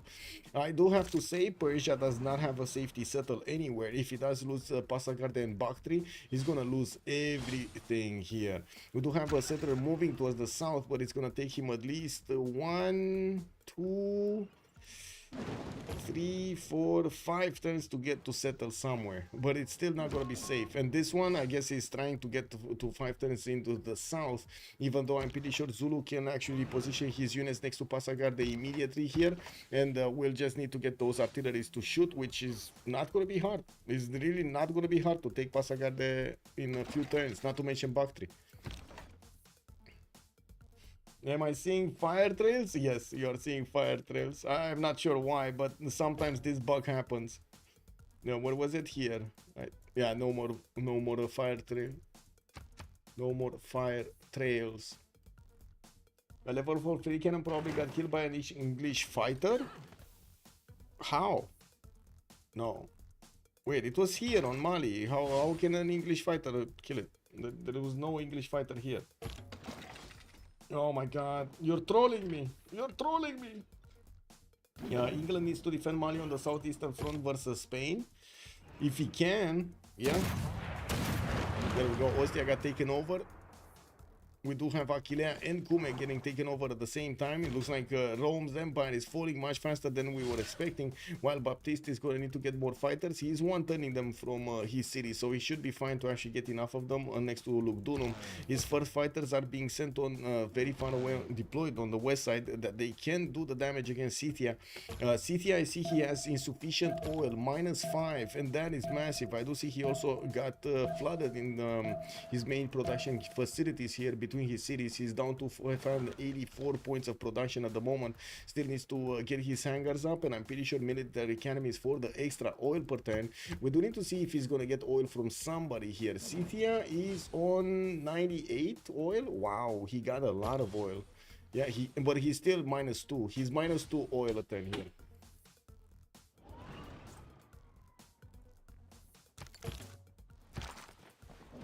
Anyway. Attacking Mali units. Okay. Which Mali? Well, anyway.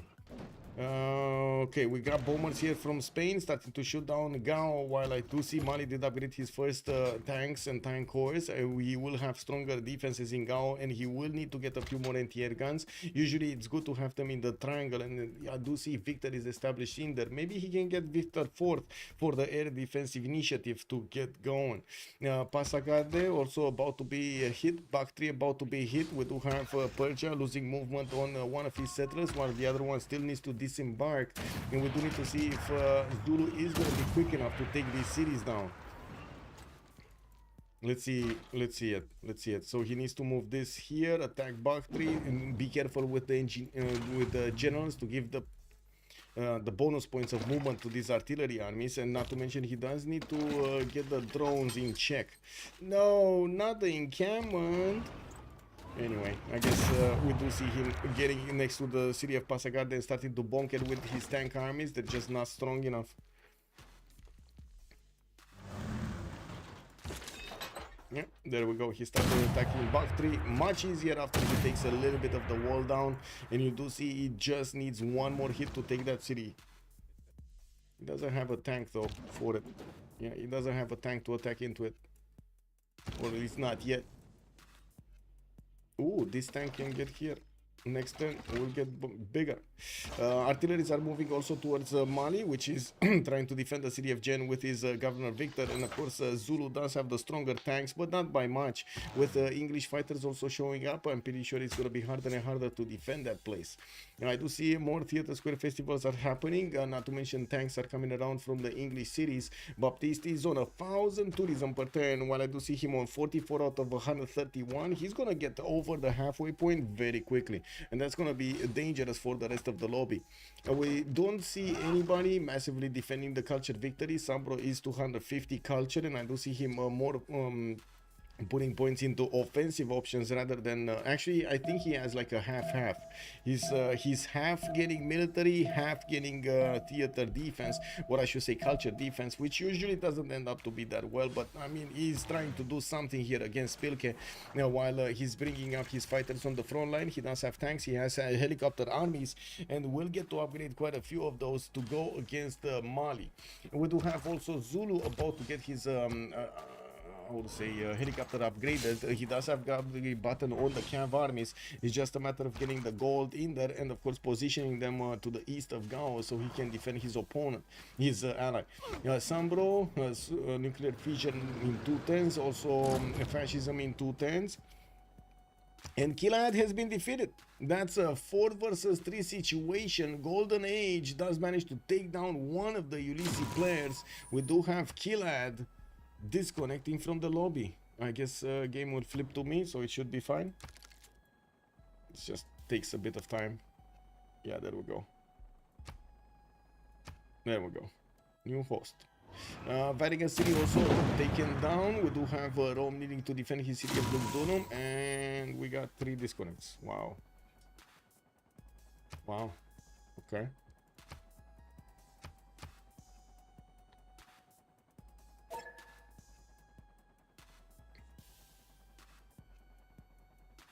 It's not the next turn, unfortunately.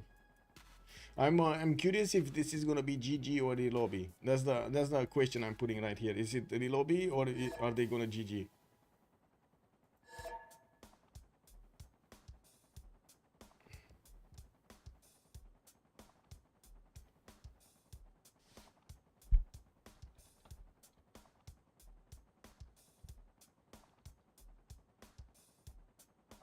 Let's put our living stereo stylus in this group.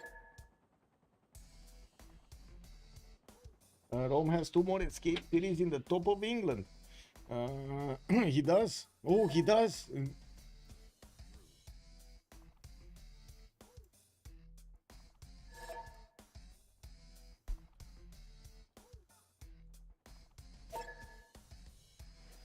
Let's see when they're gonna rejoin. We need Mali, both Mali's back, and Spain.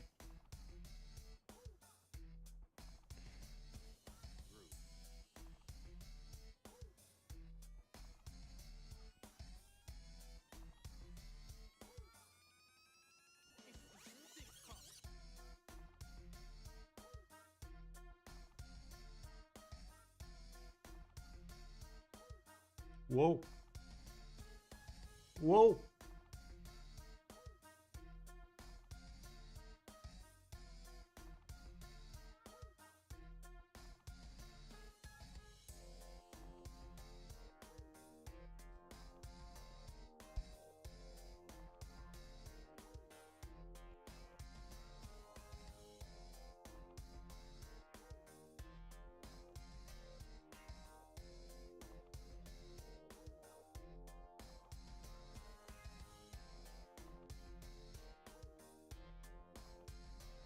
Wait a second. You think I... Okay, there we go. They're coming back.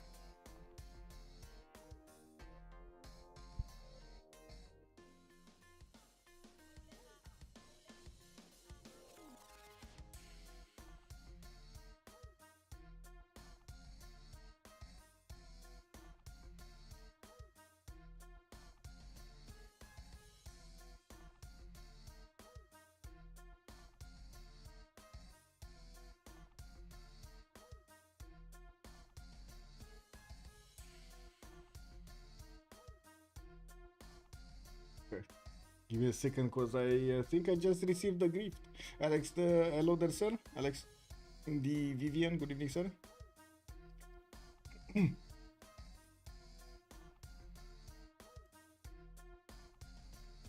I can't believe I actually received the gift from Twitch. Whoa. My birthday, my birthday.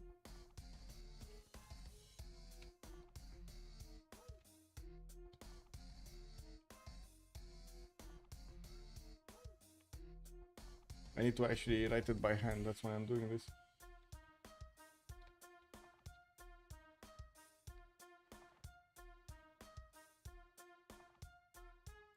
Oh no, what?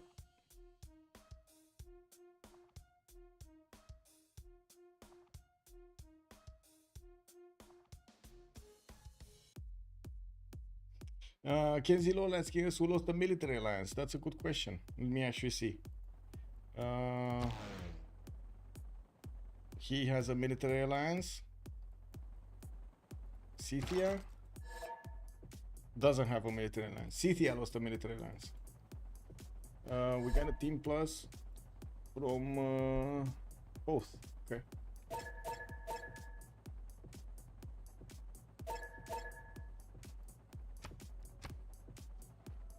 Okay, there we go.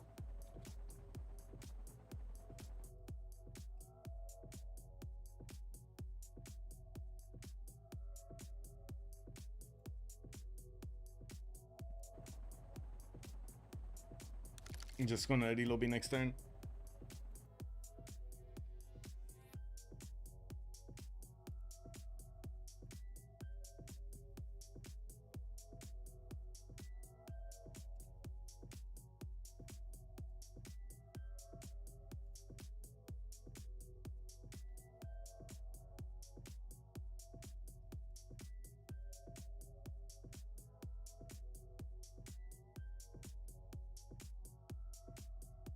I don't understand the reasoning behind not keeping Spain and Scythia in a military alliance.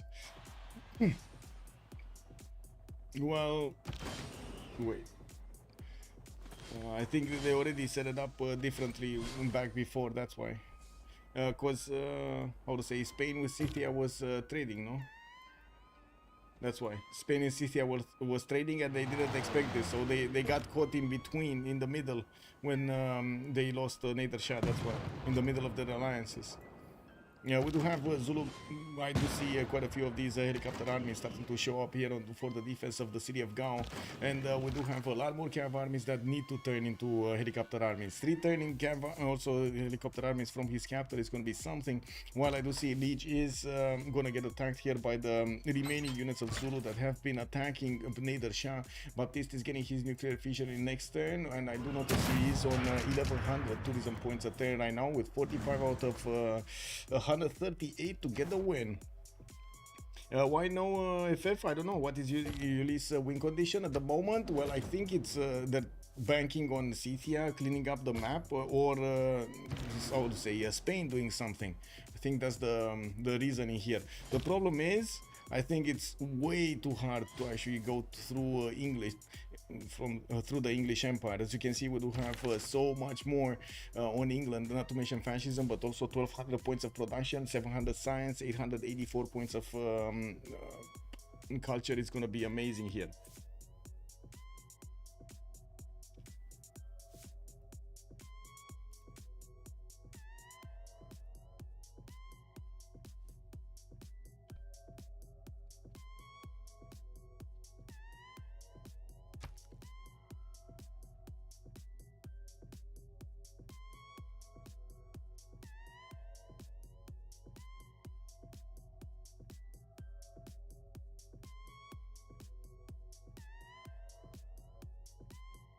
Trying to see something. I'm not sure exactly why I'm not seeing something. Anyway, this is what it is.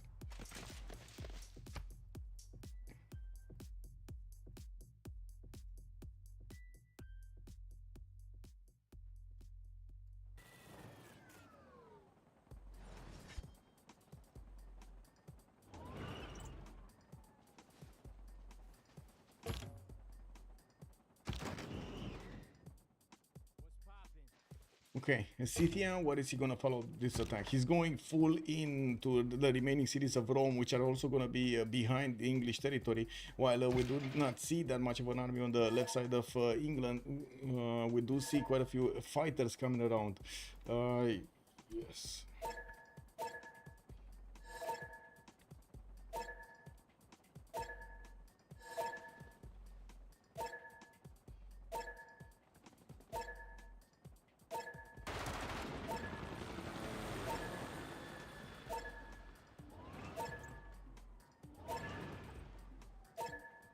Okay, there we go. Let's actually see if they desync or not.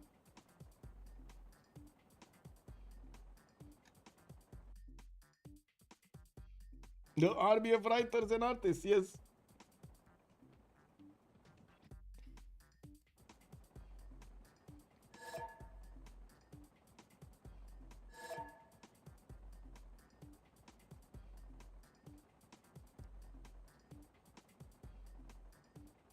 Okay, let's see. We definitely need a lot more fighters if he wants to fight Scythia. Oh yeah, there we go. We got these things. 2 these things immediately. Yep.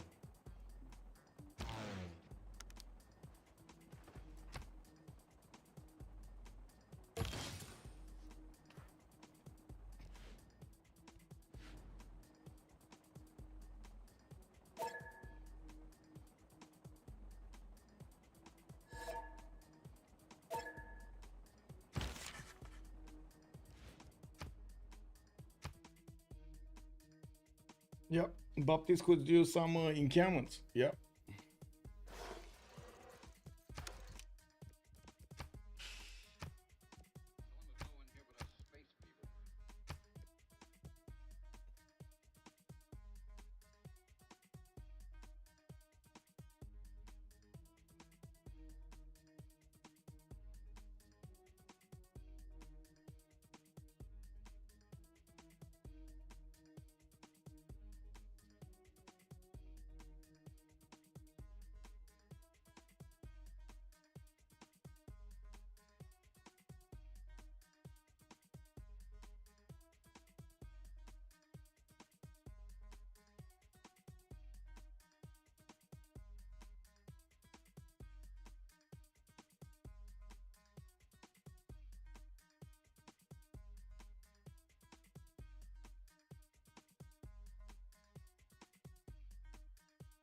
Wait, did it lobby on me or on somebody else?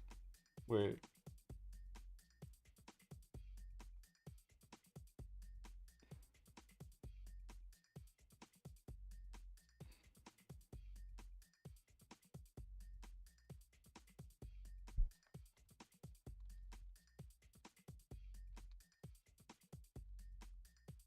I'm asking. I'm asking, is it lobby on me or someone else?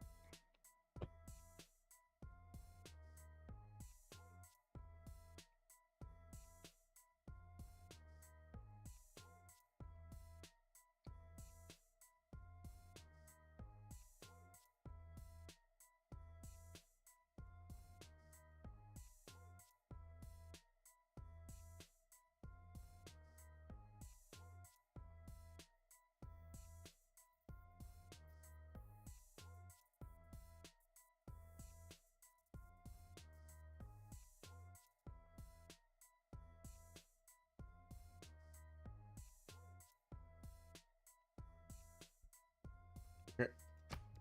We got another host. Give me a sec. They have the host, so they have also the decision of hosting or not. So let me actually get the correct account. Give me a sec.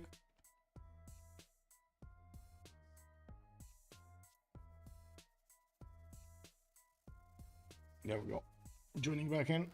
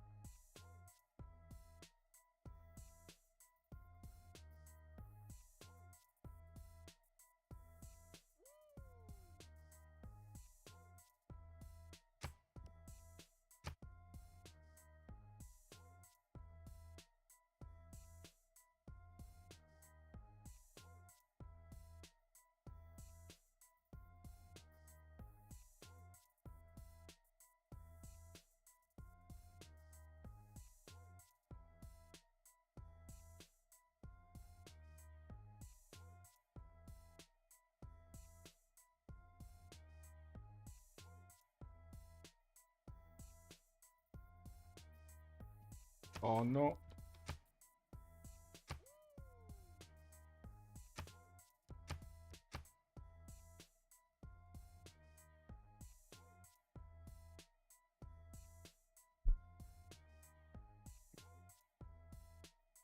Okay, there we go.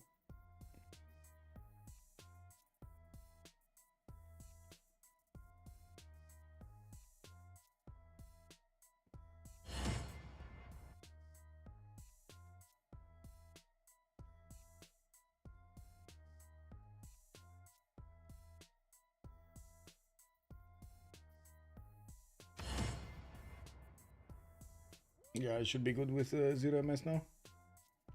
Yep, it's fine. It's reading up, and I'm gonna take a look somewhere else and not gonna touch buttons. I'm not touching buttons. I'm not touching buttons. Oh well.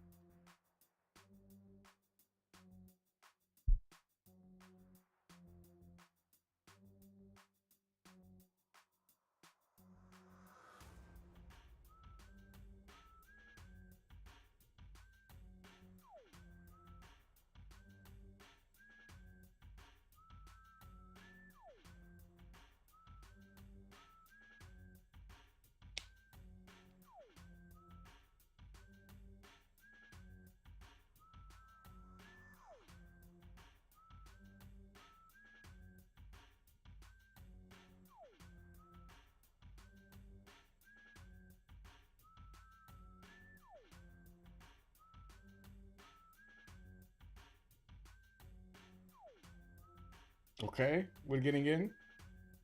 I just hope that little ball over there is not gonna freeze.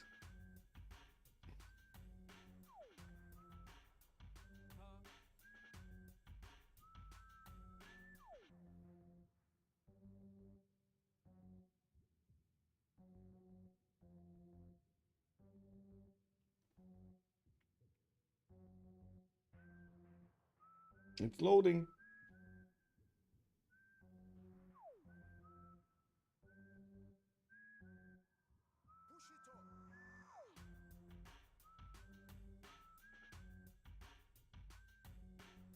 Yep, there we go. We got it. Okay, perfect. So we do need to see what's going to happen here. If Spain can actually push through, it does seem like Mali does manage to get his tank armies connected on the east and can actually hold for a while. We're going to need to see the bombers try to chew through the cities of Mali as hard as they can, while I'm pretty sure Zulu is going to bring more military to the fight here. We do have a Scythian fighter also being deployed to the northeast of Zulu, although Zulu did manage to get his anti-air guns up in his cities. We did have Zulu chew through the Persian territory, and now he's actually going to need to get his units, his chickens in order so he can get to the city of Jen here. Yeah, we do need to see how this thing is gonna develop. Okay, I do wanna take a look here though. Give me a second.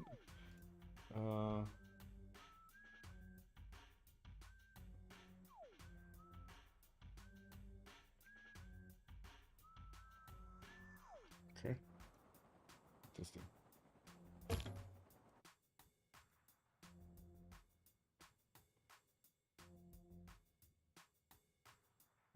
I don't understand. Like I received something and I don't understand what's going on. Wow. Lol. Anyway, whatever.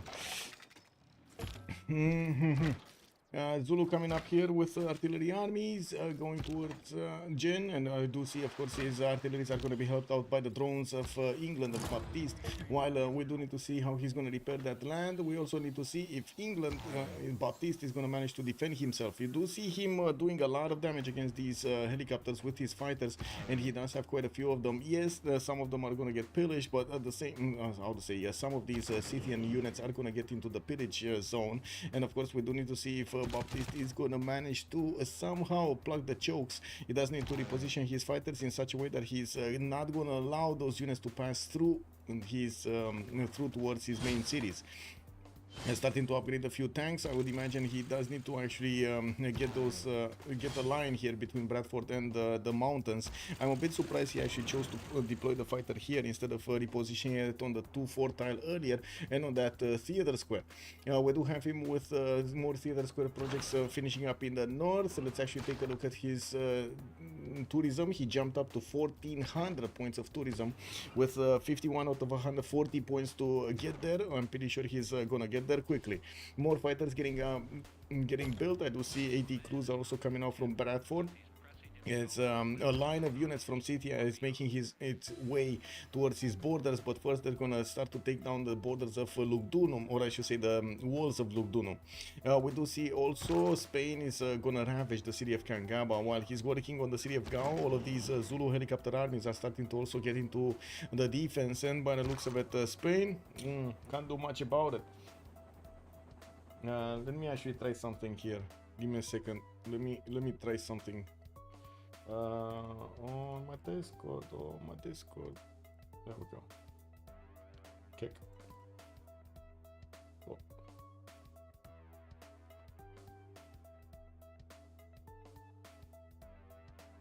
Wow. Incredible.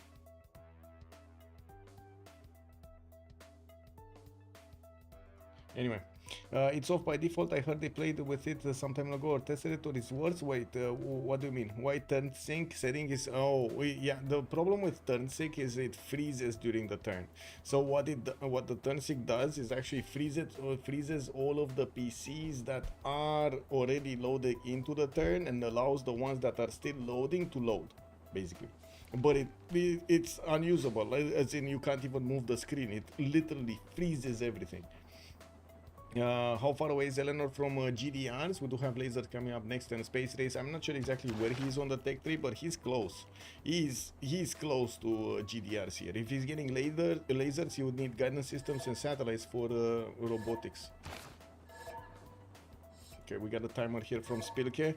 I do also notice Sambro is getting in with more units, a lot of helicopter armies and quite a few fighters that are not getting challenged. We do not have Mari with an air force here. I also see the same thing on Zulu. He does not have an air force.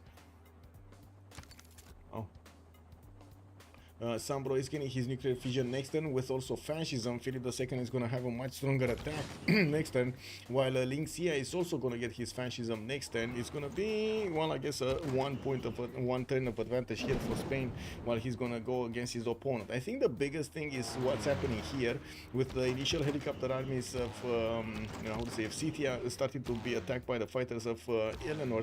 We do see one of the first ones did get taken down. We do have some more fighters that need to get repositioned, and of course, as you can see, England Baptiste does have the chance of attacking into these artillery armies while they are on the way, not to mention dealing damage to those cav armies that will definitely turn into helicopter armies. He's choosing the artillery damage, and makes sense. He doesn't want to let those units attack his city centers in the meantime. We do have machine guns also coming around from Eleanor. Baptiste is in democracy right now, and I would imagine he's also going to try to upgrade his jet fighters. Very nice. He just got lasers, right? I'm very curious. He has their finest hour and fascism legacy, making these units much stronger than whatever Scythia has to handle here. With a +6 intel on opponent's movements against Scythia, and also with all of those bonuses on his side, it's just a matter of time until the units of Scythia are going to be taken down by the looks of it. So let's count this. He can two-shot tanks, and he can like tank armies. He can two-shot tank armies with jet fighters. Easy, easy, easy.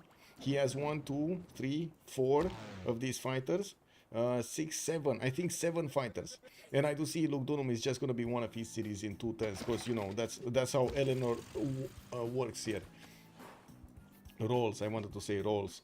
Anyway, we do need to see a lot more jet fighters coming around to play here, so he can easily take down all of the Scythian units. If he did manage to get a few tanks to help fend this off for a few turns, and that's all the turns he needs, just a few turns to slow down his opponent, so these fighters do manage to get enough time to get to work here. Let's take a look what's going on here. One city got taken out. I do see Mali is struggling to fend off tanks here from multiple fighters. We do have one air-gun also being taken out. Unfortunately, the tank wasn't able to withstand the attack of the helicopter armies of his opponent. I do also notice Linxia has a bit of a problem with Zulu to handle the damage of Spain. Since we do have the fascism and military alliance activated, general and a bit of flanking bonus against these Zulu units, Zulu will get his fascism next turn, not this turn, next turn. Scientific theory also discovered there on Shaka. I do see satellites on Eleanor. It's going to put him one step closer to robotics. I think that's actually the last tech that he needs to get, right? Well, did he get jet bombers? I'm not sure if he got jet bombers, because I didn't see them. I didn't see a single bomber actually. I know, I do remember a bomber here. I don't know where it got placed though. But anyway, let's take a look how CTA is going to just lose his units at the borders of England. With quite a few tanks deployed by England, we do see that CTA is going to start taking damage soon. 80 crews are being deployed. Some jet fighters are also going to get... oh my god, look at this, man. Look at this, one-shotting a tank army with a single jet fighter. Easy peasy. Beautiful. Eleanor lost 100 science and 100 culture. I think he doesn't have the cards on something. Yeah, he put some different cards on, that's why. But it's still fine. 1100 points of production. Not to mention he does have the tourism. He's still on 1400 points of tourism, and he's acquiring that every turn passively. He's 63 out of 150, about to go over the halfway point. While we do see him cleaning up house over here with every unit that Scythia is sending to him. Scythia will run out of units at this point, right? He doesn't have any more units to send, and by the looks of it, he has 2, 4, 6, 8, 10, 12, 14, 16 units that will need to be taken out by England. So in like 5-6 turns, England is just gonna kill all of them. And more jet fighters coming around, machine guns to also take up the defense. I do see missile cruisers also coming around from Baptiste, while we did see him rolling in the great writers, great artists and so on. Those are starting to get to retreat into his border, so he can actually fix padding his culture points. We do also need to see what Zulu is going to do here against Mali. Looks like he did take out the initial defense of Mali and slowly working on the gen defenses. His artillery armies and tank armies will also require a bit of time off here. I do see 2 of them are very low HP, even though he does have more that will take their place. You know, we're going to need to see if there are going to be enough of them to chew through the Mali defenses until he hits the main cities. There will be some mountains that will cause a bit of a ruckus here and a bit of a challenge to go through, but I guess he will get it.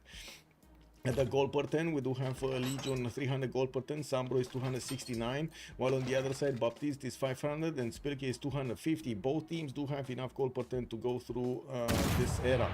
I do think Gen is going to be taken out quite quickly, even though that artillery army is going to get it. I do notice he's just going to replace it extremely quickly.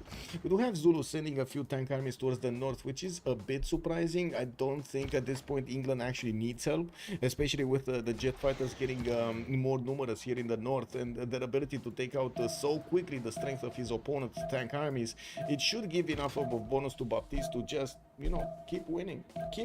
I mean, he already, what is he gonna do? I mean, you see what he's doing, right? He's trying to get into the borders of Antium towards the north, you know, past Plymouth, get to Durecortoron, that city of Rome towards the northeast. But in the meantime, he's just getting pummeled. Like Scythia is getting pummeled here whenever he's moving these units next to Bradford, and that's a big bubble. That is a very big bubble. Lugdunum just turned into an English city, and of course XP is going to need to get it back, while I do see Scythia is pillaging as many times as he can. It's not like he's hurting Baptiste that much. Slowing him down a bit? Sure, yes. He's on 1422 tourism, and he's not getting the projects for his how to say, musics right now, for his musicians. But just look at these jet fighters dealing the damage, cleaning up house over here, taking out the artilleries, prioritizing taking out those tanks. In the meantime, it does look like City at the moment is running out of teeth to actually go against England. Looking at also here, Gao is going to be taken out, even if Linxia did send so many helicopter armies to handle this threat. It looks like the Spanish armies are a bit too strong right now. Zulu did manage to get his fascism, and he does equal out the fascism of his opponent of Spain. Still doesn't look like it's gonna be enough. Yeah.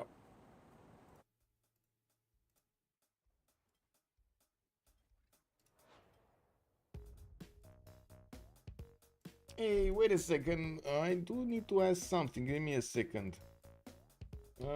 Can we get some likes up in here? Yay. Or nay. I keep forgetting to ask this on YouTube, but if you are kind enough and you do like the content, please throw it a like over there on YouTube. Gao has been taken down. I do see Spain is moving forward towards the other cities, while Spirke did retreat some of his anti-air guns to keep defending against the planes of his opponent. Spain does manage to upgrade a few more helicopters and did get to jet bombers. We do need to see also here what's going on. That city of Rome has been taken out while it did get into Baptiste. We did hear actually a rock band play and fail, while at the moment England is making a line of defense towards Durecortorum. I do notice he still has quite a few of these artists available for him to use if he needs be. I do also see some more tanks coming in. I still strongly believe the jet fighters are the cure to these tank army attacks. We're going to need to see if he does manage to actually get the victory. With Zulu also managing to punch through Gen, it looks like he's going to grab a few more Mali units in the meantime. He does have artillery armies that can keep on shooting and deal damage against his opponent, while his tank armies are going to need to also do this. Looking if he actually can attack into a unit and get a bit of experience, because that tank army is just one attack away from getting enough experience to promote itself. Well, Gen got taken back. Leech is not giving up.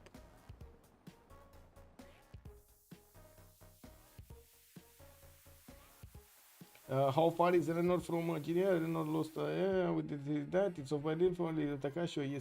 Yes. Yeah. Baptiste could definitely use some encampments. I don't see him benefiting from an encampment, but I guess it's fine, right? It's fine. Right now it's fine. Unless City can actually pull off a lot more units, and it doesn't seem like that's going to be the case. He does have some jet bombers that could try to attack, but that's a GG right there. XP exits the game and says that's enough. GDR's coming in from Baptiste would be too much. We do have Golden Age managing to get the victory over here. Why don't we see the victory screen? Oh my god. It is what it is. Anyway. Let me get into the voice comms with them. Switch my sound settings and everything.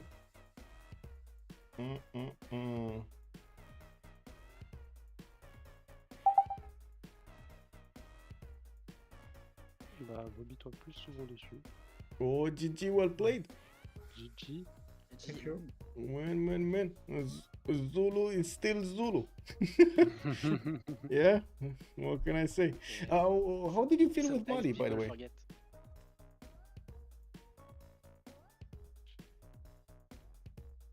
How did Mali feel over there? Because definitely managed to get some gold, but not as much gold as the others. You fought with Mali all game.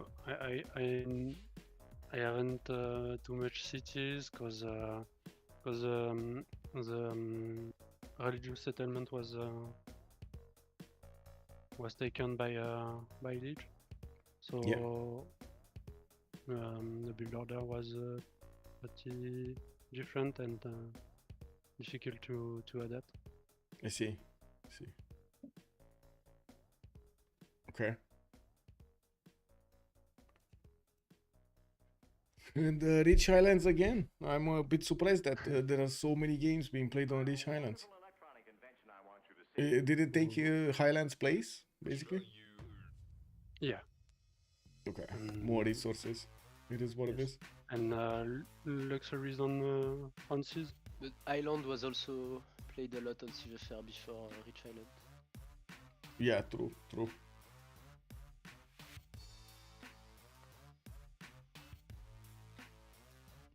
Where are the big boys here? Liege, Sambro, X-Split, they're just sitting over there in the top channel. What are they doing? Should we go there or we wait for them here? We can go top. Yeah, if we wait for them, we might wait a while. Yeah, I'm thinking, Liege is not gonna move.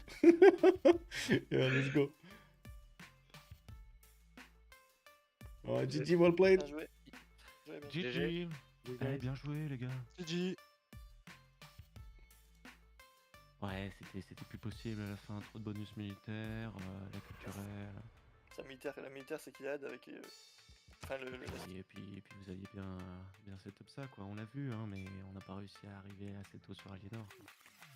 Et puis le Zulu, l'Initia qui spam les unités là, on n'arrive pas à défendre ça non plus quoi. Ouais, Zulu. Ah ouais, Zulu, le spam. Avec pas mal de CS rouge aussi. Ouais, mais c'est vrai qu'il avait ça. Ouais, ça se trouve, il y a eu quand même pendant longtemps. Split, t'avais le Killois. Ouais. J'ai fait le Kiwa assez tard avec les rouges, mais vous m'avez contesté comme des sauvages, c'était trop chiant. Ouais. Mais j'avais pas vu la notif, mais je me disais que t'avais le Killois. Ouais, bah ouais, c'est toi que j'ai le Kiwa, alors j'avais au moins une rouge, bon, ça proc au moins un petit peu, mais c'était mieux avec deux quoi. C'est sûr. Et c'était quoi sur ton spawn là, pour les stats C'était comment ça s'appelle, la crête. Ah, Bien. oui, ça avait l'air sympathique ce début de game. Je me suis dit qu'il fallait faire quelque chose pour... Bah ouais, mais après j'ai essayé de contre-attaquer, je sais pas si c'était le bon choix, je pense que c'était le bon choix ce que j'ai fait en vrai. Là j'essaie de me remémorer assez rapidement les games.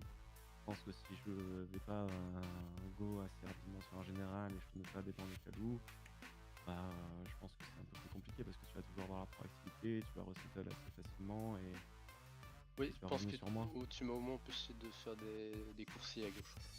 Puisque j'ai du prod en permanence. Tu m'aurais peut-être envoyé des coursiers sur l'Espagne, généralement j'y pensais. Ouais, mais c'est ça. Ouais, voilà. J'avais des pointeurs de scout à m'envoyer, mais là... Et c'est ça fait que c'est sûr que je touche pas les tanks avant qu'ils se clairent. Je pense que c'était bien ouais, le shoot push comme ça. Bah, t'as le fait. Ouais, Ah, ouais, c'était je me bien. demande. Même si c'était dur, enfin le land était dur, ça se voyait que ça allait être dur, mais... Il a mis un bon campement et après voilà. T'as pas de général du premier et tu m'as l'impression de se reposer. Quand Et j'ai après, eu le Victor double tir, ça a bien changé là.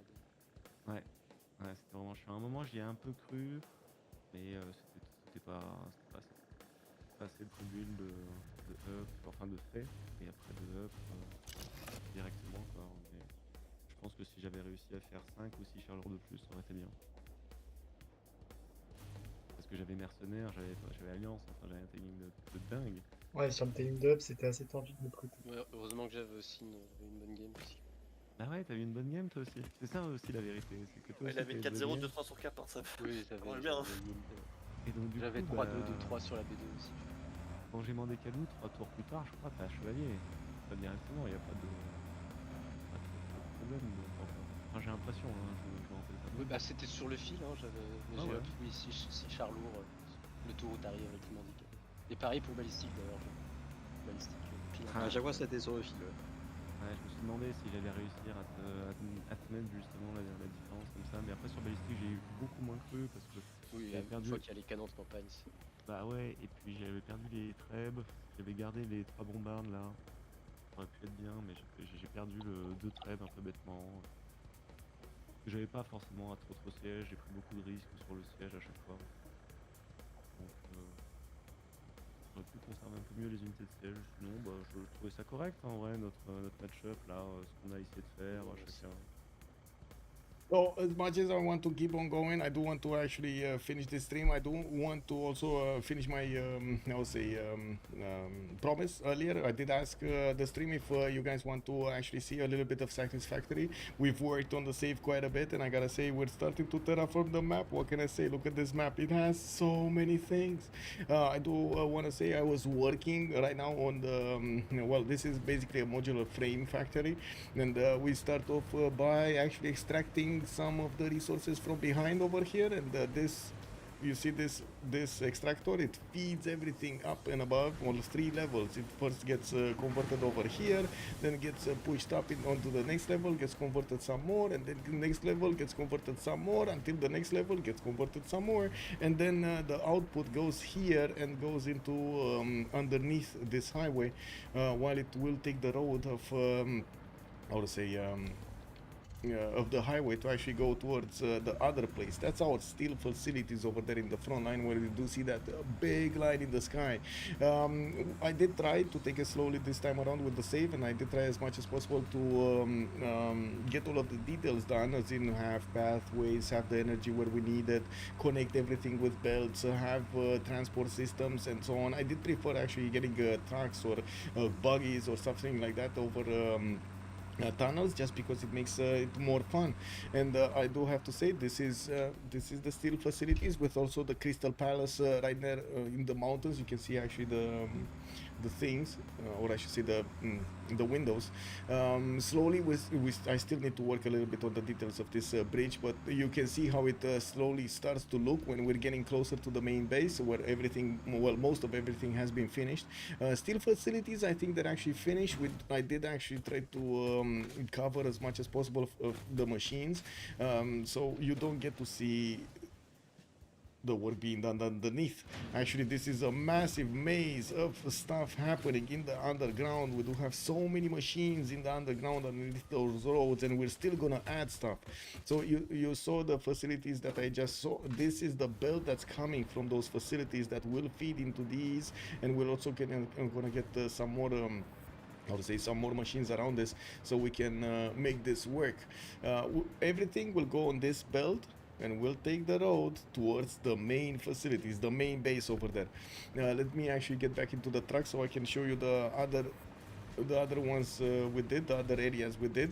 This basically, the game is starting to be, how to say, getting into the last phases. Even if we did unlock most of the technology in the game, we still need to actually get everything automated, and that's the biggest challenge that we have right now, to get everything proper and also automated at the same time, not just make them by hand or try to do anything else. I also did try to put a bit of a personal touch on each of these, and thought of it as in how would it look if we actually build how to say, build a base that is kind of from a game, right? I wanted to have that feeling of it being a game. Let me actually park the car here, and not just a factory game, just a game that in which you actually get to do stuff. Okay, there we go. Oh, nice and tight, nice and tight. Okay, let's go here. Still, we did need to expand the storage space, and I'm pretty sure we're gonna expand with another level. We're starting to run out of possible containers for our supermarket. I do notice, let me actually see over here. Oh, by the way, building, as you can see, you can move around even with the car around the building, and this goes down another 2 levels. We're gonna keep on adding stuff to it. Surprisingly, I can't believe how well these fit over here. It's insane that they actually fit exactly as they needed to fit. Now, while let me actually go and take a quick road towards oil. That's our oil processing facility, which is again gonna need to be bigger. I'm preparing another level above it so we can get going, but in the meantime I did want to get 2 things going. First of all, the connection. This is the connection towards the main highway. Again, the same thing, tunnel, highway. Coming from there, I can actually split it up if I want on multiple belts, but I wanted to have it right here, right now, until this actually gets overloaded. This is the entrance to the oil facilities. Looks big, looks awesome. Let me actually get into the building. This is the building basically. It doesn't have one of the sides. I didn't want to actually put walls over there where you do see so much nature, but other than that, it's everything is walled up and proper and balanced. Yeah, it works out as it should. Okay. Massive difference, by the way, from the start when you seen me just, you know, having rocks in front of my face and not even managing to get a few panels down. Now look at it. Now look how much this transformed everything. And slowly, like I was saying, we'll get going. We're gonna get all of it transformed. Good evening, Closing. Thank you so much for stopping by.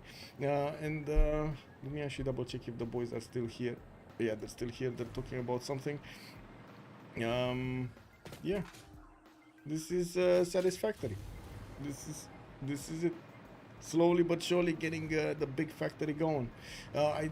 We did have also the busy and Jimmy managing to get all of the roads going, and this is amazing. I know they didn't actually do them on the same, I would say, on the same grid as we do, so they can't really connect proper with our own lines, but this is the roads they're starting to build, and they build them everywhere, and I think I showed them once. Yeah, this is the backyard basically, which is gonna turn into a big front yard, but sure, we'll see. Cars everywhere and roads everywhere. Building a game into a game. It's amazing. It's amazing. Anyway, have a great evening, everybody, and I do hope you enjoyed your time with me tonight. I do hope we're gonna see each other next time, and we're gonna have tomorrow the Rooster Cup qualifiers of Session 1. I'm gonna need to double check with the players to see exactly who's gonna join us from the list, and of course we're gonna see tomorrow who's gonna grab that who's gonna grab the 3 qualifier slots that are available. Thank you for the likes, much appreciated for the subscriptions, much appreciated for the gifts over here, and I do hope you had a wonderful time with me tonight. Thank you so much for the bits. Let's see each other next time, and don't forget to like and subscribe the channel. Bye bye.